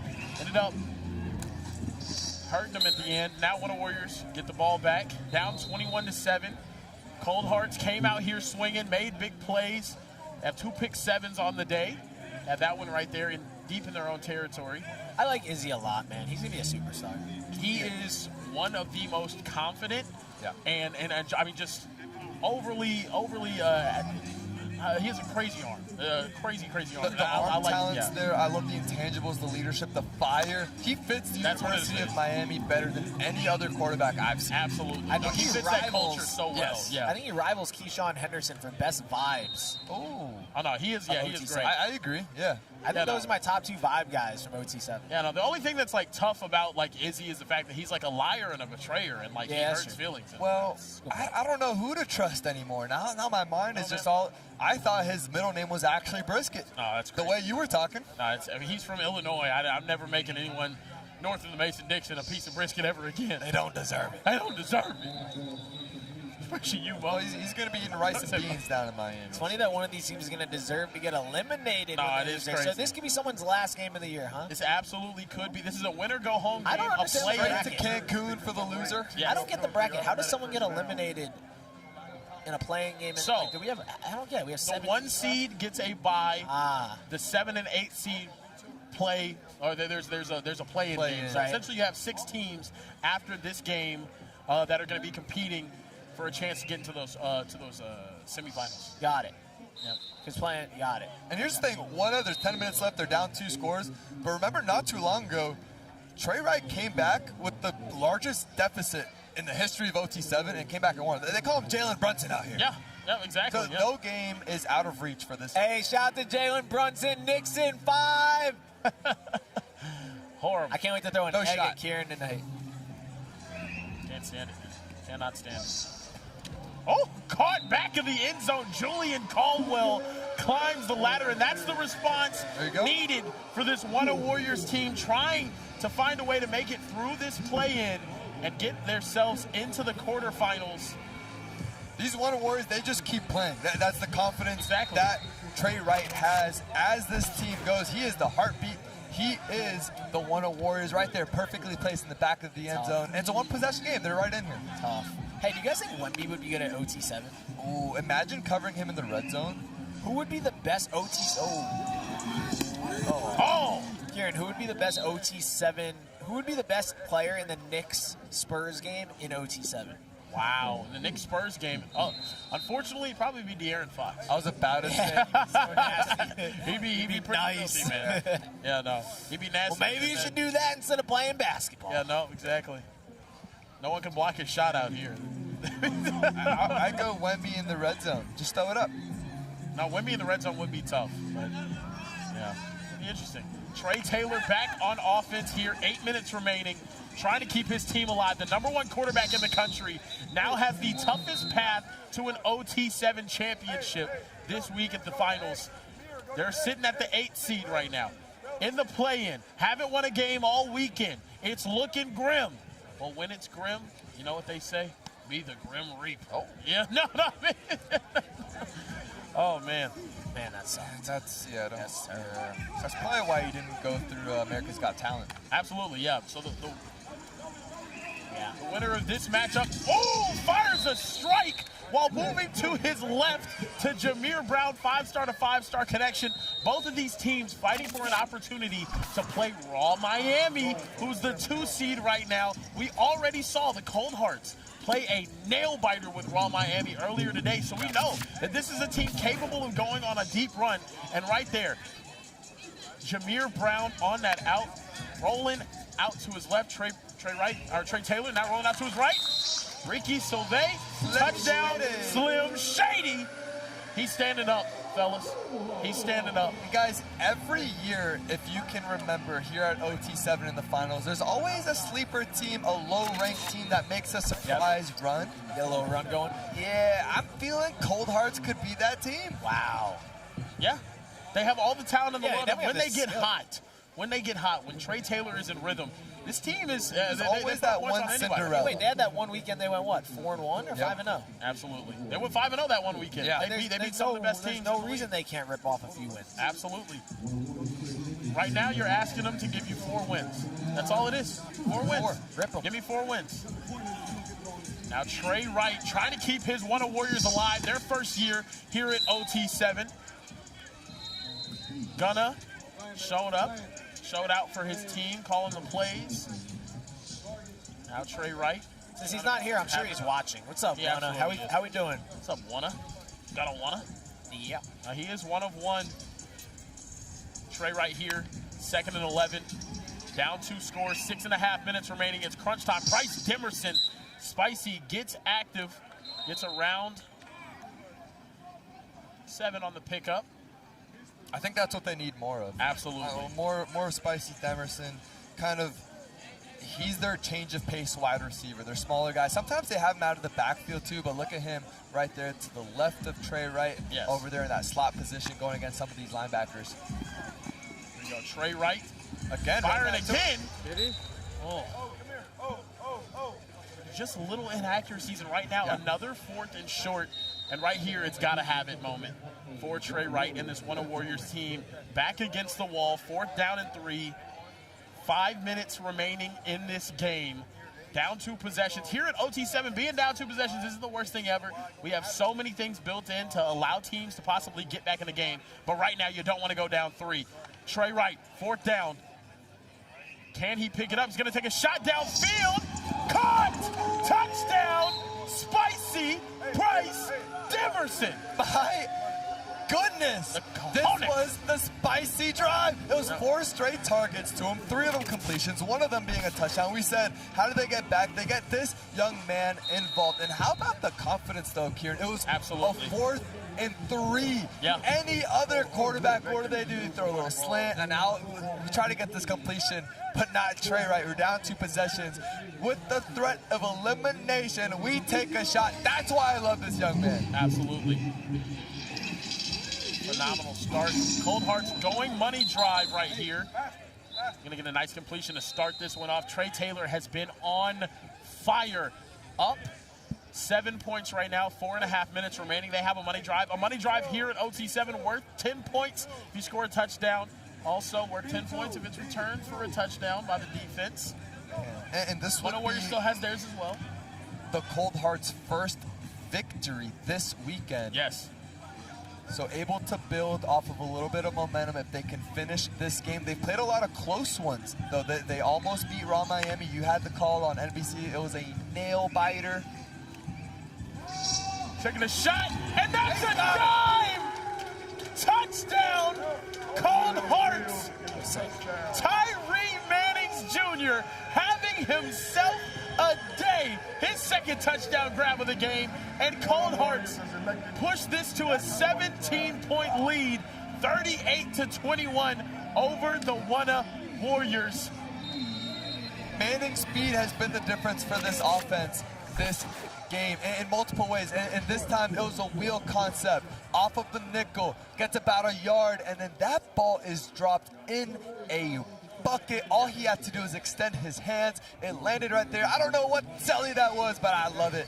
Cold Hearts up 2 possessions. Yeah, no, when you have the #1 DB in the country on one side of the field, quarterbacks tend to target the other side, and that's fair. what we've seen with the Wunna over and over and over again. Trey Wright here, fighting for the Wunna Warriors' lives. He's going to fire over the middle. More Bryce Demerson here, more of what you wanted to see. Literally the last 5 targets have gone to that man, number 8, Bryce Demerson, for a good reason.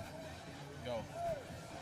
Wunna going on their money drive, trying to cut this deficit to 7. It looks like a huge deficit, but it really is only a 2-possession game here. Doesn't it always feel like they're in this situation? Yeah, every single always game. Feels like they have to climb some insurmountable mountain. And here's a shot over the middle. Solid pickup for a first down here for this Wunna Warriors offense as Benny Easter Jr. reels it in. 2.5 minutes remaining. Looking to finish this drive, get in the end zone, potentially maybe go for a 1-point gamble, but they might score too quick. Right here, Hayden Green in the back of the end zone, just out of reach. It's a big dude. At what get that ball point back can quickly. they score and then go onside play? They can score and go onside play under 1 minute. Or actually, I believe under 2 minutes. I'll have to check on that. I believe under 2 minutes they can go for the onside. I believe you're right. Yes. Yeah, so under 2 minutes they can go for the onside play. So right here, the Wunna Warriors trying to get into the end zone. They can go for the onside play to get them possession right back. We'll explain that play whenever it happens. They just need to score first. Trey Wright, Hayden Green over the middle. A flag on the play as well. He hit someone with the flag. Flag just crushed. Here we go. Clock's going to stop. It's going to be a hold on the defense. They're going to decline that penalty. It's going to be a 3rd and goal from the 3-yard line now. Trey Wright, got to have it. Clock ticking down. Trying to get in the end zone here. 3rd down. Flag immediately thrown back in the end zone. Champ Mays, touchdown. They cut the deficit to 7. A holding on the defense, that'll be declined. They cash in on their money drive, and now the most exciting play in all of football. They're always in this situation, Mo Hassan, an onside play. I'll tell you how it works. One play from your own 10-yard line, you have to reach the opponent's 20. It's essentially like a 4th and 20 set up here. If you convert, you get to continue with the ball. Come on. We'll see what happens right here. Wunna Warriors, backs against the wall, onside play. Trey Wright, this team fighting for their lives, trying not to go home back to Dallas. They're going to have one shot to pick up 20 yards. I think they're going to get it. That 20-yard line is where they need to reach. Here we go. Where are we looking here, Mo? Cold Hearts forming that line. I think this has to go back to Champ Mays. Got to get it off. That commit the big body. Fires over the middle. It's caught! It's caught! They will keep the ball! That was sick. The Wunna Warriors are still alive! 1st and goal, but the clock is ticking. 44 seconds. They get the call in. This is why I love OT7. The cardiac. The game is never over. Boys, come Trey on, Wright boys. fighting for his team's life. Fires to the sideline. No, he did not get out of bounds. Yikes. Clock still running. 25, 24 seconds. Complete pass to Juju Johnson. Here we go. 2nd down. Trey Wright, 15 seconds remaining. Fires over the middle. Nearly brought in by Benny Easter Jr. That will stop the clock with 10 seconds remaining.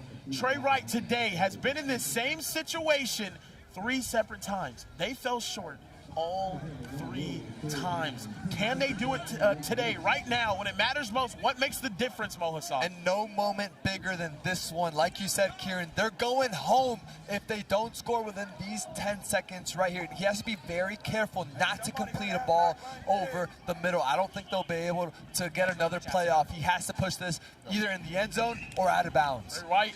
That actually that saved him right there. He has great. That was very smart. Needed to take a shot to the end zone. He might have even play of the day, and that would have been elite awareness. Yeah, he should have dropped that. Tell everyone he did it on purpose. Needed to drop that one on purpose. Right here. I think you have to go in the back of the end zone, throw it up to one of your big bodies. Guys like Darius Mays, he's 6'3". Georgia, Texas is after him. Go to your big body in the back of the end zone. I'm just crushing Shaq Alicia's gun. Here we go. I'm so nervous. One last play for the season. Wunna Warriors, season on the line. Trey's got to get rid of it. Back of the end zone.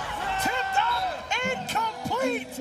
And the Cold Hearts survive. They move through the season from Gunna's Wunna Warriors, Trey Wright introduced himself to the country. He came here with no offers, no big offers, leaves with major offers, and the Wunna Warriors, unfortunately, will end their season here in the play-in game as the Cold Hearts punch their ticket to the next round, where they will be facing Raw Miami tomorrow morning. What a game, ladies and gentlemen. Don't go anywhere. We have one more, the first quarterfinal coming up next. Cali Power taking on Trillion Boys right after this.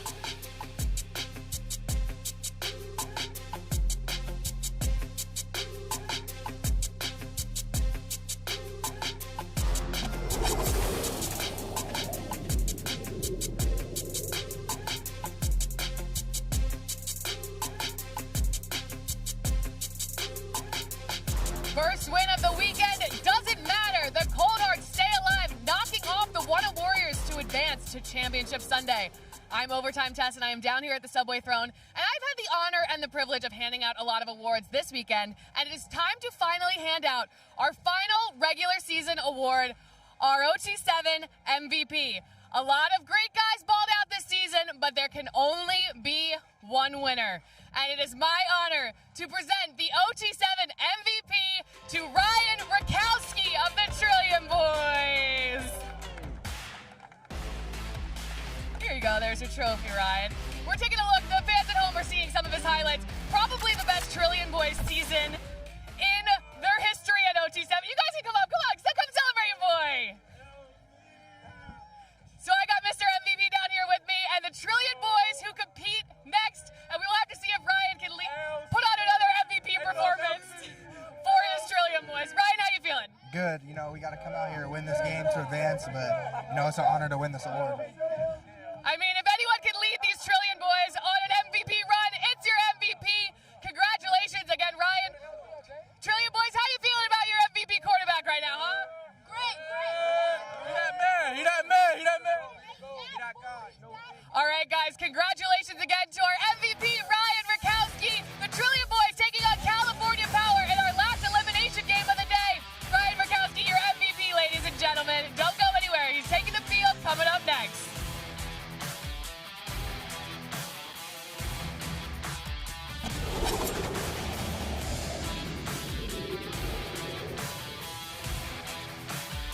Are you white because coach ran you too hard in practice? Well, not anymore. Subway's protein pockets will help you fuel up and be ready to go. With at least 20 grams of protein, the Subway protein pockets are the perfect thing to help you lock in on a long day or fuel your performance on and off the field. And they each got fresh veggies, tasty sauces, all for an incredibly affordable price of just $3.99. So, we'll get your Subway protein pockets today.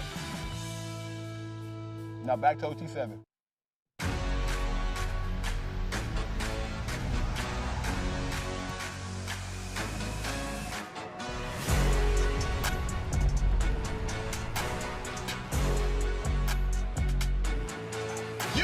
Looking live at the City of Angels, home of the OT7 Season 5 Finals presented by Adidas. We have a beautiful quarterfinal for you guys to watch, and it is a battle of the best in California.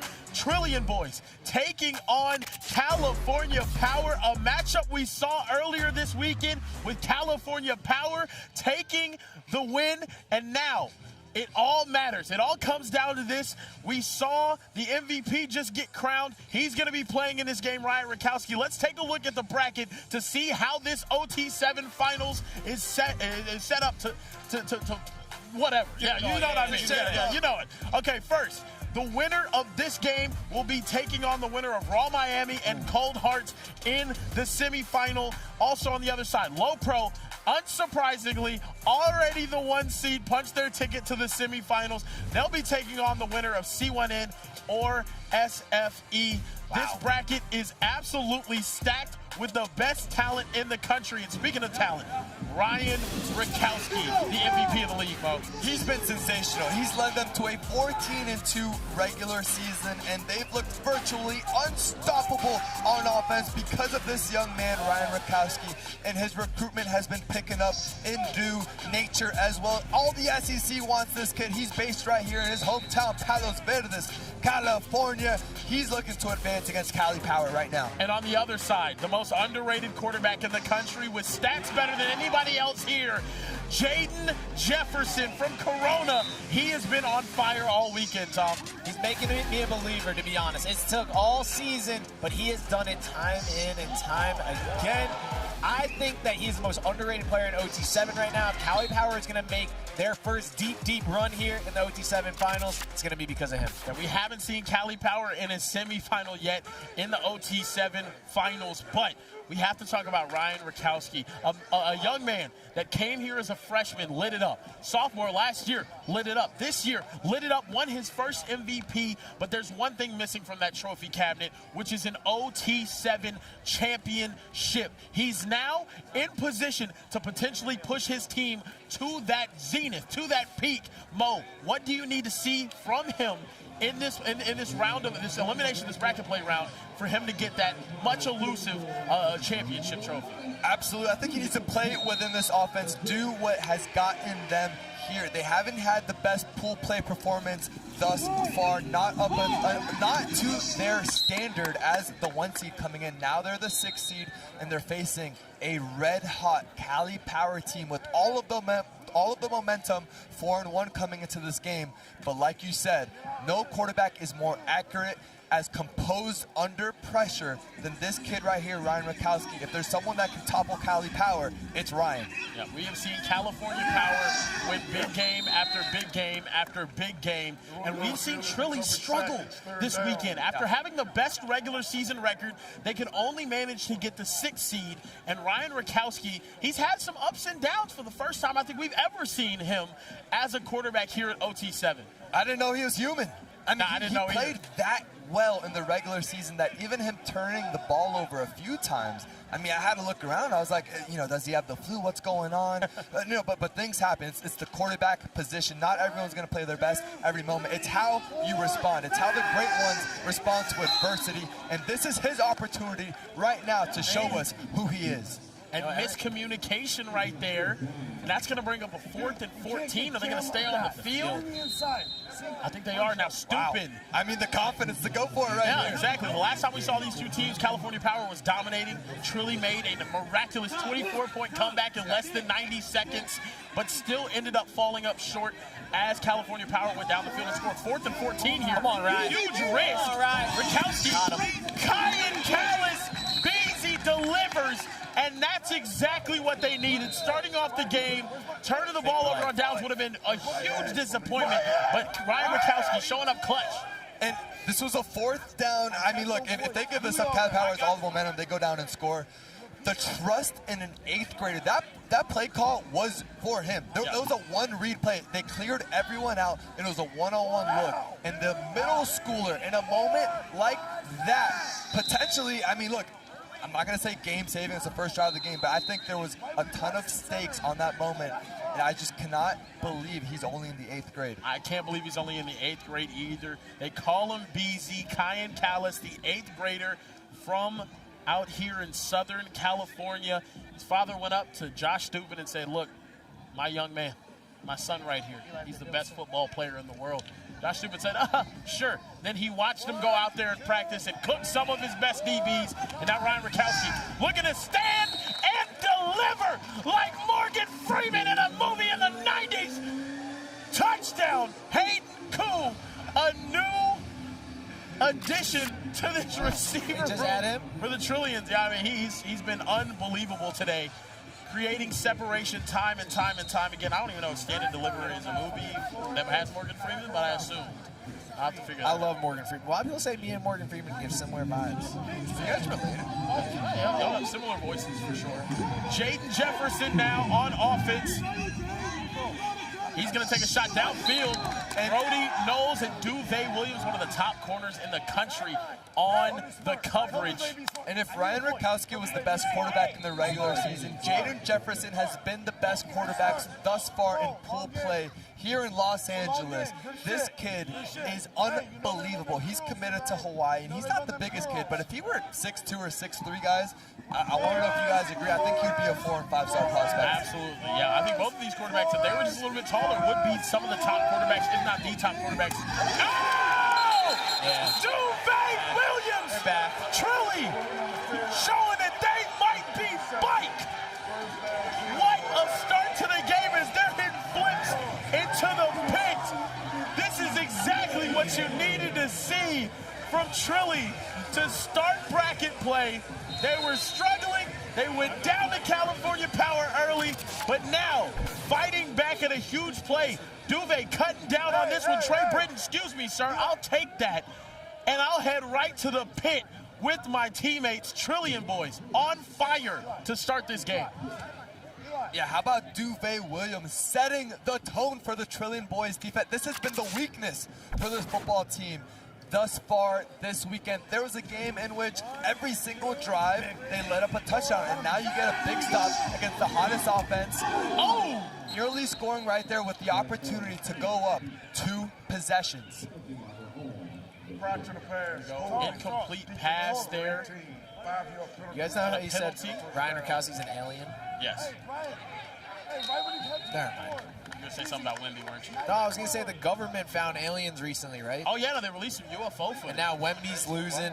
Ryan Rakowski's not playing as well. And the Spurs are up 10 points right now, sir. All right, if an OT7 player were an alien, which one would it be? I do think it'd be Ryan Rakowski. It'd be Bryson Ryder. We crazy. Crazy. Kyan Callis on the catch. Now, look. In a weird way, this Trillion Boys offense has been one of the most high-scoring, potent offenses in all of OT7 history the past couple of seasons. Yeah. And this weekend, they have just not been able to get going. Their defense hasn't been able to get going. They're just not playing the way that we're accustomed to seeing them. But the way they started out this week, that interception we just saw from Duvet Williams, this might be the shot in the arm that they need to be able to push past. Rolling out to his left, Rakowski. Gonna fire back in the end zone. Looking for DJ Tubbs. And man, I mean, just right through the fingers, slipping like a slice of cheese pizza from Marco's. Oh, right through the hands. Man, I could do a Marco slice right now. Oh, dude, I would love a Marco slice right now. I love pizza. Other than Subway and Jolly Rancher gummies, is my 3rd favorite food. Ridiculous. So good. So good. Pizza and protein buckets. Let's get some dollar signs in the chat for Trilly. How about that? Don't forget to hit that thumbs up and subscribe!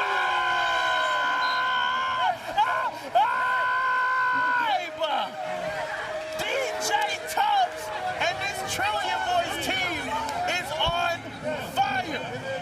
Don't look now, but the Trillion Boys got their swagger back. Ryan is back. DJ Tubbs is back. This is his 3rd year in the system.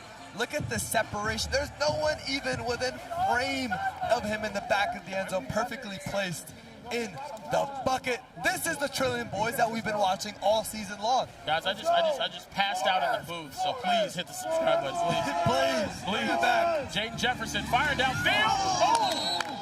Another dangerous throw right here, and you're wondering, Jaden Jefferson's been on fire all day.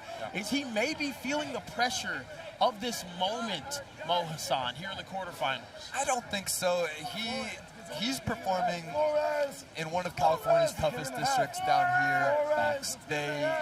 He's a winner. I mean, I could read through his stats. He had over 50 total touchdowns this past season. He's seen just about every defense possible. He is a video game waiting to happen. I'm not worried about a 2-score deficit for Jaden Jefferson. Oh!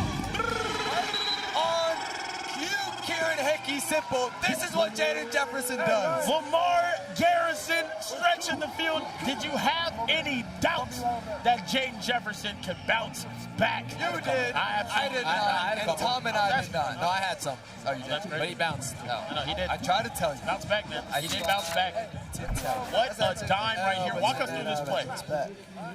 Yeah, absolutely. I think he's looking off the safety. The play starts with quarterback eyes. right? He's going through a 3-step drop. At the last second, he turns, launches it down the field to Lamar Garrison, his speedy wide receiver. Only a sophomore, but already Auburn, Florida State, and LSU are after him. This new look Cali Power offense is something.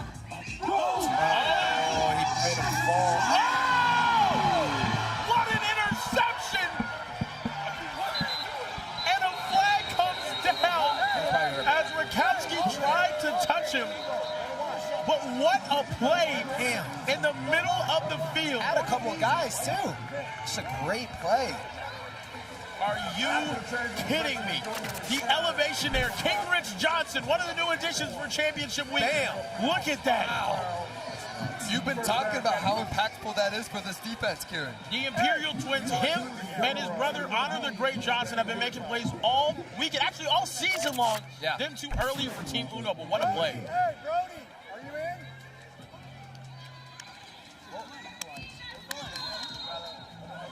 I can't believe he did that. I'm not even really putting that one on Ryan. That was Could have done a little bit better, right, Mo? Crazy. Absolutely. Yeah, like it was a crazy interception. The DB on the far side fell, actually. Yeah. Safety did a good job rotating over there. I'd be terrified of Trey Britton right now in Cali Power. And there he is.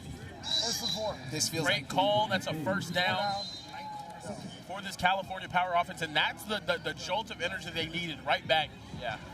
What I love about Jaden, too, is he's not afraid to take a lot of these underneath throws, where sometimes quarterbacks, especially the younger ones, they feel like they need to do too much and be Superman and take the top off the defense every single opportunity. He doesn't get bored with the easy stuff, but then now when the safeties come down and the corners stop pressing, he will take those shots. So he has a rare combination of the ability to do both, which I think separates him from the other guys. Absolutely. Now, there was a little high throw trying to get the ball to Jai Jones out of Arizona, the top player in Arizona. Yeah. Man, they just completely retooled this offense. You mentioned Jai Jones. He's committed to Wisconsin. They bring him in. He was second in the league in receiving yards. Cool. Then they bring a guy by the name of Chris Flores. We're going to be talking about him a lot, from Team Uno. And he's been an absolute menace. They already had Trey Britton.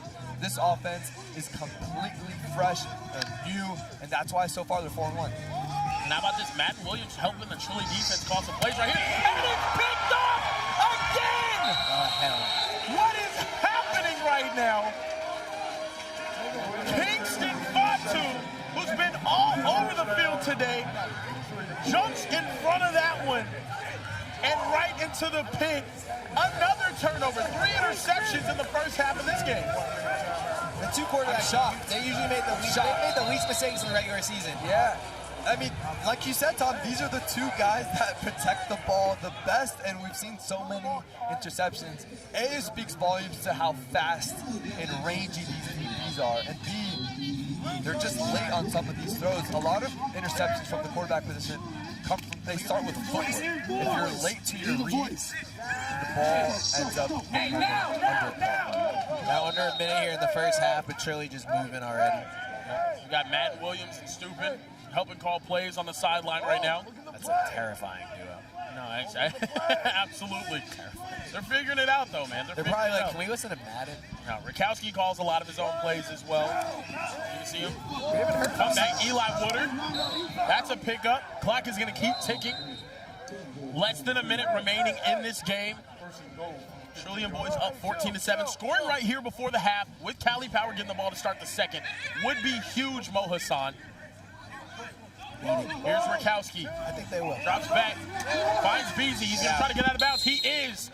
Love the awareness from the 8th grader there. Going to have 12 seconds, probably 2 plays from this area to get the ball in the end zone, Mo Hassan. I'm going to say something out of pocket. Yep, go ahead, man. Is a Malachi Tony comparison just absolutely insane for Kyan Callis? I don't hate it. It's pretty good. I don't hate it. He's the essentially 8th grader is the equivalent of a freshman here at OT7. Yeah. And he's making a real impact. There's Matt Williams calling plays with Stupin. Called a regular season merchant. Oh, and caught! Touchdown! Charles Davis, the tight end, committed to Cal from Westlake Village, reels that one in. I was waiting for Charles Davis. He's such a mismatch, such a nightmare down here. He's all of 6'5". Honestly, I was standing next to him. He looked like he was 6'6". What about 6'7"? He's 6'7". He's listed as a tight end, but runs like a wide receiver. Absolutely unstoppable.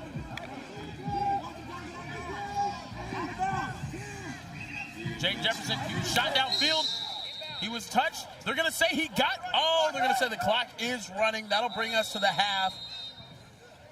California Power looking at a 21-7 deficit. We haven't seen this version of Trilly all weekend long, but hey, when it matters most, the MVP shows up.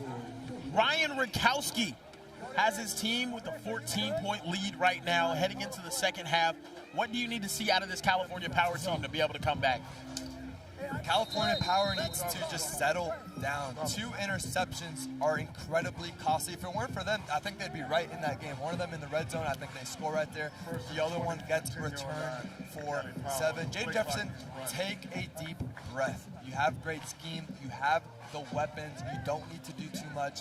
Just be the point guard that you have been. Distribute the ball around to your different kinds of guys. Chris Flores hasn't caught the ball either. Let's get him involved right there. Absolutely. Speaking of distributing, I'm going to distribute the broadcast down to Tess, who's on the field with Matt Williams. Nice, Kieran. I'm down here with Madden. You've been kind of stepping into your role as coaching. Yeah, now that playoffs on the line, I never won a chip. I want them to win a chip.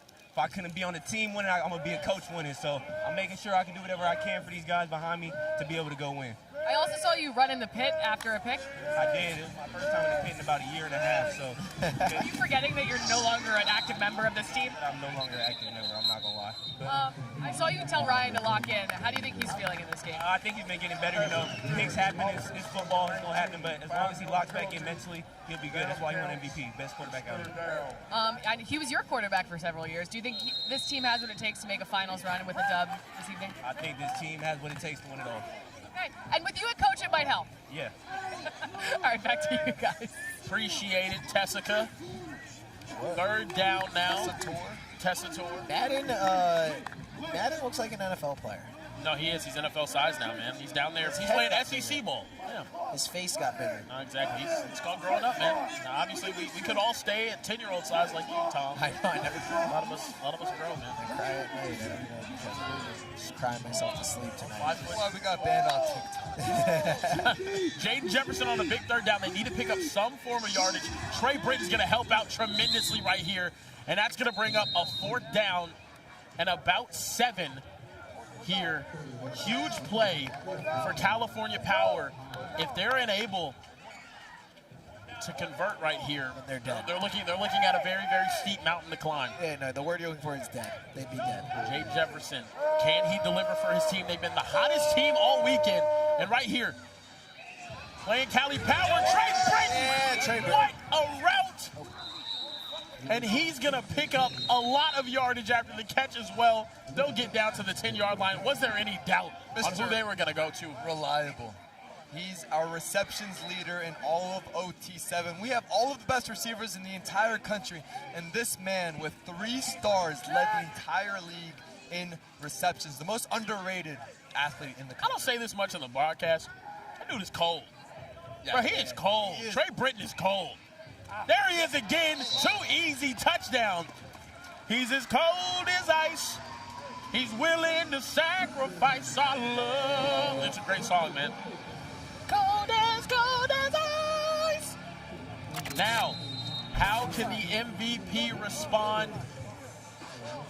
Great drive right there from Jaden Jefferson and company.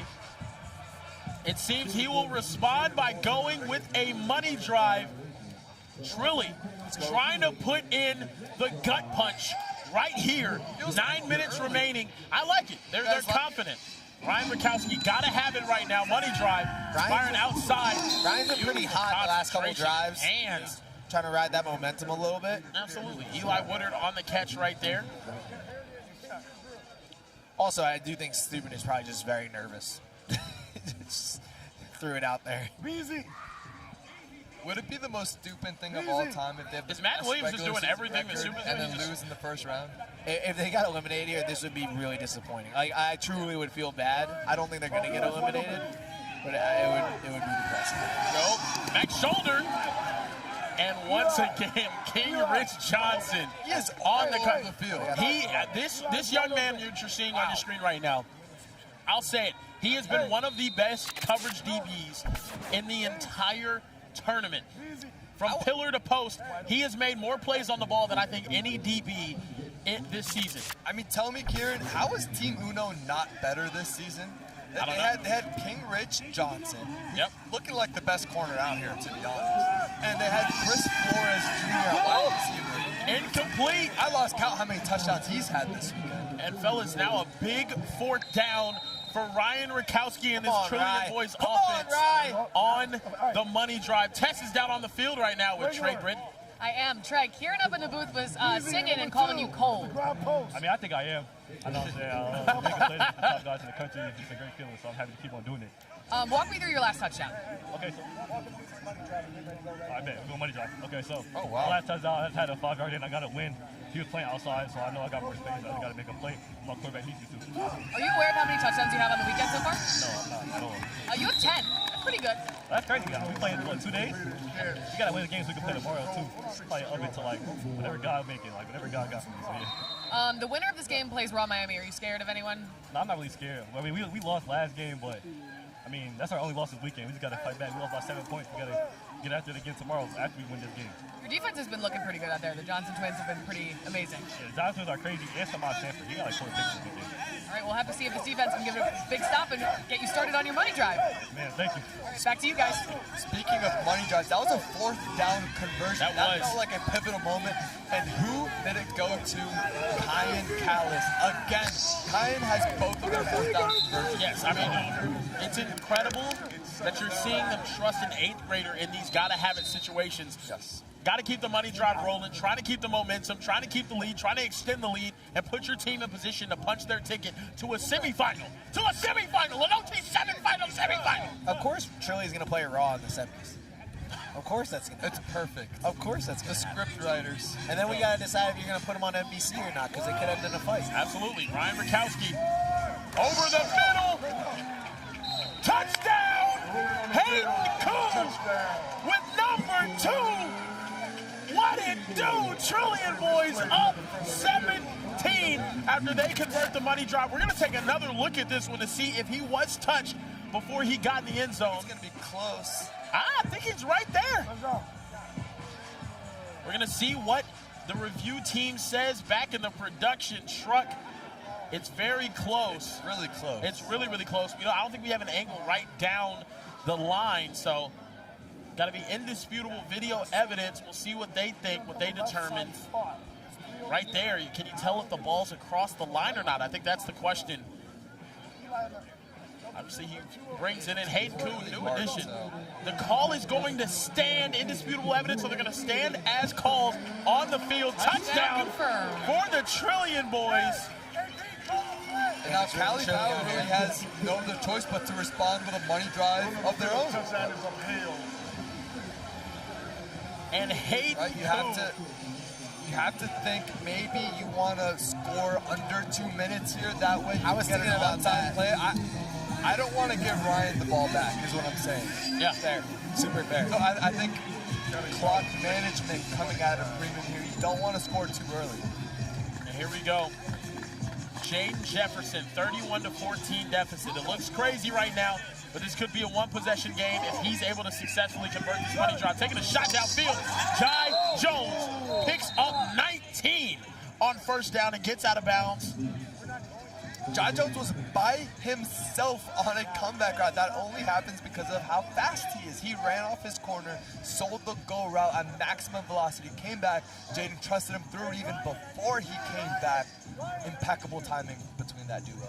Jaden Jefferson now trying to lead his team back. They're in a situation much like Trillion was in the first game. And there he is, Christopher Flores Jr. been getting busy all weekend. One of the most exciting slots in the country, this 3-star out of Orange, California, with offers to Michigan, Purdue, Arizona.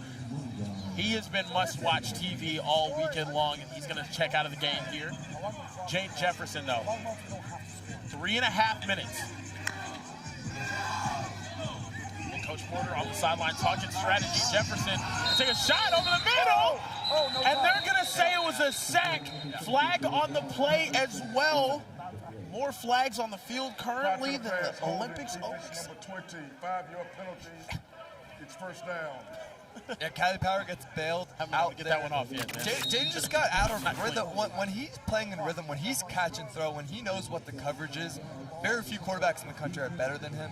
Sometimes when the defense is fooling him, especially post-snap movement with those safeties, Trillian just doing a bunch of different things, throws him off, double clutches that time, lucky. Yeah. The interception doesn't got bailed out there. It was a sack, would have been bailed out, and then also with the holding on defense. Yeah. Now we're going to see first down here at the 10-yard line. Jaden Jefferson. Wide open, Trey Britton. Wow.